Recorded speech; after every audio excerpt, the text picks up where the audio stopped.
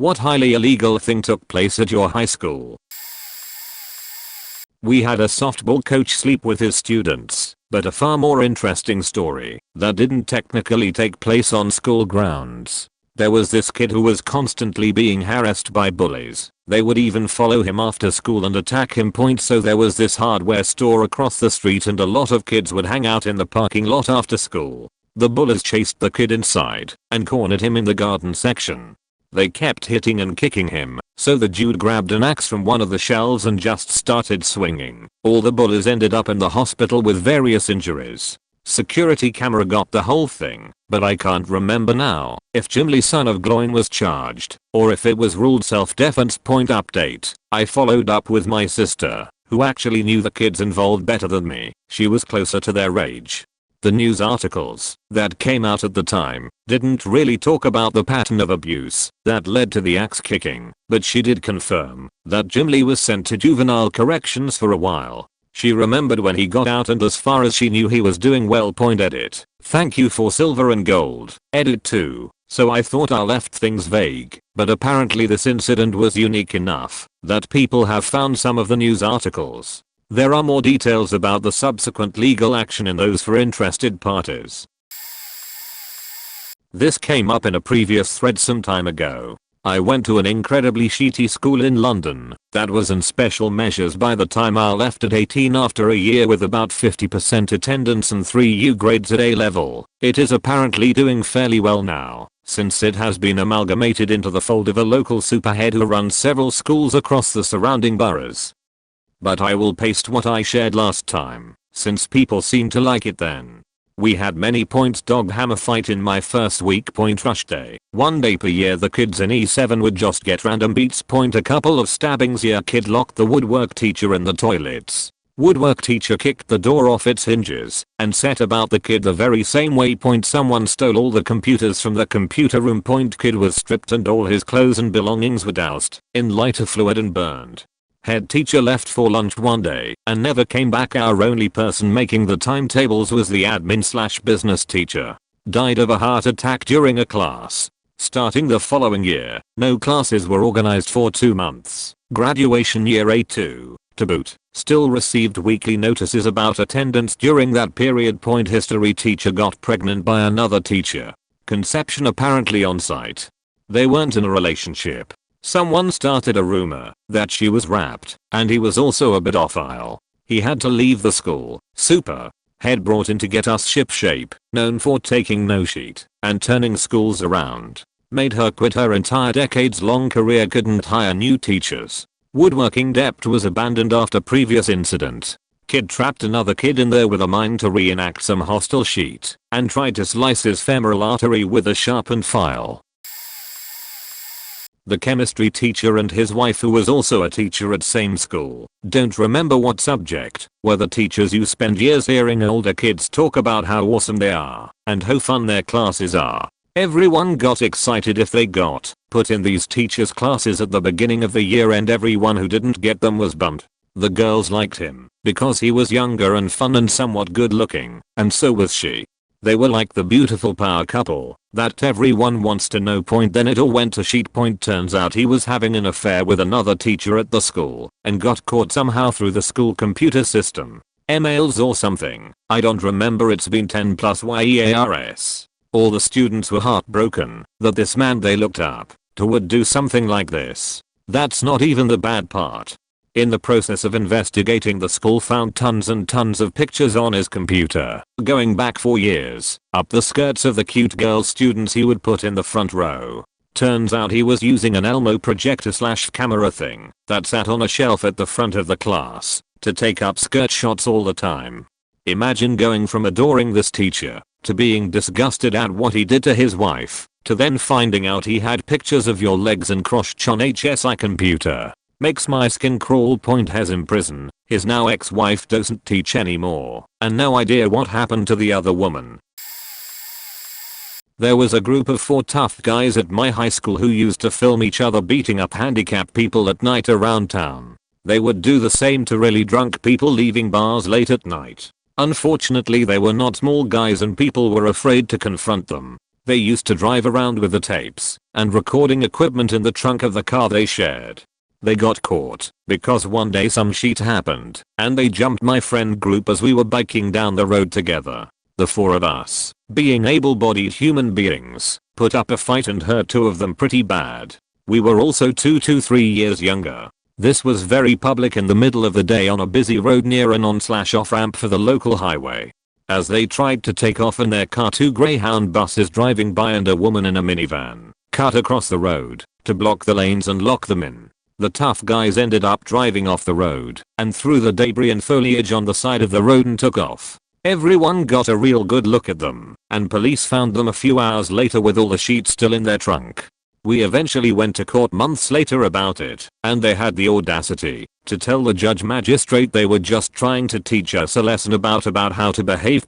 Fast forward 15 years, one of them is dead, 2 are in prison, and 1 is living a real sheet, drug-ridden life back in our hometown still. Things from me and my friend group. Girlfriend was suspended for 3 months pending a hearing for lighting a garbage on fire in the school. It was one of those big Rubbermaid grey bastards. She was just spraying paper bowls with perfume and burning them. One she threw in the trash started a fire and we bailed in fear of getting in trouble. The entire school was evacuated. Principal stuck up for her and she was admitted back to school. Alcohol was frequently brought to school. I can't count how many times that same girlfriend or I brought some whiskey in our morning coffee thermoses. Personally was the biggest pot dealer in the school. I'd weigh out 10 sacks, 10 grams, 10, 20 sacks and 10 half-eighths, and put them in various pockets each day so I'd be able to access them easily. I'd leave with no more and would have to make several trips to my car throughout the day.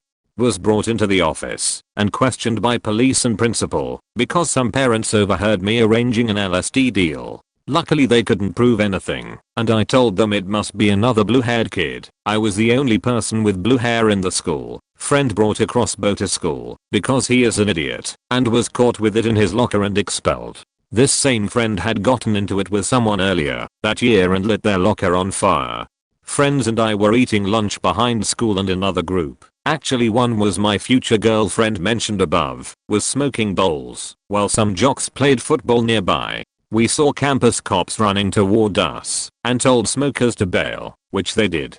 It still smelled like pot, so the cops brought us in, but my friend had a clean. He was returning it, bong in his backpack, and fled on his skateboard. He actually damn near made it, but a cop who was giving a speech in criminal law was leaving the campus at that moment and heard the call and intercepted him. He was arrested. The rest of us were brought in and searched, but during the confusion, had ditched all our contraband in bushes on the way to the office. Side story. Later that year we were asked to make a movie about witch hunts. We were perturbed they didn't bring in any of the jocks who were hanging out nearby, just punks. We reenacted everything shockingly well done. We had a contract, an actual cop outfit a friend stole from his brother for a day, had our kids edit it for us, killer soundtrack, the works. However, the principal refused to reenact our meeting with him about students' rights after we were searched. In lieu of that, we printed out a picture of Hitler, and every time it was his time to talk, we just shook the picture a little and had a voice in the background. This work of absolute art was unsurprisingly not taken well by the teacher, nor the principal when shown to him.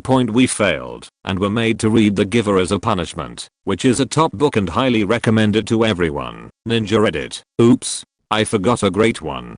Our metal shop teacher was out for 2 weeks. During this time, we had a sub who knew nothing of metal shop and just sat in the classroom the whole time. Me and the other guys who ran the burn table mocked up some throwing knives/stars in AutoCAD and started burning and deburring them, then selling them to people. The metal shop teacher caught us when he got back, but he just gave us his stern talking to. By rights we should have all been expelled, but we ran a business out of the metal shop selling planters and benches and sheet, and it would have gone under if we were all gone. So his hands were kinda tied.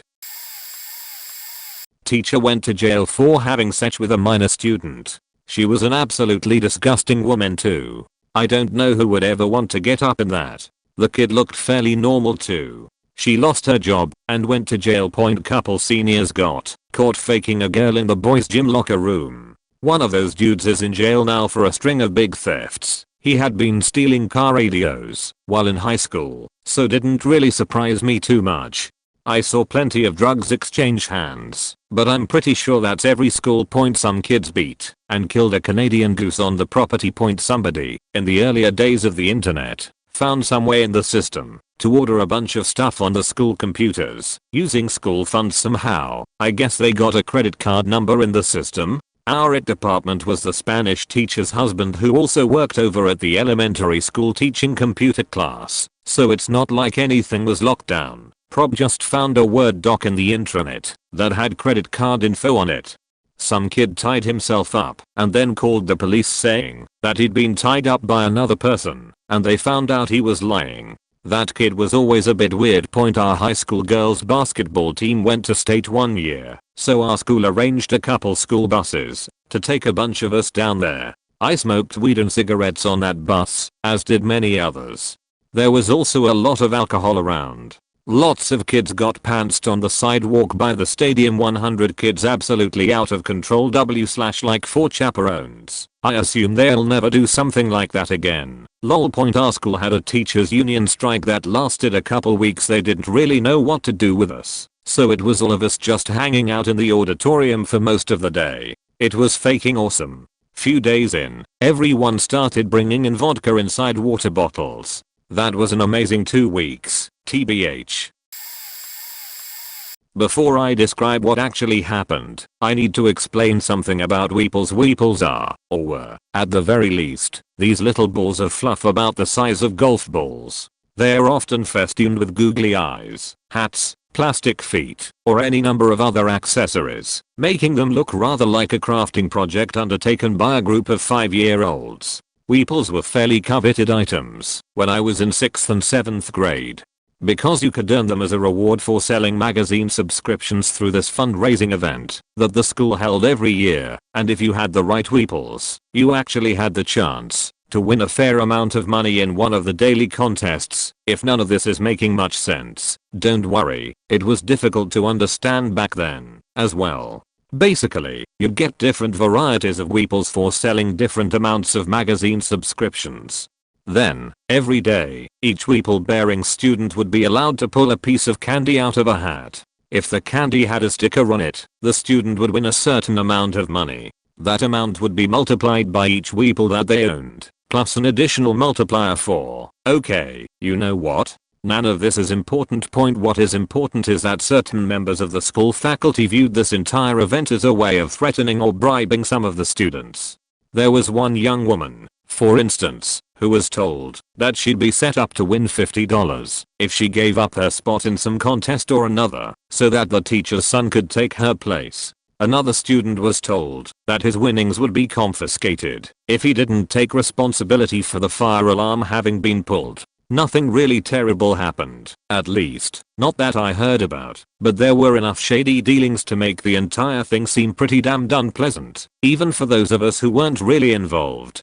The twisted punchline to the whole affair came about when one student offered another a sexual favor in exchange for his weeples, and when folks found about the deal, only he was suspended. Not, as you might think, because of his involvement in the exchange, but because it was against the fundraiser's rules to share or give away weeples. TLDR, keep your fuzzy balls to yourself.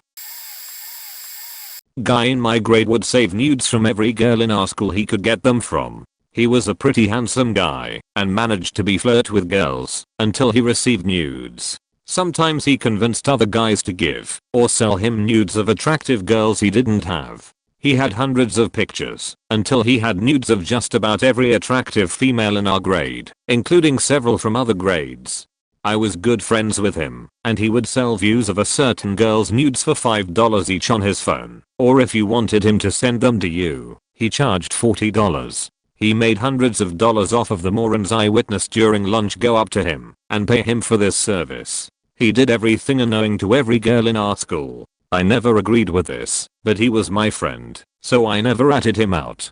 Whenever he was sending girls nudes to others, he would take their phone during the process to ensure they deleted his text and any easy to obtain proof of this. It somehow took 8 months before our school authorities had knowledge of this, but before authorities confiscated his phone, He deleted all pictures from his phone so nothing was found. I talked to him later about it, and he said he still had nudes saved to his laptop, but he doesn't keep any on his phone anymore. He was never caught or charged with anything.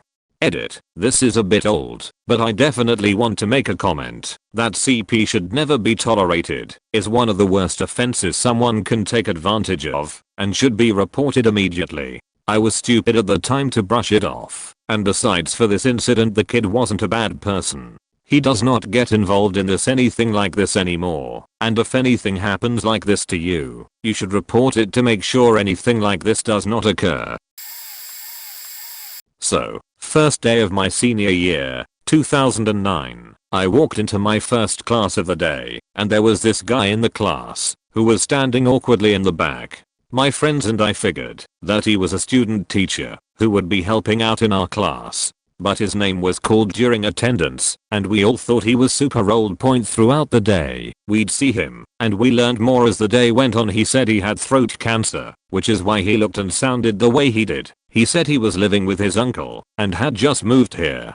One of our classmates had passed away that previous summer from brain cancer, so that kid's friend group, popular but friendly kids, welcomed him with open arms. My friend group, nerdy smart kids, was still suspicious and kept referring to him as creepy old guy. When I went home that night, my mom told me I should be nicer and stop judging him, as I was the new kid at school once too. So I planned to talk to him on that second day, at least to appease my mom.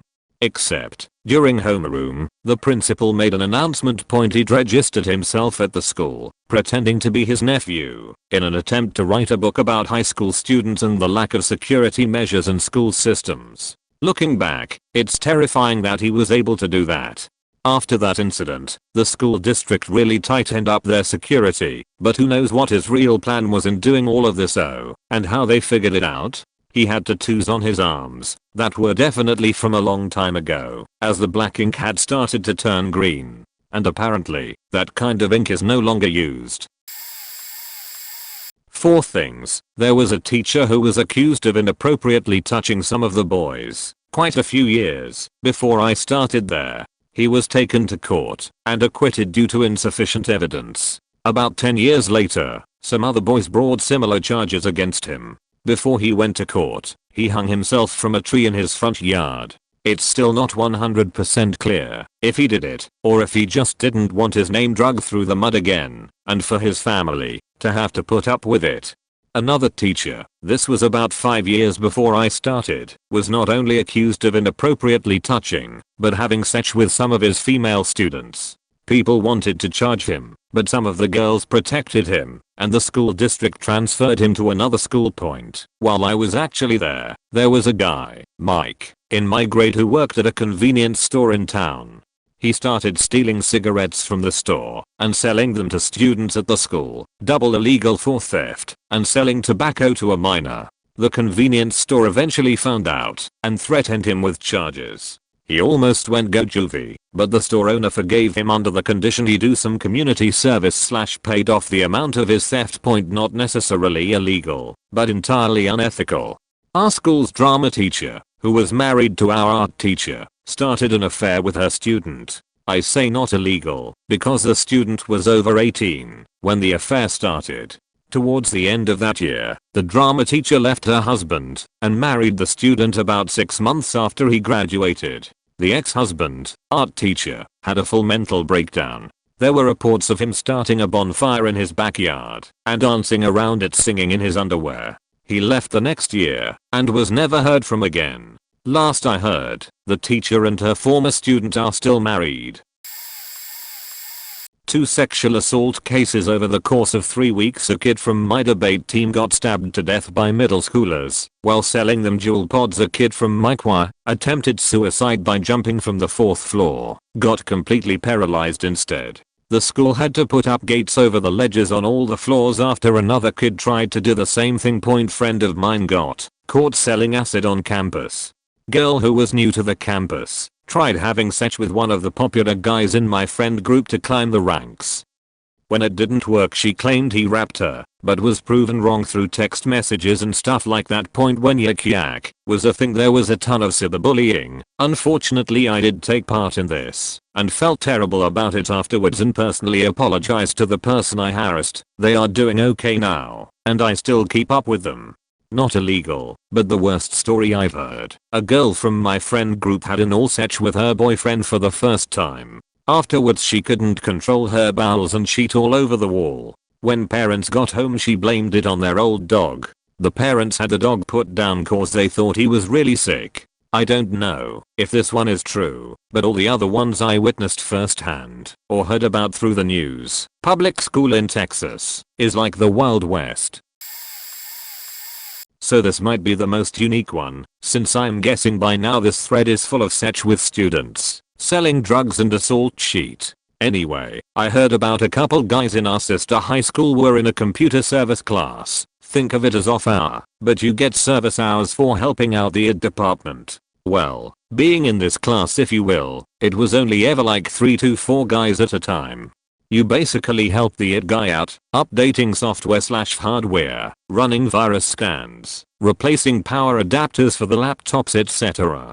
However, this position afforded you one thing that nearly no one else at the school had: the admin passwords. Now, allegedly there were a couple different levels. The basic admin password let you adjust settings on the computers, update firmware and everything, but there was one above that, which essentially allowed you server level access.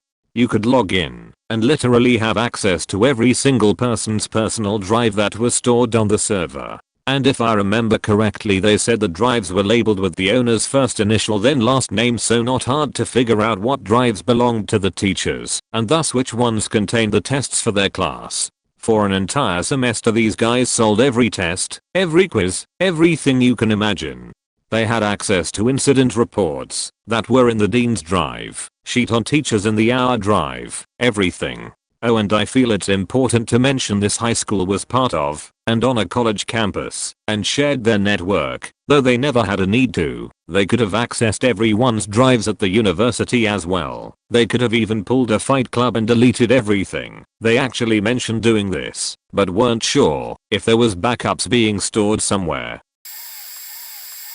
3 teachers were caught in compromising situations, all within a 5-year span. First one, the teacher left for another opportunity. He was a coach/teacher and would sit in for some classes. He left behind his school laptop, which ended up getting passed to the substitute after he left. She loads it up to the projector and it beams out the last page visited. Pornhub. Teen fetishist born too.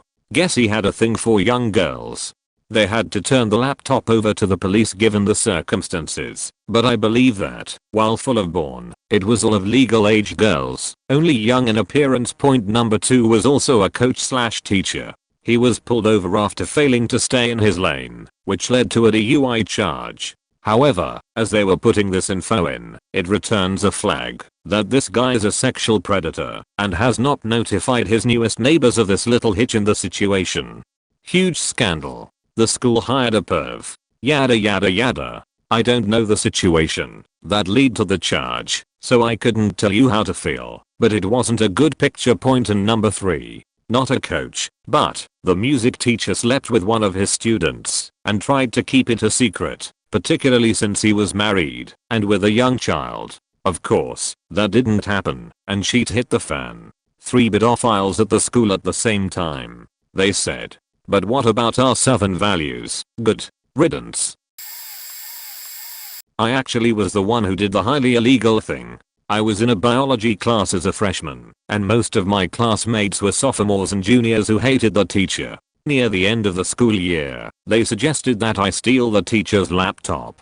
Being the stupid eager to please freshman that I was at that time, I did it. After the teacher left the class, I walked up to his desk and grabbed his Mac, walked out, tossed it in the first locker I saw, and walked to my next class where I proudly bragged to my classmates about what I did. 20 minutes later, in the middle of class lecture, a sheriff's deputy and school admin pull me out of class. I picked up grand theft charges, a juvenile grant of probation, like 200 community service hours, and the plenty of counseling. They had simply checked the cameras and saw my little self doing the whole thing. Further, I spent the final 2 weeks of that school year suspended. I was desperate for attention and notoriety and expected to be a living legend at my school the next year. Instead, when I returned as a sophomore, I saw that people were mostly disturbed by what I had done. I learned the hard way that year, don't give in to peer pressure. Only much later in life did I learn the larger lesson, which was to love myself exactly as I was. I didn't need to do that drastic thing to win over my school. I could just been myself. Looking back on it, it was a plea for attention. Our school was, and still is, organizing a yearly fair. The classrooms would be distributed among students, tables would be put in the hallways and also distributed, and then people would do all kinds of business ventures, open legit cafes, where they would cook stuff, mostly appetizers OFC, but I saw people bringing portable stoves, bars with non-alcoholic beverages, tabletop clubs. People would flip sheet they had second-hand. Lots of kids selling their handcrafted items like jewelry, photographs, paintings, stickers, etc. Also, there would also be a bunch of people who played live music street style with a hat that people would money in. It's actually highly awesome. We loved it. Was a great way to communicate. People who didn't have it in them would just have fun, and the little capitalists would have a good shot at actually making their first money. The only two things banned were gambling and alcohol/drugs. Parents would also come, and it would be an actual giant fair. People would get actually creative with it. For example, one year one kid brought a TV and a PlayStation and said, "I beat you at FIFA. You pay me $10. You beat me at FIFA. I pay you $20. No one beat him, and he made in the hundreds. Me and my friends organized a Dota to LAN tournament with paid entrance and money prizes. We couldn't get 10 PCs, but we set up a pretty solid 1v1 mid-lane competition for 10th graders. The illegal part is that school collected the money that pupils made. Teachers would inspect what you had and would expect you to give them some percentage of what you made. It wasn't obligatory, of course, but they would remember and give you shit for it later if you didn't give them something. Our recon teacher slept with a 9th grader and continued to sleep with her until she graduated. When the story leaked, we all learned that he would invite her over and get her drunk and then sleep with her. Sometimes even while his kids were home. Another teacher got fired after he got drunk and broke into his ex-wife's house. After high school, a girl I graduated with got pregnant and didn't know until she gave birth on the toilet. Then she put her kid in the garbage can and killed her. She went to jail and was released on bail, got knocked up again, and disposed of the infant in a dumpster.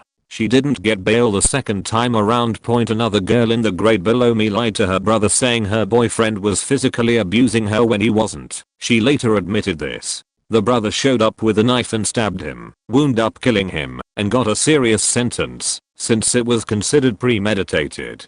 The girl appeared on Dr. Phil years later saying she didn't regret any of it. On a more light-hearted, less illegal note, one kid shat on a piece of paper towel and rolled his turd into the vending machine dispenser. Lots of drama in the small suburbs of Michigan. I guess edit, remembered more sheet, added them to the post.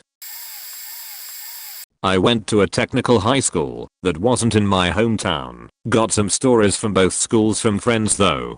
Hometown was much more eventful. Some backstory is that I lived in a pretty wealthy town, like 3rd decile by the time I was in high school, but it was 6th when I was born there. Also, the police station is literally right next to the high school, like they share a parking lot.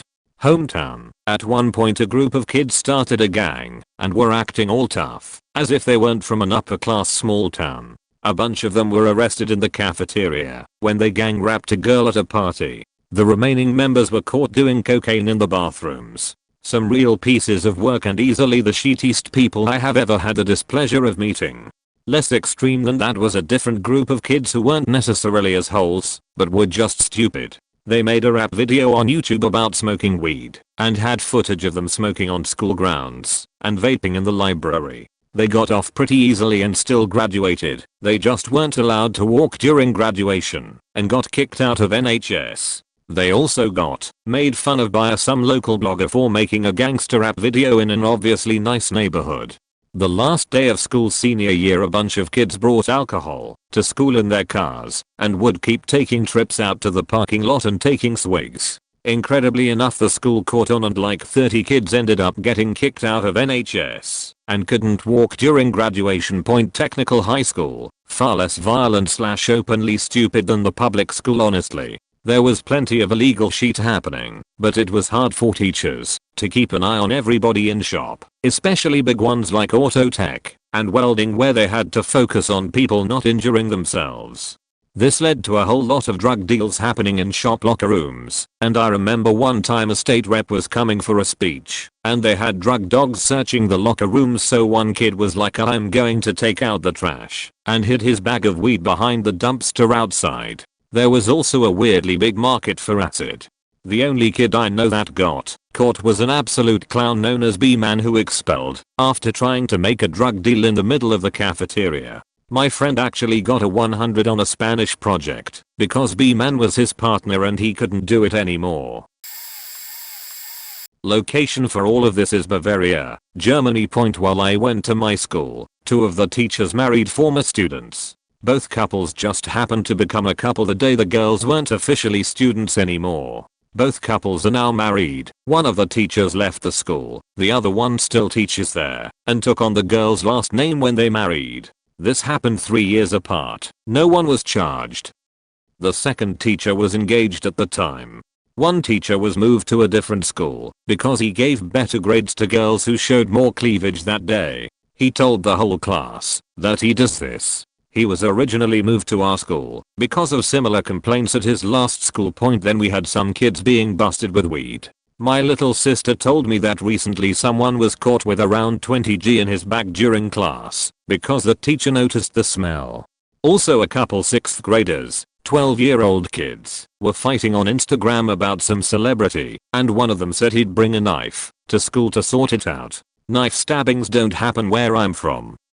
This was obviously an empty threat. We had around 20 police cars show up at school, some of them special forces. First time I saw an automatic rifle. That kid must have been scared out of his mind when they picked him up. He didn't have a knife. Boy, I'm sure this will get buried at this point, but I've wanted to unpack this story for a hot minute. So when I was in high school, the assistant vice principal was this pretty funny chill woman in her late 40s. In the last couple of years, this woman had an ex-student who was 1 year older than me, odd and I on her couch. So, she told police she was just trying to help him straighten his life out, and she left him there alone, and he did that to himself. The police then asked to see her phone to check a few things. She declines. So they get a court order and search her phone. Very good. Turns out she was the one bringing drugs from across state lines, and that's how he had access. She was giving him the drugs. But wait, there's more. They also found that she was trafficking with my 8th grade history teacher, and they were selling each other hard drugs and prescription drugs on school grounds. But wait, there's more. They also found child pornography on her phone. Lots. Young boys from 8 to 12 years old performing sex acts on women, and also girls in the same age range having sex acts performed on them. It's uncertain if this was just stuff she found or stuff that was homemade. They didn't specify in the news articles I've read. But wait, there's more. They also found that she was friends with a local police officer, and she was telling him about her sexual fantasies of children. He told her, "Because I'm a cop, people think I should be held to some crazy high standard, but I think you should let your freak flag fly." So yeah, that. They all 3 got arrested and I think the trial is still ongoing. I went to a small charter school, so rumors spread fast. However, I don't know the whole truth, so I'll just relay what was told to me. 2 middle schoolers were having sex in a classroom during lunch, and were caught. The pet teacher was advancing on a middle school girl. From what I understand, they nearly had sex until someone walked in on them. There was a substitute for music class because the previous teacher was bipolar and had a freak out, and this new guy locked himself in the music room with just all the boys. Not exactly sure what happened, and he continued to teach, but everyone talked about it and was told never to be alone with him. Someone tried lighting the girls' bathroom on fire. A guy who was into some very raunchy anime was caught master baiting in the men's room during class. We had our own logins for the computers for classes and that was taken away the next year because of this kid. He had some very inappropriate pictures of anime girls on his account. This one I do know about because I knew the people involved. One was my boyfriend at the time, the other a friend. She started giving him a hand job in class. His ex was sitting nearby and saw them very obviously doing it. They both got OS and I promptly broke up with him. I wish that was the end of our story. Grew up in New Zealand. My then girlfriend and I went to a high school dance in the last year of school. She had been through a tough childhood and enjoyed hanging around with some pretty rough company. One couple, let's call them Jane and Matt, had a history of juvenile detention, but had stuck with each other for a number of years, through their ups and downs. Matt decided it would be a good idea to bring a handgun with him that night.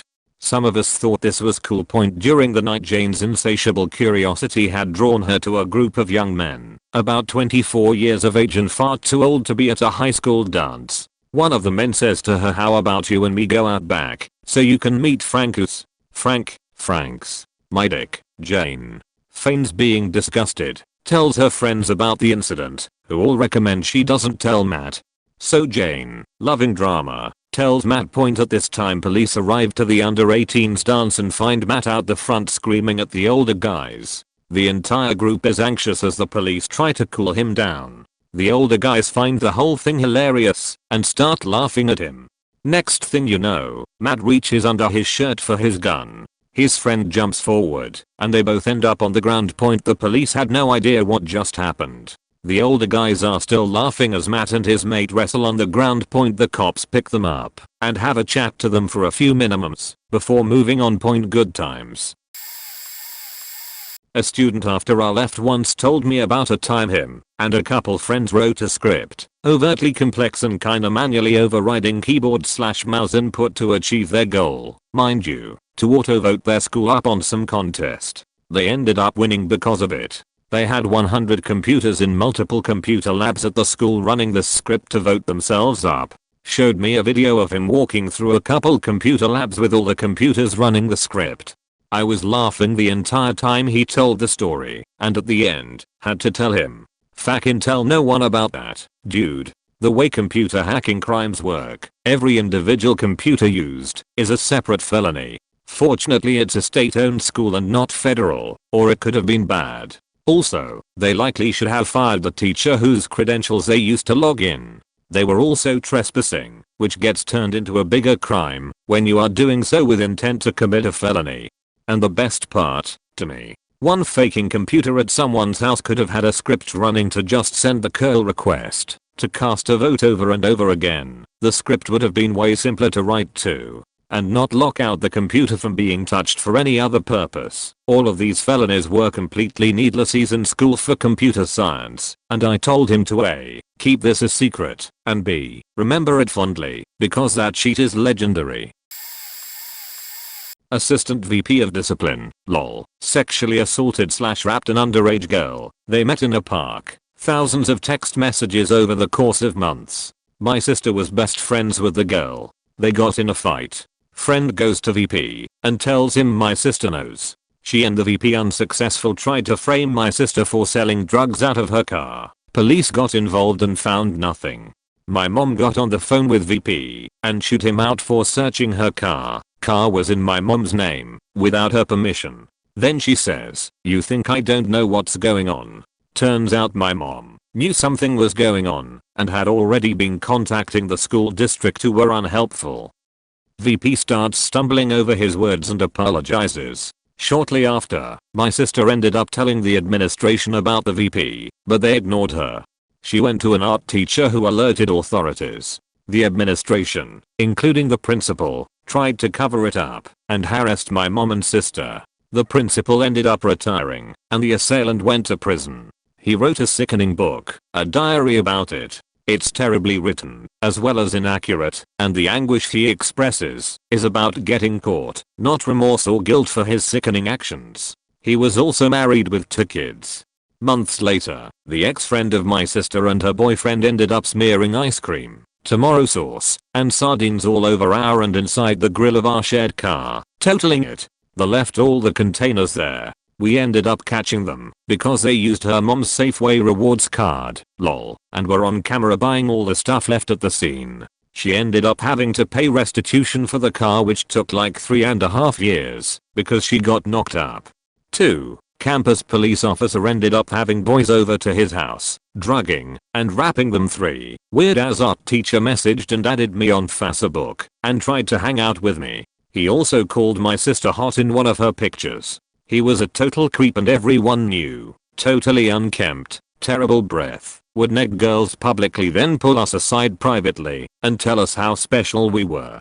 He was ordered by the administration to be 500 feet away from a student for keeping her hostage. He ended up physically assaulting a student and left. He pulled a girl by her ponytail down to the ground. I think I was a junior when that happened. I saw him in a women's lingerie shop in Santa Cruz my senior year. He had traded his Miata for a bike and looked at me all embarrassed and sheepishly smiled. Looked him up a few years later with a friend and he was teaching again in another city. Apparently it is extremely hard to blacklist teachers, the whole union thing. Point 4. My high school and the district itself had a long track record of trying to hide sexual assaults, raps, inappropriate behavior from teachers and staff way before I was in high school. There was an unstable kid who had some kind of disagreement with his teacher and told someone he was going to bring a gun and kill the teacher the next day. The next morning, before class, his best friend went and told someone what he was doing. They stopped him as he walked into a crowded cafeteria with all of the teachers and students before class. At my school, at that time, all of the teachers and students would wait in the cafeteria having a 15-minute breakfast before classes began. He had a handgun with a fully loaded clip, and somehow, they managed to keep it quiet, and it was never in any newspapers or on TV. The school was known for covering things up that went wrong and keeping it out of the public awareness because they were called a school of excellence with a clean record and they were worried about losing their additional funding associated with the good record if something came out. The same school, which this happened to me personally, would secretly lock up students when having state inspections. These inspections had to do with maintaining the school of excellence rating, and the school frowned upon poor kids with raggedy clothing like mine, and any goth-looking kids wearing black or chains. Most of the area was upper middle class. I actually had a substitute teacher approach me about this once and ask me about it because he was very distressed by the unspoken policy. He directly stated how they were ostracizing kids from a poor background.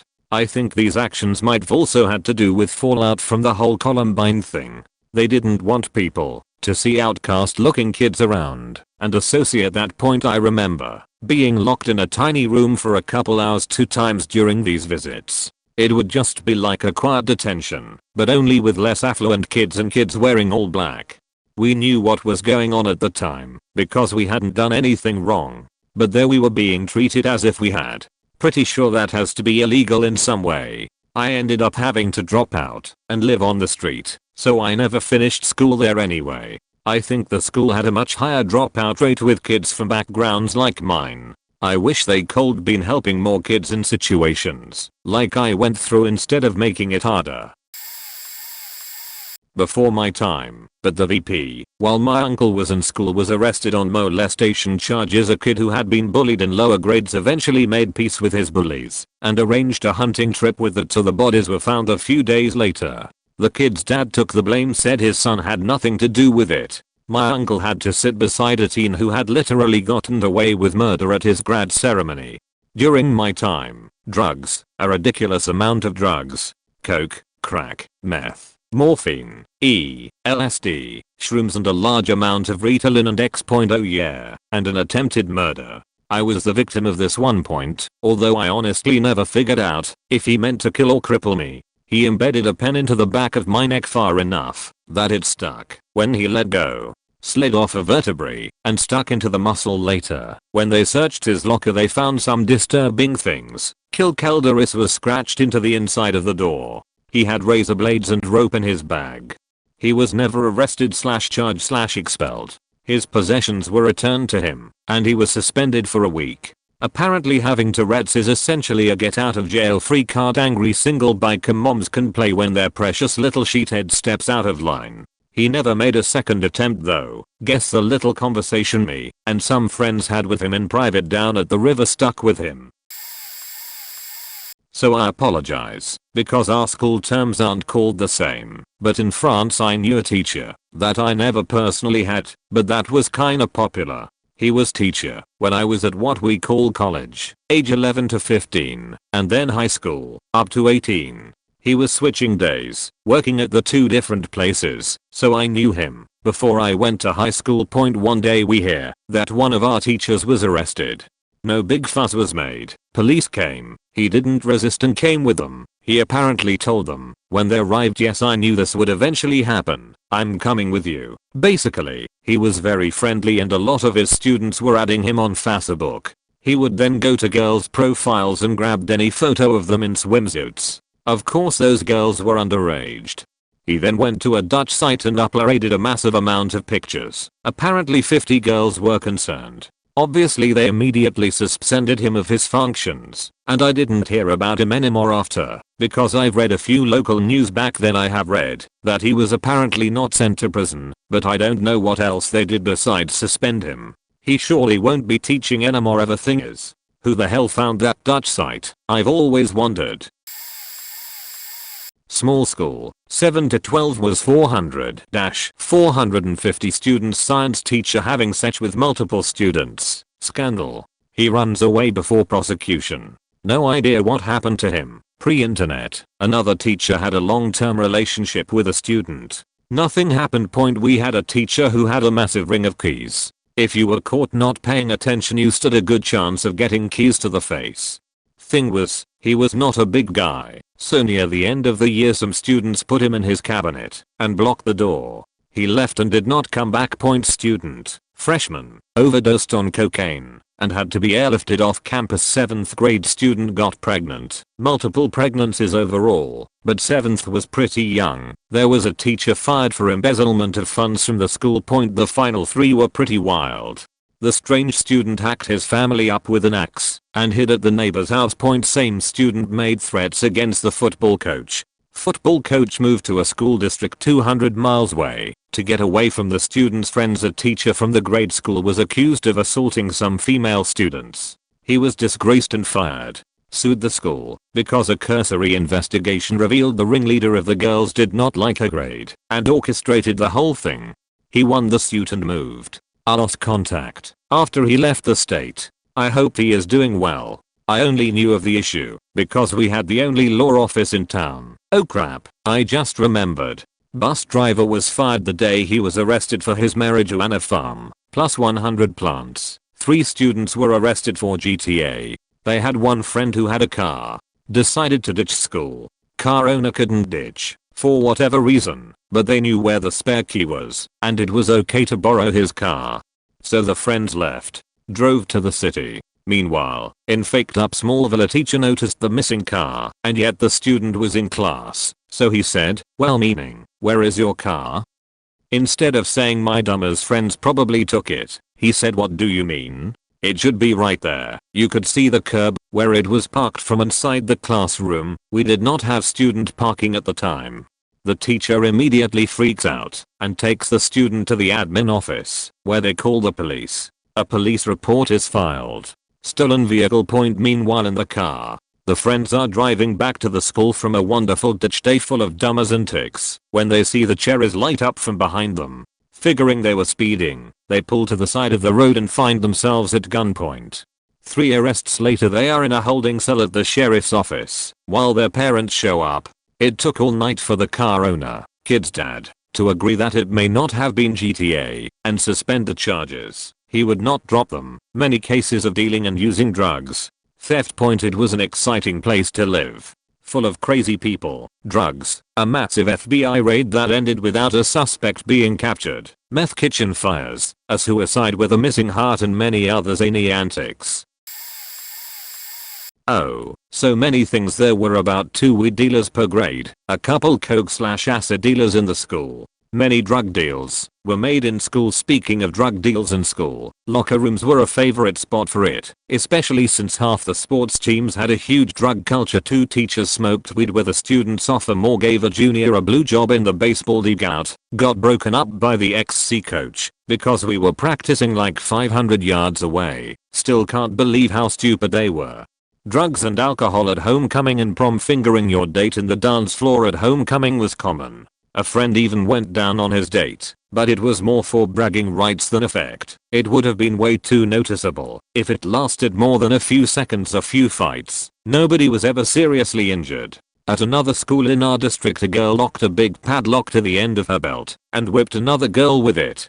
Bomb threat year after I graduated, but the consensus among students is that it started as a joke to get school cancelled in a Friday, and the rumor spread until almost nobody showed up come Friday. Smoking weed. .d/vaping in the locker room/bathrooms. Tons of theft of school supplies, but the school never really cared because the district is rich. I'll add more if I can think of it.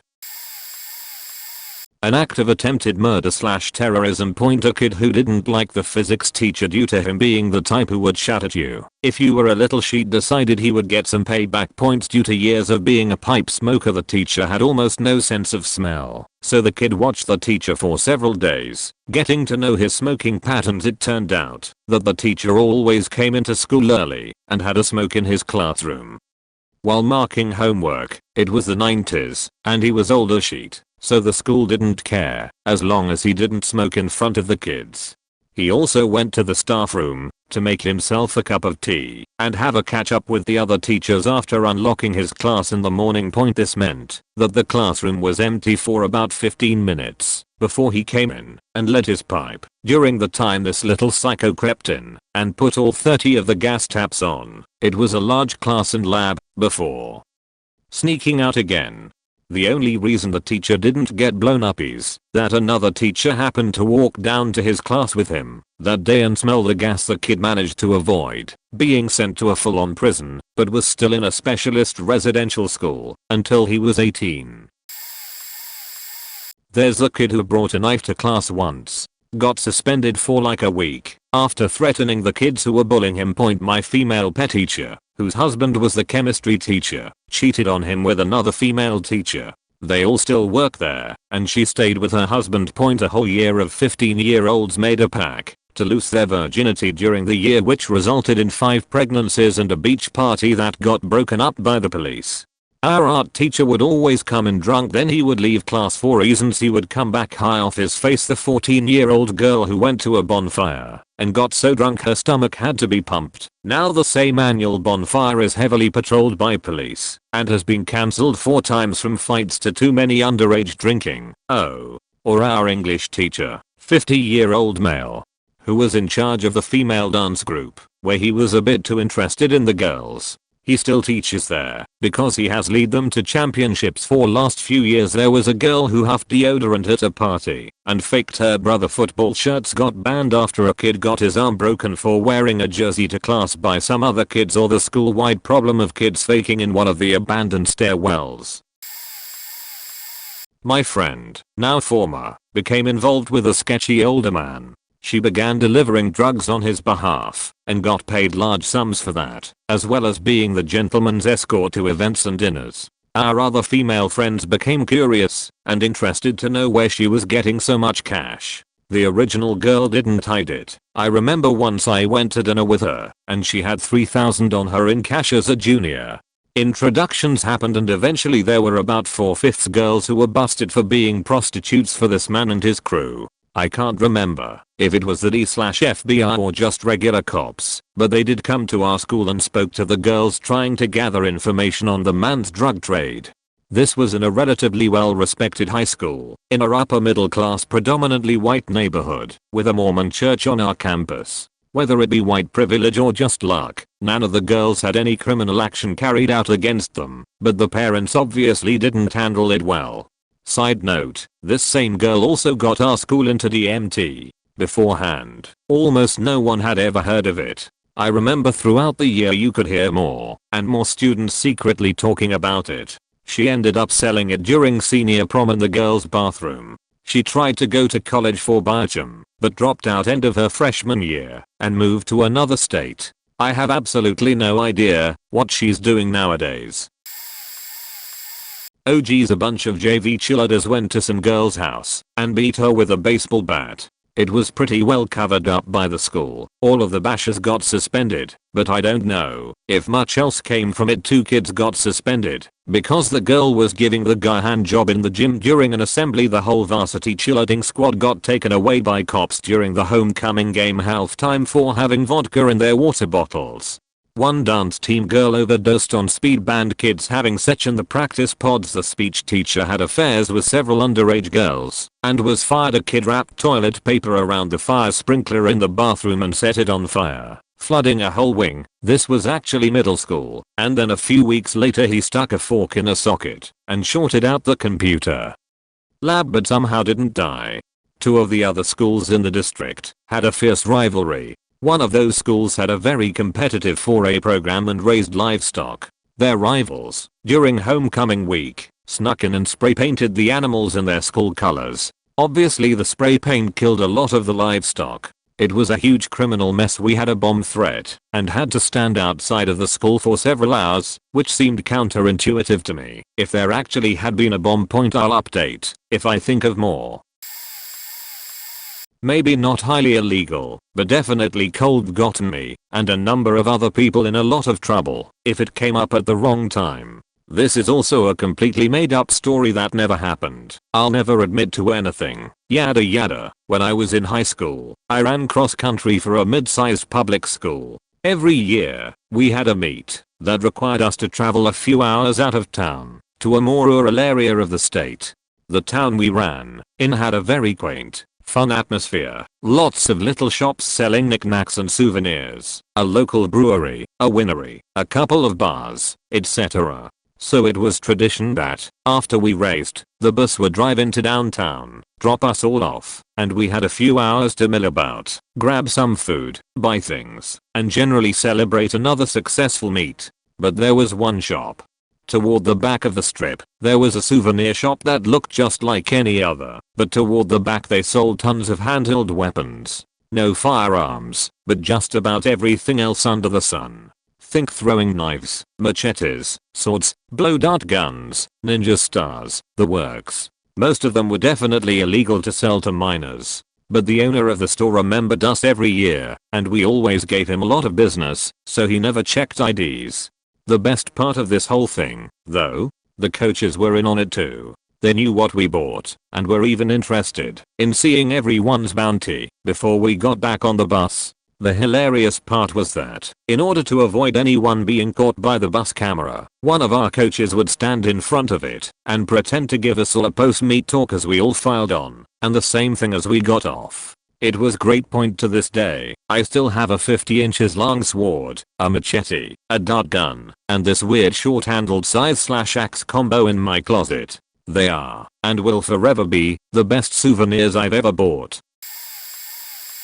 At first it doesn't sound that illegal. A girl brought a bottle of vodka mixed with tequila, yes, straight vodka and tequila in one bottle, and handed it out for people. This is already breaking 3 laws. Theft, drinking alcohol without parental consent, and supplying minors with alcohol, again without parental consent from any parents. But that wasn't the worst part. Is, I come from a pretty good town with relatively no to little crime, so most of us had never tasted alcohol before, and then she decided to give it out to people, telling them it was pure green cordial, it had some green diet, or it was colored tequila, I'm not sure. So now she has spiked as well. This is 4 laws she has broken in one day, and in Australia, could rack up a fine over 10,000. And then the cherry on top is that in our class there are several very short people and people with alcohol allergies. When testing was done on it, it was found to be 60% alcohol. So for someone the short people, that could have intoxicated them very easily, and for the ones who are allergic it could have sent them into a seizure or killed them. In the end, I'm not sure what America and Europe's laws are like, but this is in Australia. Had she been properly charged she should have gone to juvenile, or had a 100k plus fine, but because she told the teacher she has autism, she doesn't. She claims to have several mental disorders she doesn't have, such as depression, anxiety, ADHD, anorexia and autism. She Got away with it with the same punishment the people who didn't know what they were drinking got. Sent off the camp, that's it. She should have been expelled, and it should have been taken to court, but because of a mental illness she doesn't have, she got away with it with basically nothing. Oh, and yeah, the people who had no idea that they were drinking alcohol got sent off the camp. One guy who didn't even drink it just smelled the bottle, figured it was alcohol, and handed it back saying he didn't want part in it. My school would conduct random drug busts with the police department K9 unit. Basically, they'd let the dogs track around the parking lot, and if they marked your car, you'd get pulled out of class, interrogated by police, while they searched your car, your locker, your personal items, etc. I was known as more of a stoner kid back in school, had a reputation that was hard to get out of. I never brought anything to school though, and I never smoked in my car for fear of my parents. I was in study hall when the police came and escorted me down to the office. They interrogated me for the remainder of my school day, 4 hours, and searched through my stuff several times without finding anything. After I was released, I went down to my car to find several personal possessions littered around it on the ground, stuff spilled in my cup holders, as well as my passenger seat, leather, with a nice big gauge in it. Other things in my car were broken, including some canvases, a pair of nicest sunglasses, and a coffee mug. Probably a lot more, but I can't remember what else I cleaned up. Basically my car's interior was destroyed. There were packets of hot sauce smeared on my upholstery and other new exciting stains on my carpet. I complained to the school, and so did my parents, but they said it wasn't their liability.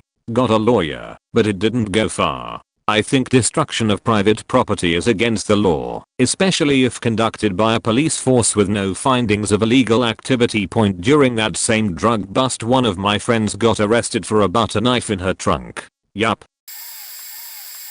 My high school had rather advanced computer and information technologies classes. These were the caliber of kids I normally associated myself with. Anyway, here are a few of the following illicit activities I witnessed that occurred in the confines of these walls. Someone put a cracked version of CS 1.6 on the school's intranet, so whenever we wanted, we could play Counter-Strike from any computer that had an internet connection. Someone dismantled and Frankenstein 3 Apple iPods to make a super hard drive. 180 GB back then was a big deal. Anyway, he tried to sell it on eBay, but they said that was against copyright patent laws or something of the sort. A kid threatened to kill the president using a proxy server, and it was eventually traced to the computers in the computer lab. They confiscated it as evidence, and eventually, that kid transferred schools. One kid set up a business selling bootleg CDs that he was doing all of the aforementioned in school using all school property. One guy managed to plant a virus that he liked to call the new blue screen of death, which was just a pop-up of the infamous blue waffle JPG that you couldn't exit out of without shutting the computer down, and would come back up anytime you tried to use Windows Media Player. Weird but okay. Edit for grammar. Let's see. Rural Missouri High School, mid-1980s. Nothing too bad. However, the female drama lang arts teacher had a pet boy every year, usually a senior, sometimes junior. I knew a few of them personally. She also shared weed with some of her female students. When they worked on plays, the male basketball coach lang arts teacher banged several of his students. He ended up marrying one of them after he divorced his wife and had a kid with her. The resident drug dealer was also the son of the local KKK leader and his entire group, all 6 of them. He also tried to start race riot. It didn't get too far. He got his ass kicked out of school, lived a life of drugs and crime. Oh yeah, we had a reverse race riot. Bunch of black kids ganged up on 2 white metalheads. Why? Well, they mistook the Iron Cross for swastikas that were scribbled on their trapper keepers. We had these student teachers from time to time, college kids. One was a handsome young buck that the girls were all wet for, and sure enough he got caught with his hands in a cookie jar. Apparently he'd been doing private assessment and study time with a few juniors and seniors. Later we found out he was banging one teacher on the side. She found out about his girls and turned him in. Now my part female student teacher, young third year in college, helping my physics class. Oh my cute too, well let's just say he liked the jeeks. And I was a jeek, far I got, was a lil wet finger in nipple time. Heh. The new principal my sophomore was a no molester, had been shuffled between various schools. One day my class's most lovely female student came crying in class. The teacher chastised her for being late. She blurted out that the principal tried to rap her. She was escorted out by her friends. Nothing happened for a few months. He got caught with his hands on another girl. He then left. Rumor had it he was teaching someplace else and got shot by her angry dad. Almost forgot. With the help of my chemistry teacher, me and my class, all three of us, set up a stall in the back of the classroom and enjoyed the product of our work. A few weeks later, not my school and resentless, several football players were caught in a scandal involving underclassmen who tried out for football. This involved hazing and sexual assault with use of various objects and anal penetration, and rumor has it masturbation and handjobs. Remember, these are all guys here. One kid finally talked. The ones involved were arrested, and in the end charges were dropped to harassment. The kid returned back to school and started right back at playing football. Parents objected, of course, demanded he be expelled, threatened a walkout, etc. Eventually I heard he left the school.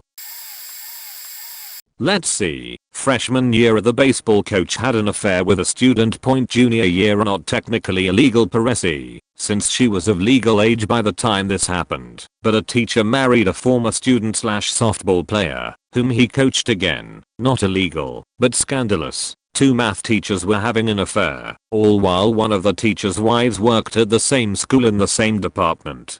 Senior year, two kids murdered a well-liked girl a week before school started. Out of morbid curiosity, a kid made a really good Counter-Strike map of our school, and some pearl-clutching parent reported it to the police when they caught their kid playing it. Thing is, the kid had been working on this map over the course of the year, and a lot of kids already knew about it. The senior cheerleaders vouched for him, saying they saw him taking reference pictures of the building after school. They'd asked, and he told them so. He almost wasn't allowed to graduate. It's worth noting this kid was Asian, and the tech shooting had happened not a month before. Tangentially related, another well-liked student council member died of an extreme seizure over Christmas break, and another kid died due to medical issues. Apparent word got around to the other schools and beyond, and we were known as the cursed class.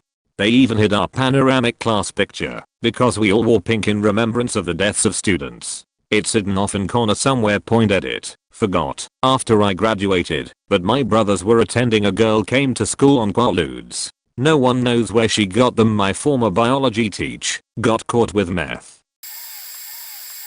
First, a married substitute teacher banged a sophomore boy in my senior year. She got charged. He got a standing ovation when he walked into the cafeteria, and I don't know where this is exactly in the chain of events, but the husband punched the kid. Second, this crime took place during my junior year, but came to light in my senior year. We did a ridiculous caliber production for a high school of Les Miserables, and the chorus teacher spared no expense for it, including some of her own money that she later filed reimbursement for, and snuck in full/unrelated expenses, like a part for her son's car.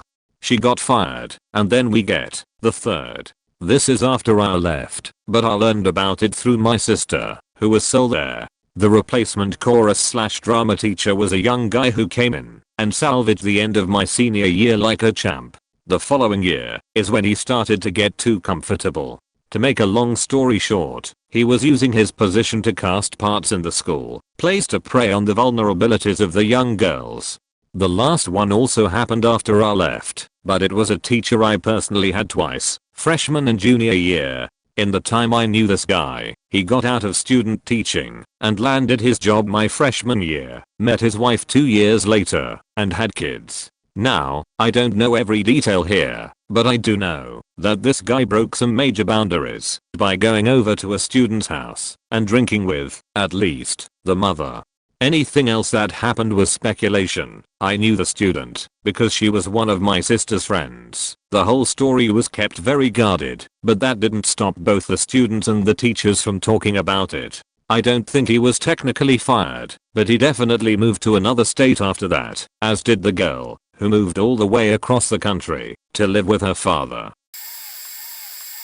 So when I was in high school there was this English teacher, we'll call him Mr. M, who had the only room in the building with no windows, and the door to his room didn't have that side window to peek through like the rest of the doors in school. Instead he had a peephole to see who's knocking on the door. Weird, right? Well, Mr. M was an asshole to almost all his students, and if you weren't in his creative writing club, you wouldn't be treated with respect. I had him for English, and I hated him. He wouldn't let me pass the class, even though I did all my assignments. He gave me detention for no reason. He treated the creative writing girls different by praising their mediocre poems and gave them a grading curve point. At the time there was a rumor going around that he was faking a student. I believed it just cause I saw him as a creep, but he never gave any hints of being a predator. Every time I looked at him, my gut would tell me to stay away. It was a feeling everyone got when they see his face point. Fast forward 9 years later, his face is now all over the news. He got caught faking a 15-year-old student. There was evidence of him sexting her. Then students started coming forward with their experience with Mr. M. This type of sexual misconduct had been ongoing for years with other students. This asshole finally got caught. Honestly, all I can think was, wow, he failed me because I was ugly. I wasted a summer repeating that class because a predator failed me on purpose. Summer school teacher didn't think I belonged there. The following year I was placed in regular English class, and the teacher even asked why I was placed in that low-level class, because my writing was above average. I hope Mr. M rots in that jail cell. I don't know if it's illegal or if it even qualifies because middle school. But back in my middle school in Puerto Rico, there was an event that to this day, everyone in that school from the years 2013 to 2015 will know as La Gurachina, or the Orange War. Point the scene, the way Puerto Rican schools are built, or at least in my life there, it's a large terrain in the middle called the playground. Even throughout high school, usually with buildings, such as the classrooms themselves, and parts of the offices and lunchrooms, no cafeterias, closing everyone in the playground. In Puerto Rico, we don't have student hall and all that. Instead, we are free to wander around the entire playground, as long as we're not too noisy, so students can still go to classrooms to finish work, if they have any. Basically, lunch period is a period to eat and relax. No work done on that period until class starts again.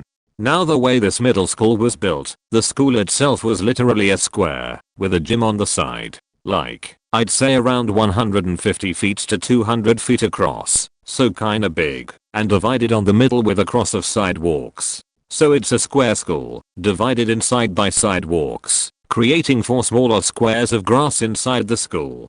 On 3 of the grass squares, there's little spaces with benches with a tree in the middle to provide some shades, and on the northwest grass square, there's a gazebo, like 2 to 3 times bigger than any of the other spaces with benches. On that gazebo the 9th graders hung out. On the northeast space with benches, the 8th graders, southeast, the 7th graders, and finally southwest, a mixture of all the groups. This was a 7th to 9th grade school. Don't ask me why, I don't know. The day this takes place, it's a normal school day. Everyone pretty much ate lunch half an hour ago, and everyone was just kicking back and relaxing. But me, I'm running around the school. I'm not on my phone, so I'm one of the first few to notice the large horde of 7th graders walking up to the 8th graders' space from the southwest, when one of them throws a full orange that they got from the lunchroom. In just a few short and blurry moments, all hell breaks loose. Everyone from the 2 opposite corners of the school is throwing half-full bottles of water, Gatorade bottles, and oranges from one side to the other. It legitimately looks like some kind of World War reenactment. People throwing bottles and oranges like they're grenades, home run sliding, grabbing whatever to throw back to the opposing group, screaming everywhere. It was chaos. At the end, almost the entire school was late to the next period for like 15 minutes out of the 55 minutes we had per period, as they got hold of as many participants on the war as they could, while everyone else was running like maniacs and or recording on their phones. The Kickstarter, we all later found out it all started because some 8th grader threw an orange to a 7th grader in the lunchroom, and no one did anything about it. Welcome to Puerto Rico. Point after that, the entire event sort of became a legend, being told to everyone and anyone who wasn't there to experience it. It was glorious.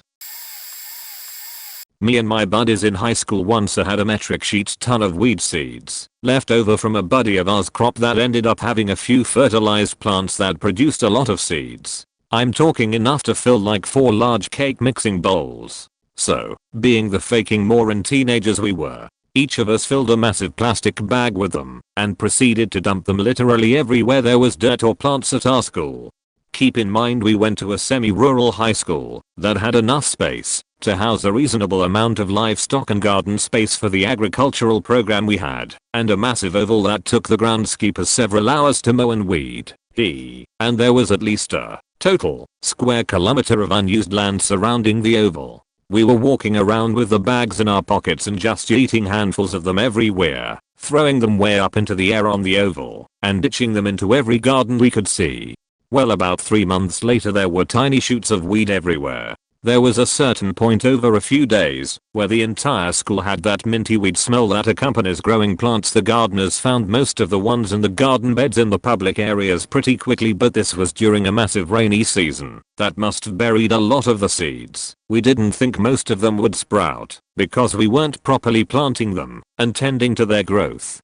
Anyone who's ever grown weed knows they're the fussiest faking plants ever and seem to thoroughly enjoy dying for no apparent reason. But boy were we faking wrong. A month later, and they discovered all of the ones that ended up in the no man's land around the oval and the ones across the wetlands that our school had on site. All of the ones that had ended up in front/backyards of people who lived near the school. And, the bit I found funniest, the ones that had started growing near the bus stops in various districts because the seeds had gotten caught in people's shoes. They were faking everywhere and a few had gotten to almost knee height before being found. The school ended up being pulled into an assembly where they explained what was going on and urged everyone to basically snitch on whoever did it. Me and my buddies were freaking out over the next few weeks because there was a witch hunt for us, but thankfully no one saw us throw any seeds and we didn't end up getting caught.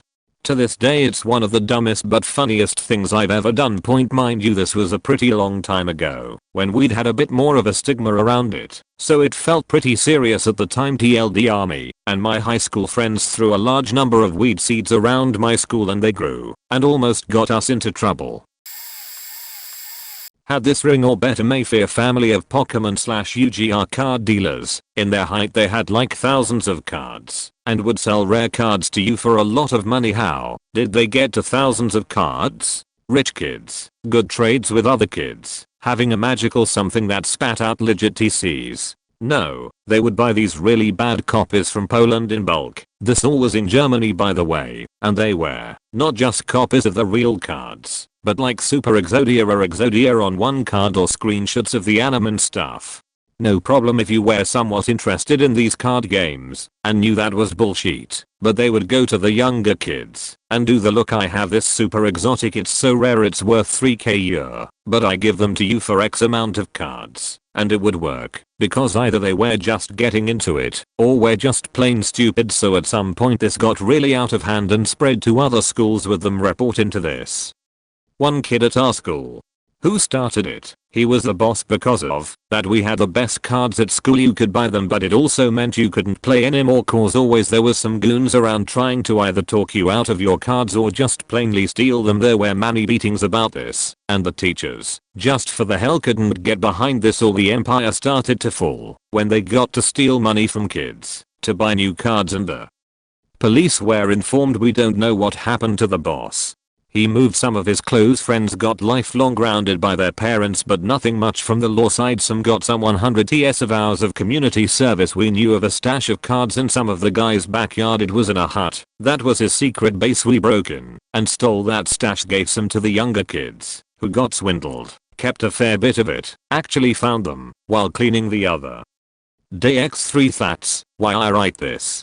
TLDR. had a something akin to a Mayfair familiar on my school that dealt in TCG and me big money. Then in the end, when the empire fell, got grounded for life and some 100 TS of hours of community service, the boss even moved away. So I can't tell you what he got in the end. We stole the main stash of cards and gave them fairly to the younger kids. Also another time some teacher stole supplies like in the hundreds of yuan. That was the one time we had a police car on the school grounds. Not in the first one, just when a teacher steals from the school. I had a babysitter, I mean history teacher, who would sit at his desk while we were instructed to read out of the textbook, answer a set of questions on paper, all of which took 5 minutes tops, and be quiet for the remainder of the period. One of the jock jackasses repeatedly shone a laser pointer into my eyes through my eyeglasses, to which I repeatedly told him to stop. Each time I did so, the babysitter would give me a dirty look and tell me to be quiet. After the fourth blinding attack, I calmly walked to the pencil sharpener and sharpened a pencil to a fine needle point and jumped into the jock's face, holding the pencil lead right up to his eye. Wanna know how that laser pointer feels? Babysitter sends me to the office and I get to switch history classes. No punishment for him for reading his newspaper instead of doing his job, none for me, and nothing for the jock who would later get arrested for DUI just before graduation. A few years after graduating, I heard that the babysitter was fired because students were apparently having sex in his classroom. Probably with him oblivious, reading his newspaper the whole time. I hope he lost his pension, the miserable old fuck. Pretty crazy but not exactly illegal. My school wasn't as batshit insane as some of the others, and here some kid in the grade above me that I knew, James, and talked to often, took a picture of their new airsoft rifle to show to friends. One of their friends took the picture of said rifle and sent it to other students claiming that James is planning to do something big tomorrow or some shit. Next day police showed up at school. I actually think we went into lockdown over it. The kid who posted the picture got in trouble, even though they had no idea what was going on, and their friend almost got expelled, but got suspended in the end. Other stuff that happened. Kids came to class high all the time. Nobody got caught, but it was pretty obvious some kids were smoking in the bathrooms or even underneath the staircase. One kid got expelled because a boy was simply talking with his girlfriend, and so the kid walked up to the boy and punched him square in the face, resulting in a bloody nose. Pretty sure said expelled kid shot himself a year or two later, but I don't remember the full story. There were occasional fights that happened after school or during lunch or whatever. I once snatched a baseball bat away from another student who seemed to be ready to start hitting the other kids who were fighting on the ground. He started yelling at me, but the teacher showed up and broke up the fight. Thankfully, I got worried that I was going to have to fight him. This one is on me, but by grade 12 I fully stopped giving a shit about getting in trouble about stuff. One day during Christmas break, a friend and I egged our school mostly for fun, but because we hated it. There was an assembly when we came back to do with that, but neither my friend and I got caught, thank fuck. This is a fun list, but also a long one, so bear with me. A kid got chokeslammed by an administrator for trying to start a fight with someone else because his girlfriend cheated on him. The next year, a girl beat her boyfriend so badly he was having seizures, and despite there being blood everywhere, the cafeteria continued everything as though that was normal. There was a different girl who grabbed one girl's. We even tried to strangle a different girl with it. Somebody threw a flaming brick into the principal's office before school. One day there was a fight at breakfast once, and the families of the people involved came to school and continued to fight, with at least one gun being drawn. There were some kids who had the bright idea to have an actual boxing match on campus, gloves, referee, and video. Somebody had the bright idea to strip as he was running from administrators after a fight. He was later found wandering the neighborhood in his boxers in an effort to break up a fight. An administrator ended up choking out a student. Somebody was skipping class and threw his bag and ran when he got caught. His bag had a gun and was full of pills and marijuana. Somebody else got his gun stolen on campus at gunpoint. He reported this to the principal, trying to get his gun back, and last, but not least, somebody pulled a gun during a fight at lunch, managed to get several shots off, and was tackled by a football coach. Nobody got hurt. I went to a high school in Canada that had a big drug problem. All of a sudden this new student showed up and quickly made friends with all the big drug users and dealers in the school. The student was 19. We had an adult education center that was part of the school where anyone 18 and above had to go, separately from the students under 18.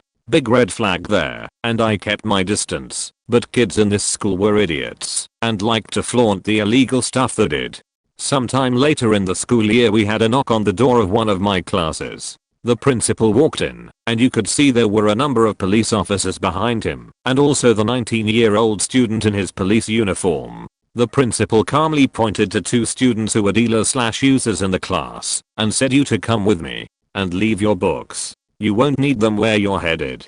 When class had ended I had heard from others that the police had gone class to class and arrested all the druggies they had evidence against. Within a short while they started a police station in the school as well. Some of these kids were really faked and needed to be arrested and get treatment. Others were just caught in a poor lifestyle and wanting to fit it in any way they could. It was like being in a movie. Two kids suddenly lured a 7th grader to the back of the school and rapped him. A student saw them in the act, but they didn't see him. He called in a school overseer and the overseer didn't believe him, but went to see what's going on. Found two male students from 9th and 8th grades having sex with a crying male 7th grader. He couldn't scream out for help because, well, you know why. The kid apparently got compensated and got the help he needed. The two kids were immediately expelled and had the police called on them. The next day they came back with their parents, and, apparently, it so happened that the kid's father, a military 3-star officer, captain, was also there. The two parents left their kids in the schoolyard, where the kid, who is the son of a well-known and respected man, had 15 other students, including himself, attack the two kids. The captain kept the two other fathers in the principal's office with him screaming at the principal that these fakers raised rapists and molesters, so they don't deserve to come back, and said if they did come back, he would make life hell for the three of them. The principal promptly kicked the two parents out, and they were greeted by a mob of apeshit crazy kids who just got bored of beating the two rapists with rocks. They then started throwing rocks at the two parents who dragged their kids out of the school. The two families disowned their children and fled the country. Now those two are probably rotting in an alleyway somewhere in this country. People smoking weed here and there. One time someone was recorded dropping the bandana of another set and stomping on it. SCT equals gang, and they followed the bus and cut it off to try to jump him, but couldn't. But that same morning the same three people drove into the student parking lot and almost jumped the guy. But as always when there's a big crowd going to one area of the busway, true area teachers, coaches ECT point would stop it, and the three guys just casually walked away and drove to their school and no one got caught. Different hoods about to fight, sometimes Bloods and Crips about to fight, sometimes our actual bomb threat happened the day after a snow/ice storm. Snow was still on the ground, and it was like 25 to 30 degrees. Everyone thought it was a random fire drill until teachers kept telling us to go back farther away from the school, so when the side of the school I was on was near the baseball fields, wars got around that it was a bomb threat. The bomb squad from our Air Force base was sent there and everything. They ended up tracking the sent email to the bastard just standing with everyone else. Like he didn't do anything. He got arrested and sent to jail. He was a black emo kid. I don't think he was being actually bullied, but people always did stare because he wore those big as black pants, long black fake nails, those big Kiss style rock boots and black eyeliner. We evacuated the building at like 10:15 am. And we didn't get a all clear to go until like 3:30 p.m. A big drug bust happened my junior year and the whole school went on lockdown. But my classes didn't start until like 12:45 that day, so I come prancing in and everyone is lined up with cops roaming the halls. Cops grilled me for like 3 hours. Also because I never used my lock I couldn't open it, and it was apparently painted a different color, so they were trying to come up with any reason why. Apparently a kid on my lacrosse team had a breakdown and went to wall on his family, so they called the cops. He was found 3 days later high as a kite, and they were like, yeah, you're going to jail or tell us who sold you this stuff. Rinse repeat until like 50 kids are in trouble. A big chase apparently happened that involved our 64 years old principal tackling an ecstasy dealer. He got actual jail time due to a bunch of drugs being in his car. One of the world's richest people had their sons expelled due to it as well. Mile Lacrosse team had players just chilling in the parking lot getting high and the cops just walked up and caught them. They were suspended from the team and stuff. Sucks cause we beat our rivals for the first time in 13 years. Lol. I think it even spread to the other nearby high schools as there was 3 to 4 right next to each other. Think even with all the drama and legal issues everyone involved turned out alright for the most part. Back in 2004, several girls went to Cancun for spring break. They participated in a wet t-shirt contest, which soon became an OT shirt contest. Pictures were taken and spread throughout the school like wildfire. They may or may not have been 18 at the time. I honestly don't know. That by itself is highly illegal, especially if they were still 17. It gets worse. 2 students were in charge of making a senior memories DVD with videos made throughout the school year. You know, typical sappy crap. Well, they decided to hide a slideshow of these vacation photos on the DVD. You had to manually select the title and chapter or something. Very highly illegal. Possibly distribution of CP. Maybe distribution of revenge porn if they are over 18. Something about this seems felonious. That's possibly go to jail levels of illegal in 2019. In 2004, their only punishment is they weren't allowed to participate in the graduation ceremony. In a graduating class of 300 plus students, where every name is read, I'm not sure that's really a punishment. And the cherry on top of the highly illegal was the music they chose to play during the slideshow. It was an original song one of them wrote and recorded about our principal, who was merely reassigned to another school in the district when it was found out that he was having an affair with an underage student. The story goes that on her 18th birthday, he served his wife with divorce papers. Honestly wish I still had the DVD, because I recall the song being hilarious. I'd have to listen to it with the TV off to not feel like a complete pervert, but I lost the DVD at some point, or probably was smart and threw out what might be CP. Welp, this one ain't mine, it's my brother's. While he was outside the band room calling my mom on a payphone, this was the mid-1990s, he was one of 2 witnesses to the fatal stabbing of another student. Story goes that the victim had recently started dating the perpetrator's ex-girlfriend. The perp, who was still hurt, turned to drugs apparently, and joined a no-name local gang. The gang members, friends of his, and low-life petty criminals, goaded him into killing his ex-girlfriend's new boyfriend, the victim. He planned it by feigning friendship with her to gain information like how the guy played basketball after class on the school courts, then changed his clothes in the gym and went home. He waited for him outside the locker room, where the payphone and my brother were. Stabbed him several times in the stomach and chest, and did the old gangs of New York sideways stab under the arm, which police forensics say was the killing blow. Brother had to testify as a witness. Apparently they held up the talon-shaped knife still stained with blood in a baggie to the jury. Took less than 30 minutes for the jury to throw life with no possibility for parole. He still sits in Chino today.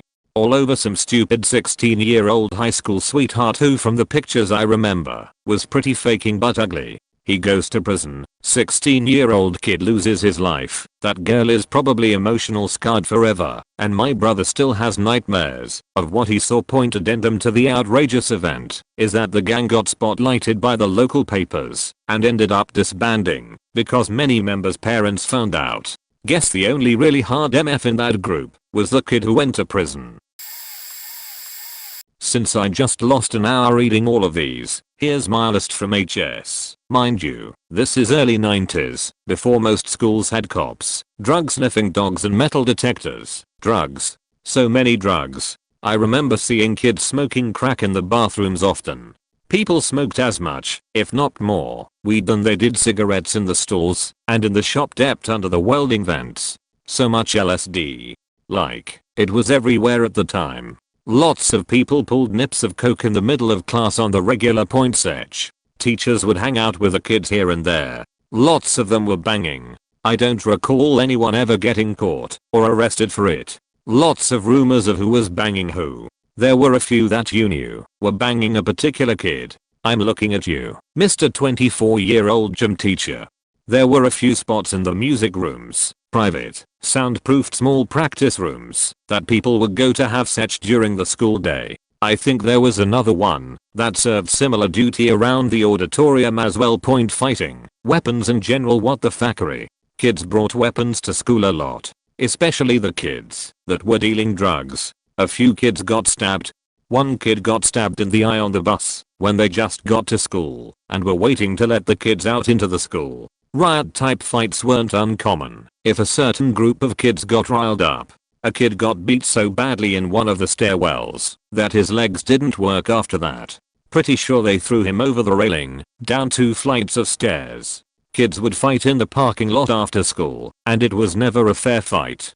Always one poor kid vs the other kid that brought 10 friends to pummel the poor sucker. Lots of ambulances or emergency, bloody kid trips to the hospital after those. Point cheating. I knew a group of kids that could break into the computerized grading system, pretty new tech at the time, and would change people's grades for money. It wasn't cheap to get them to do it either.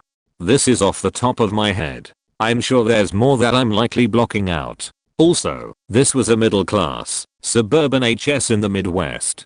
Probably about 70% white kids, 20% black kids, 3% Asian, 2% Hispanic and a small minority of other races, to put it in perspective. So I teach at high school, and here's a few stories relating to guns on campus. Just yesterday a tip was given to our school that there were 2 guns on campus. Police found one of the guys and his gun. The second gun, if it ever existed, was not found, nor was the guy who supposedly had it. This made the news, and the kid is getting a 365 expulsion. 2 years before this, a kid was caught on campus when he was supposed to be suspended. He was suspended for selling marijuana at school.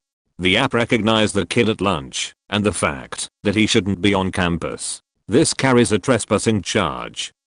When the principal and app tried to get him to talk to them, he ran.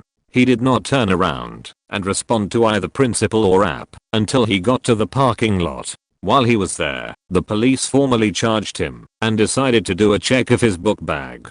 They found more pot and a loaded gun, with one in the chamber. Here's where things get murky. Other kids were caught with handguns on campus, and they were all black kids. The school refused to expel the kids because, statistically, it would make the school look like it only expelled black students. This is all unconfirmed hearsay, because the school did keep it hush hush, only heard about it through administration talking. Basically we would have 365 every kid we found with a gun, like we are supposed to, if we would have had at least one kid of a different race carrying a gun. Like I said, this last bit is unconfirmed, because obviously it has to be. If it was confirmed, the kid would have had to get the expulsion. Other story. Our school is large. Because of that there are several doors that are open that allow people to get inside, mostly used by students getting to and from classes in different wings. A kid lined up a cell to someone outside to sell a Guxy belt to some people that weren't in school. The people came in and went to the bathroom to do the deal. Instead the kid got pistol whipped and went to the hospital after having his belt stolen. The school's policy changed to lock all doors after 8 o'clock and only allow the front office to be open. This hampered transitions to class as well as teachers who needed to go outside to smoke. The plan was to get digital locks on the doors that would allow all teachers to get in and out of school.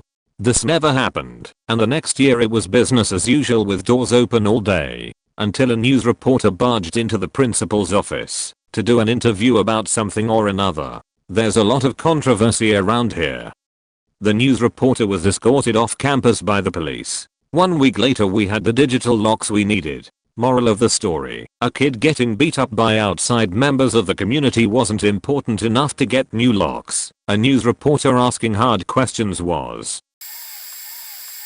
At different times of the year you could get any drug you could want besides meth. My area doesn't really fuck with meth, and heroin was available, but in HS not many people faked with it. Pot and various hallucinogenics were the most popular. Sex between students was pretty common. It actually surprises me how surprised people are to hear about 13-year-olds hooking up cause. That was normal back then.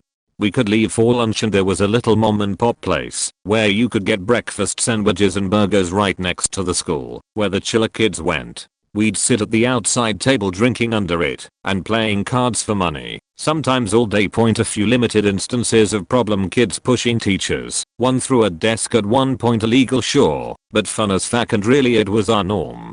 Like a decade after I graduated they had to cancel the Thanksgiving football game because some of the players were involved with a huge coke deal with some gang from a nearby town. Cops had found out the gang was planning to do a drive-by and light up the game. For perspective, this is an upper middle class white suburban beach town where the crime stats are non-existent. Even back then, when I was in HS, it was ranked in the top 5 of the country for education.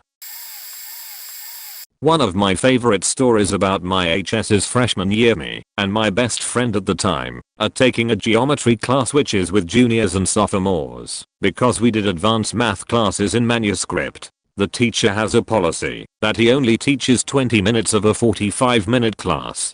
The rest of the time we can do example work for our weekly tests. This is the first week. It is a Wednesday, so it's not like the end of the year or a class that leads to the weekend or lunch, because it is a mid-morning class. As soon as the teacher goes to his desk, the people behind us start discussing cocaine. Then one of them, who is a dealer, pulls out a bag. As he makes his sales pitch point, the kids all offer to go in on some, so he lets them test it. They ask my friend for his ID, he complies, so they cut it up then give it back. Then they all proceed to snort cocaine using us as shields from the teacher, while my friend and I play those calculator games and try to ignore the snorts. They bought the cocaine from him for their Wednesday fun, and the dealer not even a month later was arrested for trying to steal a car from the campus parking lot. Our school was in a very good neighborhood, so this kind of stuff happened all the time with designer drugs. On a side note, one of the guys doing cocaine a year later ended up killing a girl in the desert after leaving a party wasted and crashing his car. Our senior year there was also a fight club started that lasted 2 months before the police shut it down and made arrests. A bunch of the kids didn't even go to our school or were dropouts. Buckle up, because this got away from me. At our school we had a system where there was one principal and 4 vice principals who were each in charge of one class of students throughout their entire attendance. My class's vice principal was the worst of the bunch, did not give a shit about the students, didn't care to discover what was going on in kids' lives that might be causing otherwise good kids to have trouble, was just a total hard ass regardless of circumstance, and it ended up being a really rough 4 years for a lot of kids in our class. In my senior year I finally had occasion to have a few run-ins with this guy over a few falling grades in 2 of my classes, because I had missed several integral days of instruction due to the fact that I had started having crippling panic attacks out of nowhere that year. They were so bad that the school's own crisis counselor was sending my home on a daily basis by my 4th period study hall, because literally no one had any idea what to do with me, and I'm not exaggerating. These beaches were bad. They were rocking my world. I wasn't sleeping. I wasn't eating. I was an absolute mess. I had been an otherwise A/B student my entire school career, and once me and my parents and our magnificent doctors had gotten my shit relatively under control, I went to talk with this vice principal because he needed to do something important that I can't entirely remember. I think it was mostly absolving me of a few absences and had very much to do with helping me get my grades back up. Motherfucker wouldn't do it. Just kind of shrugged it off when I explained and showed my doctor's notes and notes from the school nurse and crisis counselor. I legit had a folder of "this is why you should help me please," and this dickweed just brushed me off and said it was my own fault and I needed to keep my own house in order. I do remember this smug bastard saying that exactly. So I left his office and went around him essentially to accomplish what I needed, and everything worked out for me. But where's the illegal sheet, you may ask? Oh, beach. Just wait. A grade below me was this boy. He managed to be in a few of my senior level app classes that year, including my app physics class. Now, gun to my head, I could not have told you why at the time this boy was in such a high level class, because he was basically just a bag of rocks dressed as a human. He was so stupid. Just slow on the uptake, dull as all get out, got solid D's on every exam, but made up for it with projects and assignments where we worked in groups or took things home. Anyone want to guess who this kid's dad was? Turns out, my vice principal had been changing his son's faking grades in the system for his entire high school career. This poor boy was so faked by this that I do pity him. He was so unprepared. It came out the year after I left during the son's senior year. He lost scholarships. He lost spots at a few schools. Just awful stuff. I do legitimately hope that he landed on his feet because he was a nice kid, and I'm sure it was not his idea to do this shit. Dude got fired. I don't know what the heck happened to him. It was a scandal in our town. Everyone who has had experiences like mine was livid. I wish him nothing but the worst. Wow. Reason all of these comments. I feel like my area was worse than most. Prepare for a journey. Middle school health teacher's projector broke. He was given a replacement. Sometime later one of the assistant principals decided to check in on him during his off period to make sure it was working properly. Walked in and Mr. Teacher is watching porn on the projector screen. Upon further investigation it is found out that he had been taking pictures of his female students. He was promptly fired. High school football coach suddenly went missing. Just wasn't going to work anymore for whatever reason. The school district sent someone to his residence to check on him and find out if something had happened. They found him high off his cooking some hard drug. I can't remember if it was meth or cocaine. He was promptly fired. High school teacher needed a little something to take the edge off. She decided her best supplier would be the local populace, aka her students. Proceeded to purchase drugs from her students. After so long the kids decided to blackmail her into sending them nudes. Well, she sent them, and it got out. She was promptly fired, and the high school mascot was unofficially changed to the Cougars for the rest of the year. Lastly, this one was before my time. My high school used to have a huge gang problem. It was prominent through the couple of high schools in our area. One day during lunch a gang from one of our rival high schools showed up to our school and had a face-off with the gang from our school. There was an all-out brawl between like 50 students in our courtyard between the two gangs. For the longest time, 10 plus years, lunch was no longer allowed to be held in the courtyard. Only just this year have we been allowed to eat lunch in the courtyard. I was the unlikeliest cadet in Army JROTC in high school at the age of 14. I was a tiny size 0 girl who thought that maybe this would be easy for me to do because I come from a military family. Go ahead, laugh at me. I earned it on this one. I was the single shittiest cadet ever. If you ask my sergeant major, he just may have been right. Even if he didn't spend 10 minutes of every day bitching about women getting let into the armed services. He was always pissed. He did not like teaching at all. I figure he was promoted downward and didn't like it. At any rate, the time came for us to learn how to shoot. Air rifles, sure, but shoot. It was supposed to be done outside on a baseball field, far enough from the school that it rained. So, my eternally pissed off sergeant major took us into the school. Granted, it was the least used stairwell, empty during a class period, but still. The amusing thing about all of it, and thank God it was amusing. We were lying on our stomachs, aiming the rifles, with these traps in front of us on the floor, and my dumbers managed to bounce a BB off the inside of it, and it ended up scratching the kid next to me on the arm. Blood wasn't even really drawn. But, yeah. In 1994, we were shooting rifles inside a school, led by a teacher.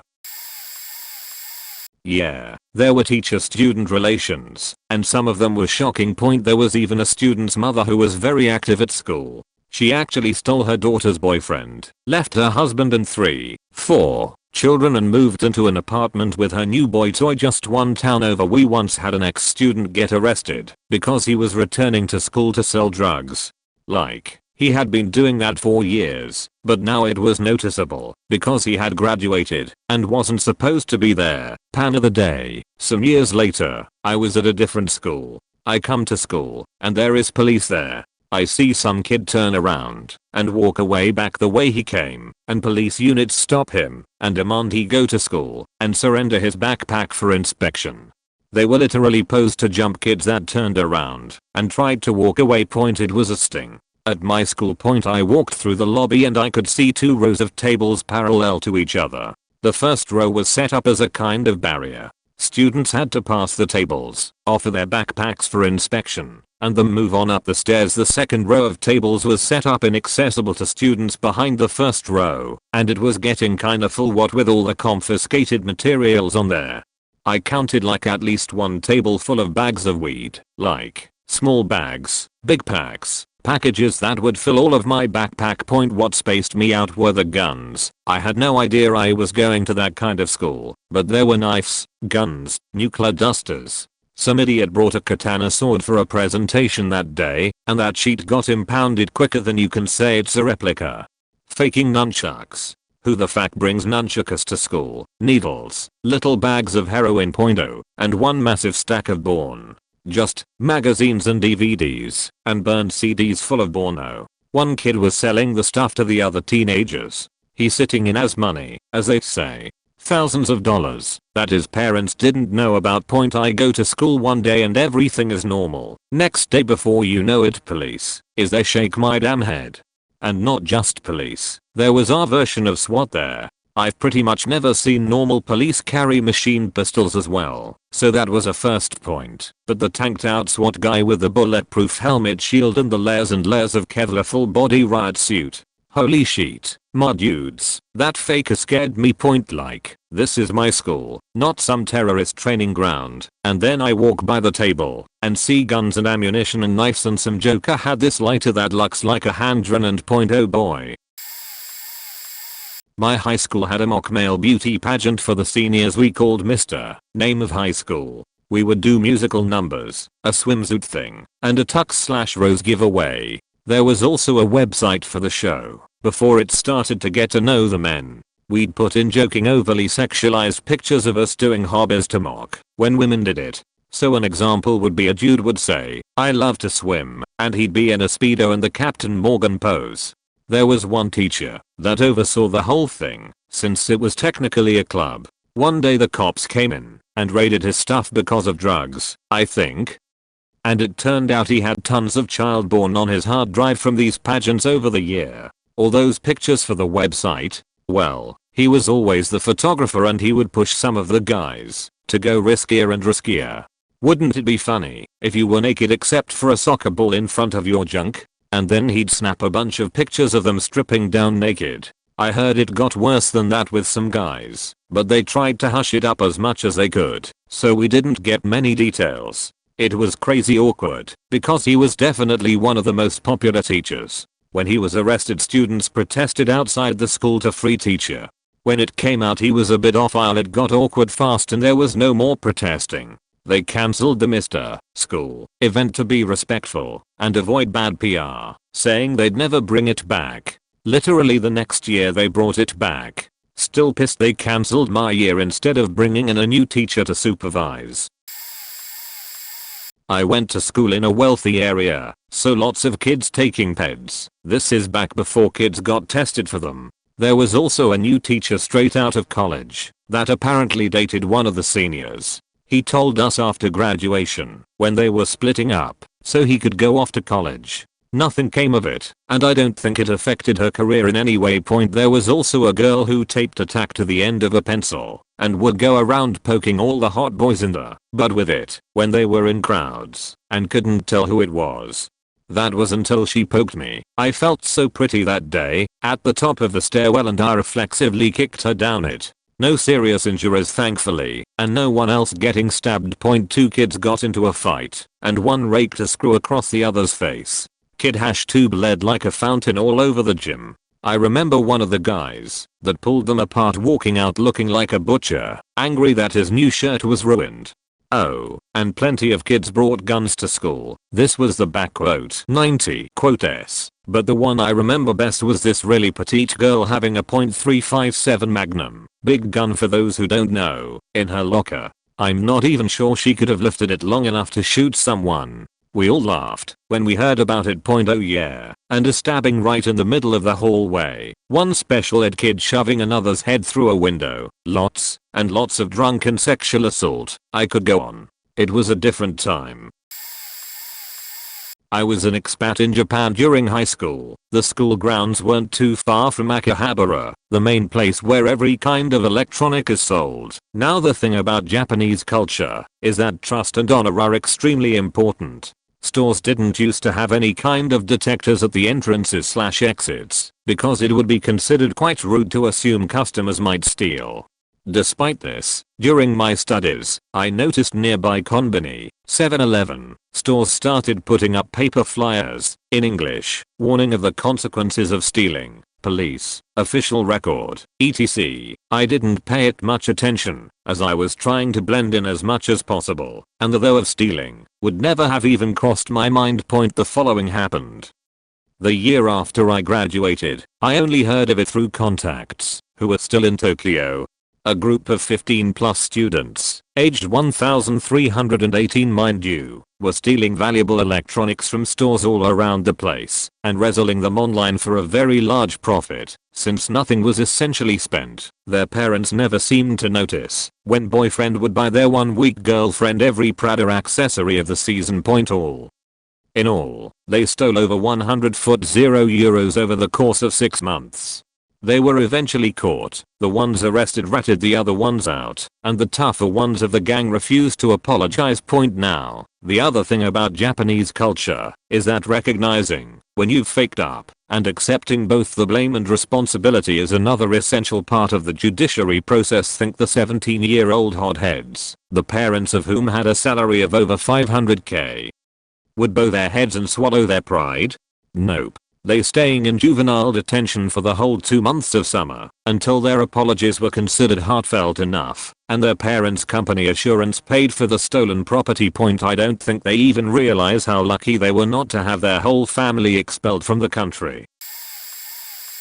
What didn't happen at my high school? I'll recount some of the craziest I suppose. A gang that didn't even go to my school came into the cafeteria and started fighting the gang that did go to my high school. Some girl got picked all the way up and head slammed into the table, blood everywhere. Evacuated because of guns. Guns were very common on campus in the hands of students. Math teacher fired for recording under girls' skirts in his classroom. I personally knew that he also asked a few of them to a bar, saying he'd buy them drinks. Resource officer arrested for having ongoing affair with a sophomore girl, had a wife and kids. Driver's ed teacher fired after beating a kid up and calling him a faking mentally disabled retard for beating a vending machine that conned him out of his chips. On top of that, he also asked me over to his friend's house and to a concert of a band he knew I liked. I obviously did not take up the offer. I didn't turn him in because I was often high on many types of drugs in his class, and we had an understanding that I wouldn't have to get behind the wheel, so I didn't want him snitching, and I guess I felt I owed him. Last one broke my heart a bit. A girl and her boyfriend were frisky in the staircase of the school. We have glass windows in the staircase of the school. They weren't the brightest, but the girl was young and her boyfriend was older. She probably felt she had something to prove. She sucked his dick at lunchtime. Everyone saw and started recording it. All administrators ran to the scene. They literally could not pull her off his dick because he wouldn't let her head go and was laughing. He was arrested. She was expelled. Anyone that had a recording was told to delete it. Some stupid kids didn't and posted it online. They were charged with child pornography. My school was disorganized and a lot of the adults didn't care about the kids. Hence the amount of faking disgusting teacher stories. A lot of these kids were just misguided though. Knew some of them personally. Sad to say they didn't turn their life around. Grateful I had the chance to turn mine around. I quit all drugs in my junior year and graduated with a 4.3 and an acceptance of a college I was excited to go to. I don't think I have the patience to be a teacher, but if I did I would only want the opportunity to guide kids like them. Edit. I almost forgot. One of the craziest things I knew of didn't happen at my high school, but at my brother's. A classmate of his was murdered. Then I believe 2 more bodies showed up. Turns out one of his other classmates was a serial killer. Terrible story. Whole school was shaken up. My brother couldn't believe the kid he talked to once or twice was dead at the hands of a kid he saw in the hallways. Let me think. Some of these weren't necessarily illegal, but we had some crazy shit go down at my old boys' high school. There was a massive video game piracy ring that about a third of my year were involved with, so about 50 to 60 kids were copying and swapping games. The creepy old gym teacher was a massive pedophile who loved to lecture the boys in the shower. Fortunately my older brother warned me about him right before I started, and I spread the word to others. So within a few weeks of starting school hardly any of the guys in my class were showering right after PE class. He was very cross about that. One of the English teachers punched a kid in the face so hard he fractured his jaw. We had a lot of traveler kids in our school who would terrorize other kids. They have several of their adult cousins wait for you right outside the school if you pissed them off, and they would beat the ever-living shit out of you. Eventually these kids would piss off enough others kids that a round of Japo bashing would occur. This involved about 40 to 70 kids chasing a few traveler kids around the school, cornering them, and beating the shit out of them. The all-girls school nearby had a ridiculously high teen pregnancy rate. Some kids huffing glue at the back of the yard where they couldn't easily be seen. People don't believe me on this story, but I swear it's true. We had this bus driver who was, well, kinda out there. The bus assistant was his wife. They were a strange pair that you wouldn't expect to be married. They were from very different walks of life, both physically and mentally. Anyway, we had a few discussions about his guns and ammo magazines he had next to his wife. As teenagers only a few of us had ever held a real gun. Okay, some did, but that story comes next. He said he could bring in some guns for us to check out. The next day, he brought in several guns for us. I had never held a real handgun, but I was already familiar with their operation. The assistant started to pass out the guns for us to inspect. Yes, seriously, they just handed guns to kids. When the first gun was handed to me, which I think was a model 1911, first thing I did was obviously pop the mag and pull back the slide to check the chamber. As a teenager I was very surprised about the amount of force required to pull back the slide. We are traveling down the NJ State Parkway in a bus and I'm holding a gun that was handed to me by an adult. I held it down so passing by cars couldn't see it. After I inspected it, I handed it to the next kid. Next I was handed a .357. Holy fuck, this thing was heavy. I was very shocked at it.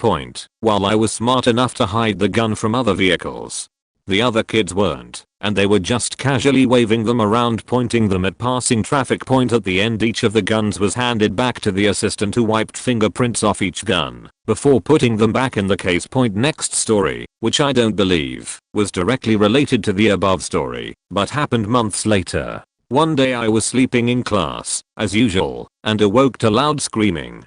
Two of the kids were being arrested right in class. Both of them had loaded pistols pulled from their backpacks. Apparently, that day was Kill Witty Day, and it was going to happen at the end of the day. Someone got wind of it, and the police were summoned. The school was a private school, and went to great lengths to cover the entire incident up. Nothing was ever reported in the newspaper because, well, the school was for kids who had been expelled from multiple other schools. All of this happened well before 9/11 and Columbine. The school had a number of bangers or those associated with bangers. While I had nothing to do with their gangs, I was nice to those two kids and they were friends with me. To this day, I wonder if I would have been targets or not. There wasn't a lot of white kids, maybe 5 or 6, so who knows. At the end of the school year the bus driver took us to his house to go swimming instead of going to school. There was nothing right at all with this situation. Looking back, I still can't believe it happened. Oh man, I've been waiting for a thread like this. This'll probably get buried, but I don't care. I just want to talk about it. Back in 2011/2012, tons of kids were dealing various drugs, weed, coke, etc. on campus in class. I wouldn't say it was readily apparent, but if you squinted, you could figure out that there was a network. The administrators thought it was a good idea to get together and bring in an ARC at the beginning of that year. No one knew except the principal and superintendent. 16-year-old Johnny Ramirez enrolled and went by completely unnoticed by most people. Over the school year, he bought drugs from a network of 12 students, building his case. Fast forward to the week of March 11th, 2012. That date is important because it aided in the amount of press this case got. We are all sitting in class one day when the window blinds come down and we are told by our teachers to stay in our seats. The school has been locked down. Obviously, we had no idea what was going on, and we were justifiably freaked out. Someone had the bright idea to peek outside to see teams of fully armored police swarming in, rifles up. Why they felt the need to be outfitted like SEAL Team 6 at a high school is beyond me, but whatever. One class over, my best friend is in a lab with his partner. Next thing he knows, his lab partner is being arrested and hauled off to be tried as an adult, since he had turned 18 recently. The 12 students were arrested, with 5 of them having their names and faces publicly displayed because they were 18 at the time. Despite resistance from the force about the coincidence, we were all convinced that they decided to carry out the raid that week because it was the same week 21 Jump Street came out. So, our little school and town gained a little notoriety because we had a real life 21 Jump Street happen during the week the movie was released. Years later, it was modified slightly and turned into an episode of the worst true crime show ever made. We had some girl who was a part of the FFA, an organization called Federal Farmers of America or some shit like that. She was consistently looking for approval from anyone who would give it to her. Much over a few years no one talked to her anymore, and she lost all of her friends for being weird as hell. Most high schools that I know usually have some sort of threat that happens. It's either a shooting threat, bomb threat, or some fake bullshit like that. This one was different. She allegedly left behind a note saying she had some kids held hostage in some room, saying there was explosives. Anyone with a brain could tell you no student is smart enough to make an explosive device. So I assumed that the teachers would discover it as a bluff and ignore it until some girl found another note with the same demands. This one was with a weapon though. SWAT was called. FBI got involved. Bomb squad was sent to clear out room for room. We were locked down until 7 p.m. Each student was patted down, and we were all interrogated by some specialists. End of the day, we saw on the news that this whole case cost U.S. taxpayers over $300,000 upon further examination of the so-called threats that were left behind. Turns out they were planted by actual teachers in the school, and then they blamed it on that weird girl from FFA with no friends because she was a nuisance in the classrooms, thinking they would get her expelled. 6 teachers were fired, 2 imprisoned, and last, but certainly not least, the weird girl from the FFA club had friends again, was loved, and is now a certified veterinarian. Life. Am I right? Not high school but middle school. We had a special ed teacher who was faking 2 of the 7th grade girls. He got caught and sentenced 40+ years. His poor wife was dying of brain cancer and was pregnant. They also had a kid with autism. I remember when he was one of our assistant football coaches. Only months before this whole thing blew up, all the defensive players had yellow bandanas on our helmets to distinguish us from the offensive players, and this creep says to me, in 7th grade at the time, haha, nice condoms, as if he thought we'd laugh at that. One of my good friends is the son of the principal at the time, and he told us some juicy details we never heard about until just last weekend. Apparently, the principal used to have a rule where he'd do all his work before school, handle any business during the day, finish up at 5, and then he wouldn't answer any calls when he got home. When he got the call about this story, it was only his first year on the job, and it was around dinner time.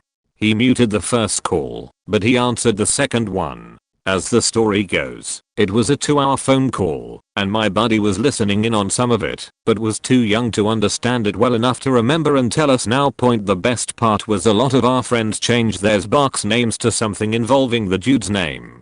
Some kids got caught and even had to go to detention. Edit. Spelling. Let's see, there were 3 or 4 bomb threats across my 8 years in one school district. Started it in 2nd grade, left in 10th.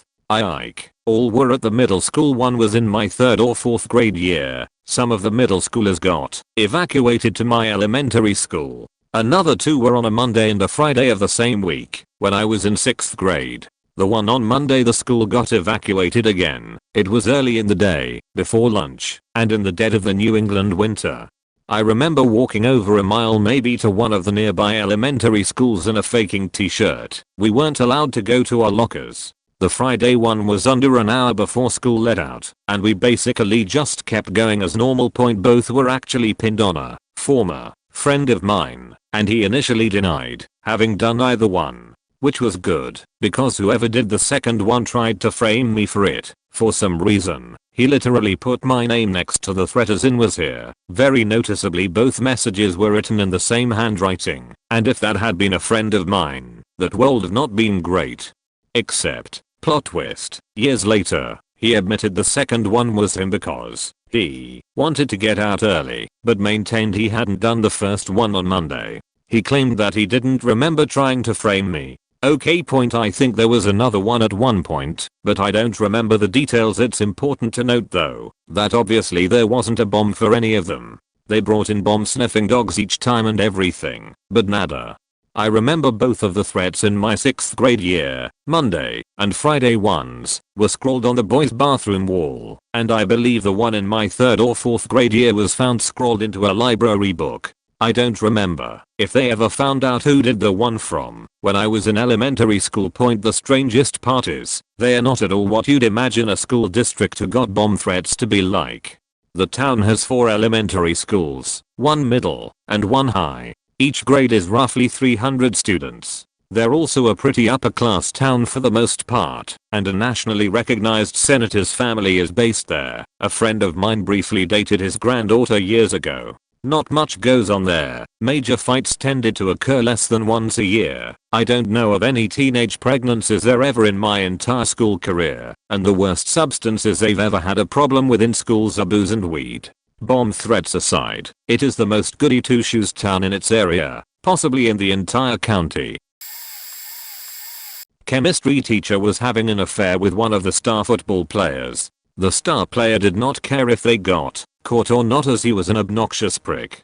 The longer that went on, the more frayed and scatterbrained the chemistry teacher got. We had several lab accidents owing to her not putting the right mix up on the board for us to copy. Sadly, nothing too violent. Just one crazy foam minor pop that screwed up your table with gunk. Eventually her mind just sort of snapped. She walked into class one day as the bell rang to start, gathered her belongings into her very large purse, and when done looked up at us with this almost vacant stare, and said the following: "If you are ever in a field full of 4-leaf clovers, run." She then proceeded to walk out of the classroom, out to the parking lot, get in her car, and we never saw her again. Skipped town last I heard. Whole thing was covered up, since the star player had scholarships and such. But yeah, I was in that classroom when she pulled that stunt. And I was there when the vice principal found us just psing in the room. They had an ironclad, "Do not roam the halls for any reason. We catch you, and you are expelled." So we just sat there for most of the period. Well, one idiot leaned out the window trying to see how many 4-leaf clovers he could find in case the teacher was trying to warn us, but the rest of us just psed the class away. We just had a series of substitute teachers from that point on until the end of the year. Kind long story / explanation, but my junior year math teacher left after the first semester. All during the semester, he would flirt and make really inappropriate comments to all of us girls, lock his door when girls came for math help, touch us, etc. He separated the girls and the boys in the seating chart, so all girls were sitting by his desk and the guys were across the room. He would walk in between our desks, touch / caress our shoulders, make comments on how pretty we were. He also would try to look over our shoulders and down our shirts, and then drop random things right by our desks and try to stare up our skirts. We had chapel 3 days a week in which we had wear skirts / dresses. All the girls started to complain and report it, but nothing happened. The female teachers listened, but still the principal and superintendent, both male, didn't do anything. It got to the point where the guys in our classes started standing up for us. They would call him out for touching us, his comments, they'd call him perverted, etc. Finally, after all of us causing a commotion about it, he left. Our principal had to teach the second semester. Also, important to note that his wife was the Spanish teacher across the hall, and his daughter was in our grade. He would talk shit about her all the time. The only thing that really insinuated that he did something illegal was that the slutty, stupid girl was getting good grades on everything. She would flirt with him back and wear super tight dresses that were low cut, clearly not wearing a bra or panties, etc. And she would always be going to his classroom for help. After he left, Her grades plummeted, and she had to be moved to the lower math classes as a senior. Never confirmed that she actually did something with him though. For 4 years I attended a school that was half day pupils and half boarding. One afternoon I was climbing some stairs and a boy 2 years older than me came out of his boarding house, passed me on the stairs, and for no reason at all, we'd never even spoken before, other than that there were no witnesses, punched me very hard in the abdomen, winding me, and as he carried on walking, told me that if I told anyone he'd throw me over the stairs next time he saw me. The following year, he and his roommate, now in the 6th form, they were out of dormitories and into shared rooms, suddenly disappeared, and a couple of days later in assembly it was announced that they had been expelled. No reason was given. A bit later, in the midst of some disciplinary issues of my own, I found out the full story from a sympathetic deputy head, father of one of my friends and classmates. It turned out that these two boys had been full-on burglars, sneaking out at night and breaking into homes in the wealthier nearby suburbs to ransack them. They had a fence in town handling everything they took, which by this point apparently was well into 5 figures. This was startling enough, but with the proceeds of their burglaries, they'd then bought equipment and ingredients and begun to manufacture ecstasy in their room, actually in some rarely accessed attic space above it, which they were then selling to a distributor in a neighboring town. The police had had this distributor under surveillance and apparently couldn't believe that he was getting supplied by, among others, a pair of 16/17-year-olds from boarding school. I expressed my astonishment at this remarkable turn of events and told the deputy head that I wasn't however surprised that Mark in particular, the kid who'd punched me, had got himself involved in such serious crime, just that it was so early in life, and I told the story of his hitting me and what he'd said. The deputy head's expression grew very serious at that point, and he said that at that point it wouldn't surprise him at all if he did throw me over, not, of course, that he was coming back to school, or indeed going anywhere from the next few years. One of the police who'd arrested the boys had told staff that Mark was the most evil criminal, not just the most evil boy, but the most evil person he'd ever encountered, and he had absolutely no doubt that he was going to go on to take lives. He was only grateful that it probably wouldn't be anywhere near him, as Mark's family came from the other end of England. I'm not sure if all of these could be considered highly illegal, but they were definitely illegal in some way. Years before I attended my high school, a student shot his pregnant girlfriend. They both survived, and then I think he shot himself. All took place in the parking lot. Underage students would chew tobacco and smoke tobacco in the parking lot. I witnessed a kid drink from a flask he had in his interior tuxedo pocket right in front of the DJ at homecoming, not even trying to hide it. He didn't get in trouble. My junior year prom I witnessed my peers dance while very obviously high on cocaine. One of the kids I saw had previously also gave a presentation, which was graded and treated as final exams, about the aroid, while having very enlarged pupils and glassy eyes, shaky movements, but he was 100% coherent. Everyone knew he did/was on cocaine, but since he was coherent, no one complained or told the teachers. Not against the law, but the cheer and pom uniforms broke the dress code. School pep rallies involved cheer and pom girls either showing off theirs to teachers and the audience, like it was their job, with a couple of them obviously struggling to keep their skirt down, and underwear covering them, very obviously uncomfortable. They quite literally get shorter by about an inch or less every year, and even the cheer/pom teams say it's true. 17/18 plus year old seniors would date freshmen a lot. My ex-friend was one of those freshmen. Man, I have 100. Middle school and high school, same building, generic drugs and stuff, but one teacher was known for sleeping with students. No proof, but moved in with a student the day she graduated. When I was in school, he had an affair with a student his own son's age, still married to his former student. He also severely bullied his students for being stupid, and had a 11% pass rate. Man was fired, then rehired less than a week later, because they had no one to replace him. Switched his class to where he would do the least amount of damage. Huge fight happened after I switched schools. The main idea was girl and guy got into a verbal fight. No idea who got physical first, but he beat the girl unconscious. Her brother tried to step in, and he beat the brother unconscious, before going back to beat up the unconscious girl. Lunch aides called 811, and watched because no one could stop him. He broke her eye socket, femur, and some other bones. I know he was expelled. Not sure about jail, but I vaguely remember something about court trial. Watched a guy smoke pot on the other side of a window from the cop. Cop just pulled him inside. No arrest, no yelling, because there was a shooter emergency that day. There was the kid who tried to burn down the old elementary school. Friend of mine caught blowing her boyfriend in the stairwell, more than once. Senior prank once was smearing cow sheet down the freshman stairwell. Heard a bunch of 7th graders hated their science teacher and knew she was allergic to scents. She asked people to go light on Axe and perfume because of it. One day they sprayed her whole room as revenge, hoping to scare her. Nearly killed her. She called 911 gasping next to the window as the class sat and laughed. Not illegal, but was considered at one point as attempted murder. She didn't retire until a few years later when her husband died, and the students kept bringing it up and making fun of her, and she had a mental snap. She is fine now, and a good family friend. One class seats were arranged in a circle. Kids had a planner with a baggie of weed in it, and tossed to the person next to them as the teacher turned in an illegal game of hot potato until an innocent kid was caught with the drugs. Beyond that, mostly drugs.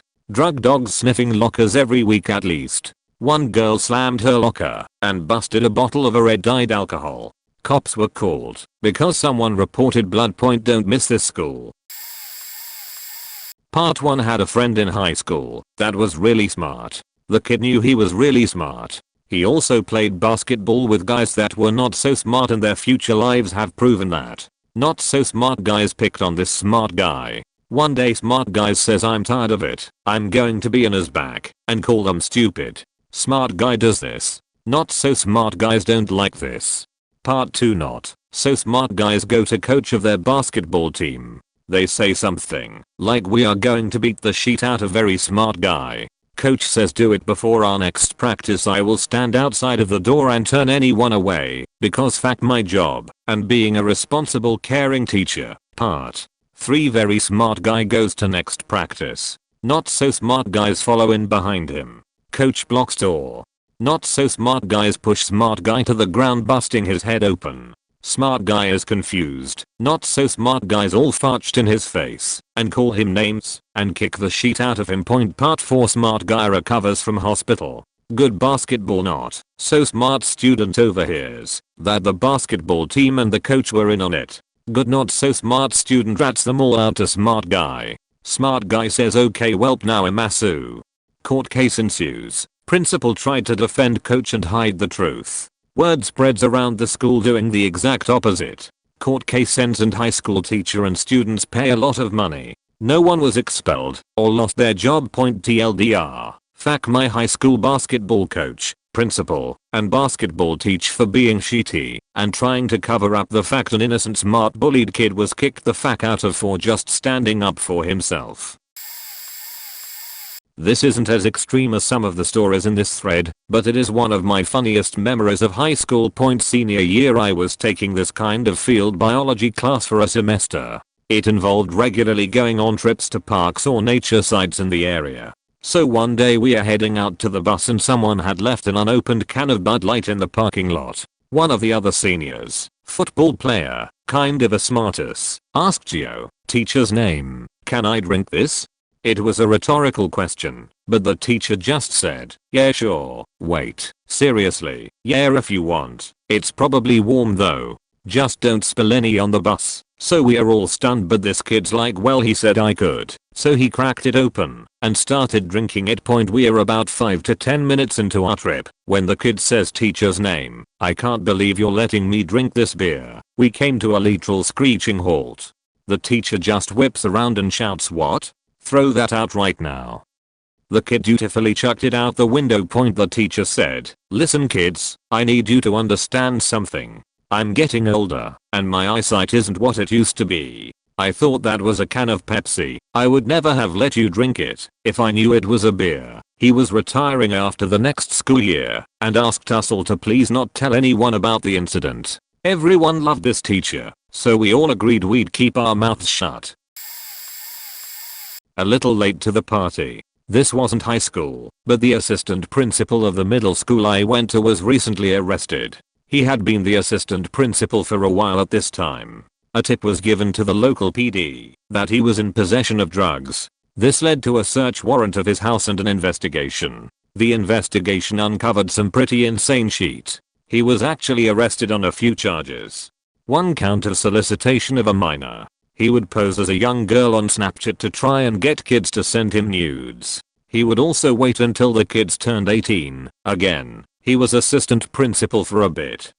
He was also a teacher beforehand, and then invite them to his house for drugs and potential sex. 4 counts of contributing to the delinquency of a minor. He would encourage kids to skip class in order to gain some sort of friendship or trust with them, then sell them drugs from his house. A few different drug charges. On top of attempting to sell drugs to the kids, the investigation found that he had cocaine in his office and had actually used it during school hours. In fact, another teacher at the school was also charged after he admitted that he had once gone to the assistant principal's office to snort cocaine off his desk. The multiple charges are related to possession with intent to distribute for marijuana and cocaine, possession of Xanax and Adderall, distribution of cocaine on school premises, and distribution of marijuana to a minor. He had his first court appearance about a month ago. It's weird hearing stories like this from a place you grew up in and went to school in. It was a pretty big story here locally for a day or two, and then people seemed to stop talking about it. I transferred to a high school in Ohio, where both the marching and concert bands were in turmoil, because the beloved head band director had just recently taken a job at another school and our current band director was going through a nervous breakdown and was missing a ton of practices. We worked really hard as an ensemble, but with the lack of leadership, morale was pretty low, and it was difficult to be motivated to do better. But circling back to the first band director, Mr. Bass, he had legendary god status among the band students. There is an entire lineage of current band directors who went into music education because of his influence. So many of my classmates were hurt and confused as to why he left. He ended up going to a larger school with a bigger budget and more resources. That made sense, right? But there were rumblings. Within a day or two of arriving for band camp, I heard rumors that the reason he left is because he was having a relationship with one of the underage students. Yeah, that beach is the reason Mr. Bass isn't here anymore. As if it was a high school girl's fault that a grown-ass man was rapping her. But teenagers do not see things that way. And they were just rumors, right? As it turns out, they were not just rumors, and this monster was allowed to have an 18-year-long career after he left Fairborn. After 20 years, he was finally brought to justice, although I'm not sure if this is justice enough. He ruined at least one young woman's life, and he has tarnished the reputation of 2 music programs. TLDR, don't diddle kids. It'll eventually catch up with you. My 7th grade math teacher was allergic, and I mean highly allergic to strawberries. Strawberry flavoring, strawberry perfume, any and all things strawberry were completely banned from her classroom. Sometime during the year, after she'd made it extremely clear that strawberries were a no-go, this teacher caught a student cheating on a test. This student was known for having temper tantrums and was largely considered an extremely promiscuous bully throughout middle school. Think Evie from the movie 13. Well, this teacher threatened to kick her out of the class and possibly even the school, and of course the student did not take this well. One morning, we are sitting in class, and said teacher begins to cough a little. At first, it seems like nothing, but the more she attempts to breath, the worse it gets. Within minutes she's wheezing, and her lips begin to swell. By this point, it's pretty clear what's going on, and we as students are beginning to panic. In the panic and confusion, another teacher rushes in and escorts us into the hall. Our math teacher was rushed to the hospital and we were sent to the cafeteria for questioning. From day one it had been drilled into us that strawberries were not allowed, so it was pretty clear this was deliberate.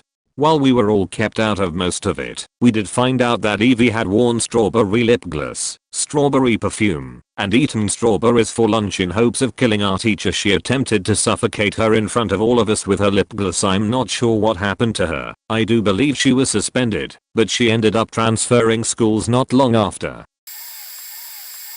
My former elementary school principal later became a superintendent and later got sent to prison for embezzling, hiring her friends' children, and selling contracts to her husband's construction company. A long time ago, this one teacher was going through a divorce and it hit him hard emotionally. He drove drunk to school a few times before he checked into rehab. He later retired. High school football coach math teacher got caught having an affair with a student. She was 18 at the time, but it had been going on since she was 15. Either way, still illegal. His wife was also a teacher, so that was tough when it came out, because she was the nicest lady ever. 2 years after that coach got caught, his young replacement math teacher had an affair with an 18-year-old student in the same classroom as the other affair. After this, the school hired an older lady to teach math in that classroom and all was well. Drama kid sneaking around the auditorium and having sex in the light/sound booth or up on the overhead catwalk. Drama teacher at the time liked to smoke from a pipe. Usually it was just tobacco, but not always. Some teachers I still keep in touch with have told me there's coke deals in the parking lots, vaping in the bathrooms, sex in the bathrooms, and apparently there was an orgy in the women's locker room involving like 6 guys and 8 girls. Someone came to the after school club, where kids stay late until their parents get off work, and shot a bunch of 5th graders up with a high-powered paintball gun. It may have actually been a gas-powered airsoft gun, now that I think about it, but regardless, the kid had more than a few screws loose. In middle school, a teacher was caught having sex with one of her prior students who was 16 at the time. You wouldn't know it from her mugshot, but she was smoking hot, so the kid bragged about it to all his friends. Naturally, there was a naked dude with a trench coat who came to the middle school after all the kids were getting out for the day and flashed them on multiple occasions. Also, there was a girl in my grade who got arrested for armed robbery. She was 12, went to juvenile detention, and gave birth to a daughter while she was serving her sentence. Apparently her babysitter got her to try meth, then introduced her to one of her mid-20s meth head buddies who knocked her up. I always assumed the same crew of meth heads are the ones who got her to commit armed robbery. I thought they were just rumors, but I met her at a party and she started talking about it, explaining how everything got so faked up. At my brother's middle school, the school cop, who was married and whose son I went to school with, was caught by a student having an affair with the vice principal. Both were fired. In high school, a kid brought a gun to school to kill his newly ex-girlfriend, then himself. He apparently told his best friend, who told the school cop. Not sure what happened to him, but I assume he went to juvenile detention. This wasn't really at school, but one of my friends, 16 or 17 at the time, rode the city bus home from school, and some older guy gave him a note. When he tried to open it and read it, the guy freaked out and said, "No, wait till you get off the bus."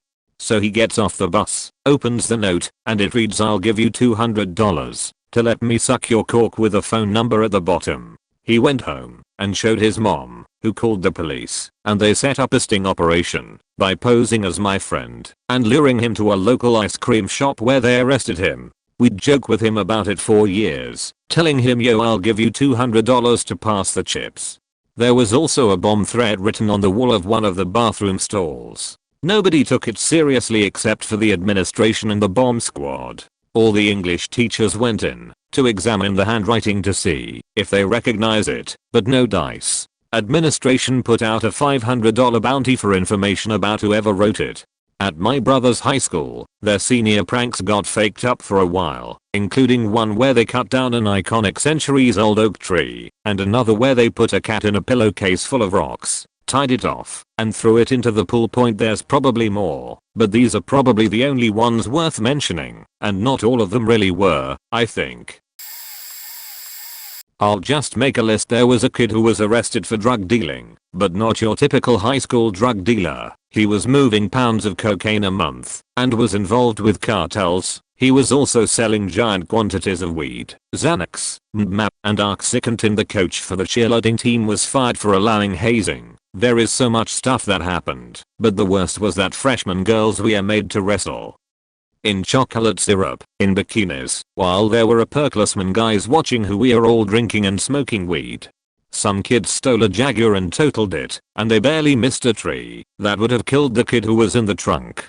All of these boys were freshmen. The dean of students got 2 DUIs, but he didn't get fired because he had cancer. A kid in my algebra 2 class dad killed his mom who had terminal cancer. Kids would do lines of cocaine and ketamine in the bathroom and then would go to class. About 25% of upperclassmen would leave every day at lunch to smoke weed. 2 freshmen got arrested for breaking into cars while on Xanax before prom. Kids would just get super drunk and do tons of coke on their party bus. This was in an extremely wealthy area where 98% of students went on to college and was in the top 5 for SAT scores in the state. Rodang, Ohio has some great stories. My freshman year was the last year for busing at my high school. It was cut because of budget reasons, but was still supposed to stand until my sophomore year. About a month before school let out, a fight broke out by the bus lane. Fights happened every single day, as it was a 40-year-old, 7-building campus with only a handful of cameras. The fight lasted about 30 seconds and ended as the buses were pulling out. The kid who won the fight did so by literally throwing the other kid under a bus. As it was pulling out, 3 or 4 kids jumped in front of the bus to stop it, and kicking it did. I never saw the winner again, and busing was cut a year early. Jump forward to my sophomore year. We had a Spanish teacher in her mid-20s and married that would grope most guys in her classes with exceptional testosterone counts. Of the numerous kids she slept with, I'm sure her favorite was Houston Texans W.R. Braxton Miller. A couple years before, she got caught with another member of the football team, who was incredibly well endowed, in the backseat of her Explorer at a gas station. She had to have at least 10 bodies from the 3 to 4 years she taught. Also my sophomore year we had 2 banks get robbed by the same people on the same street as our school. We were put on lockdown for 3 periods because police caught up at the second one and they fled towards the school. During the lockdown, police decided to do an impromptu drug search. The only personal experience I had was immediately after they left my classroom. I had a seat by the window and we weren't supposed to be talking, so I was just looking out the window. I see this 2-foot barn go flying out the window of the classroom next to me.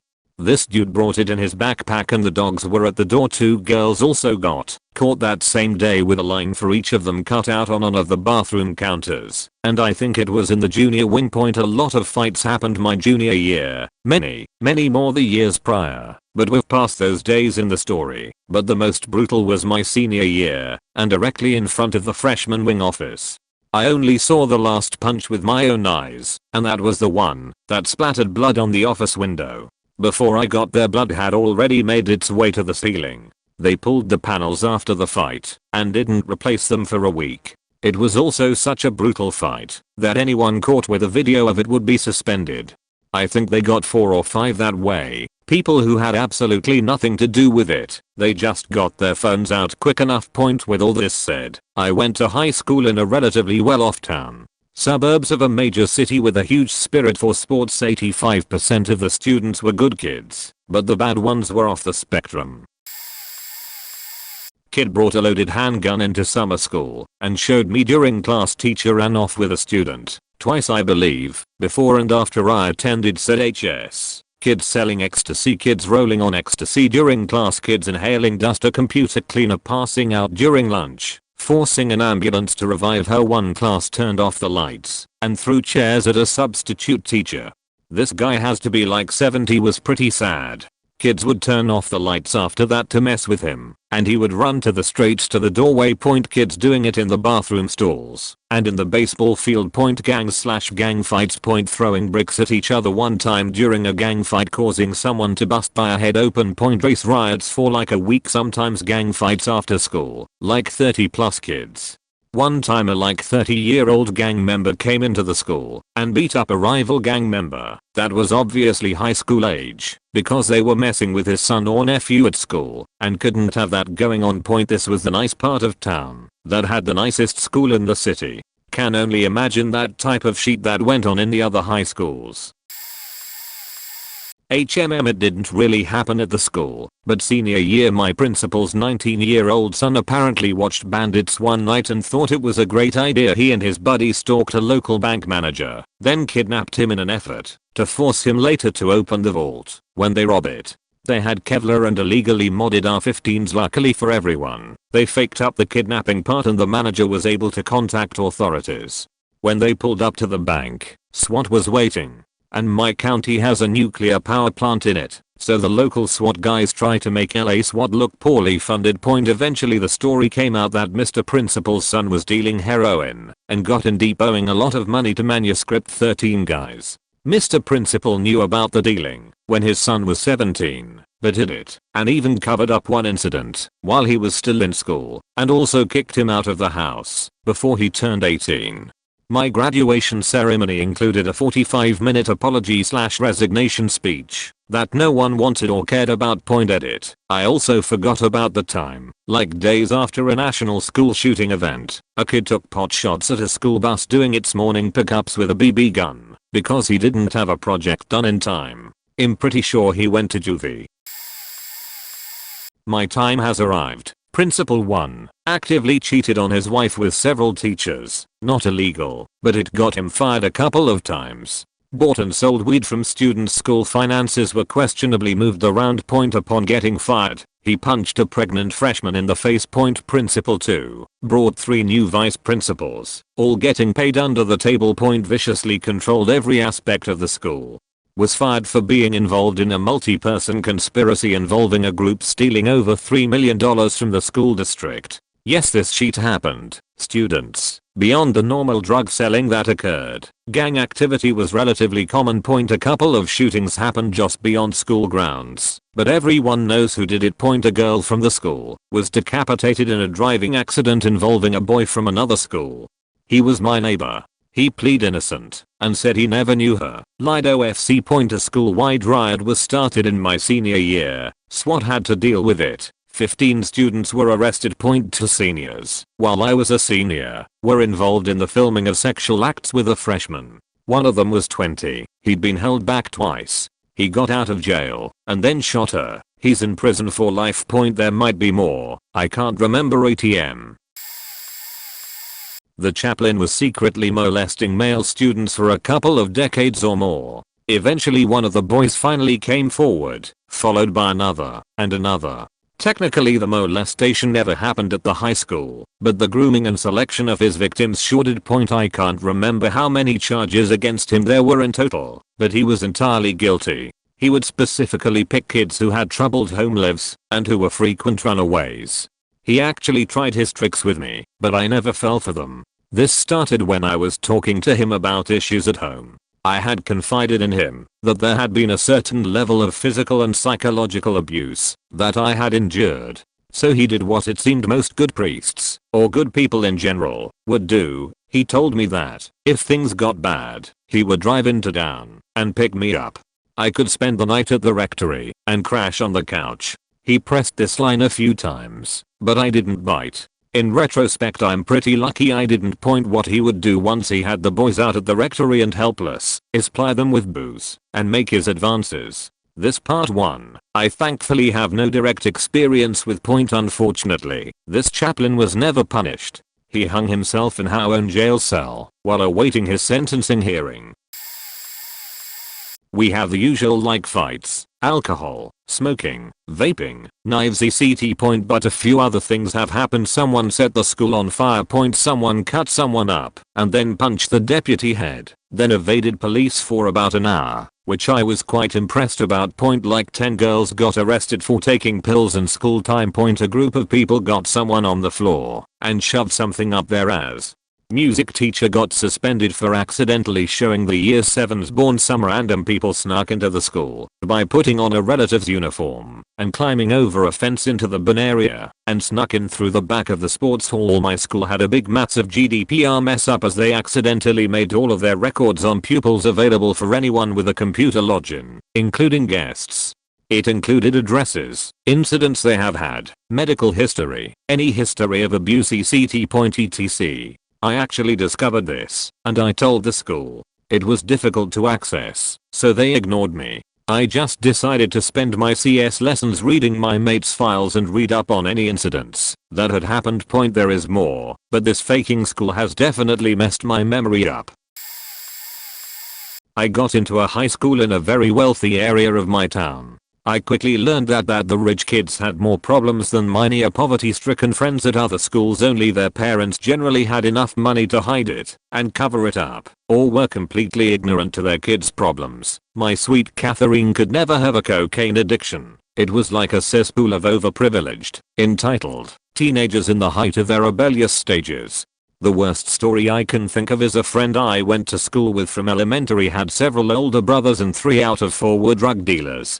They did it for the popularity mostly. Their family wasn't hurting for cash in any way, shape, or form. So her oldest 2 brothers had already graduated by the time we were freshmen and were off at college when her brother, that was a senior, just doesn't come home one night. Everyone initially thinks that he just stayed over at someone's house and didn't call. The next day, people are starting to really worry. About 2 weeks later, someone asks her if they've heard from him yet in Spanish class. She has an emotional breakdown because no one has seen or heard from him, and the police are just calling him a runaway, even though he didn't take anything with him.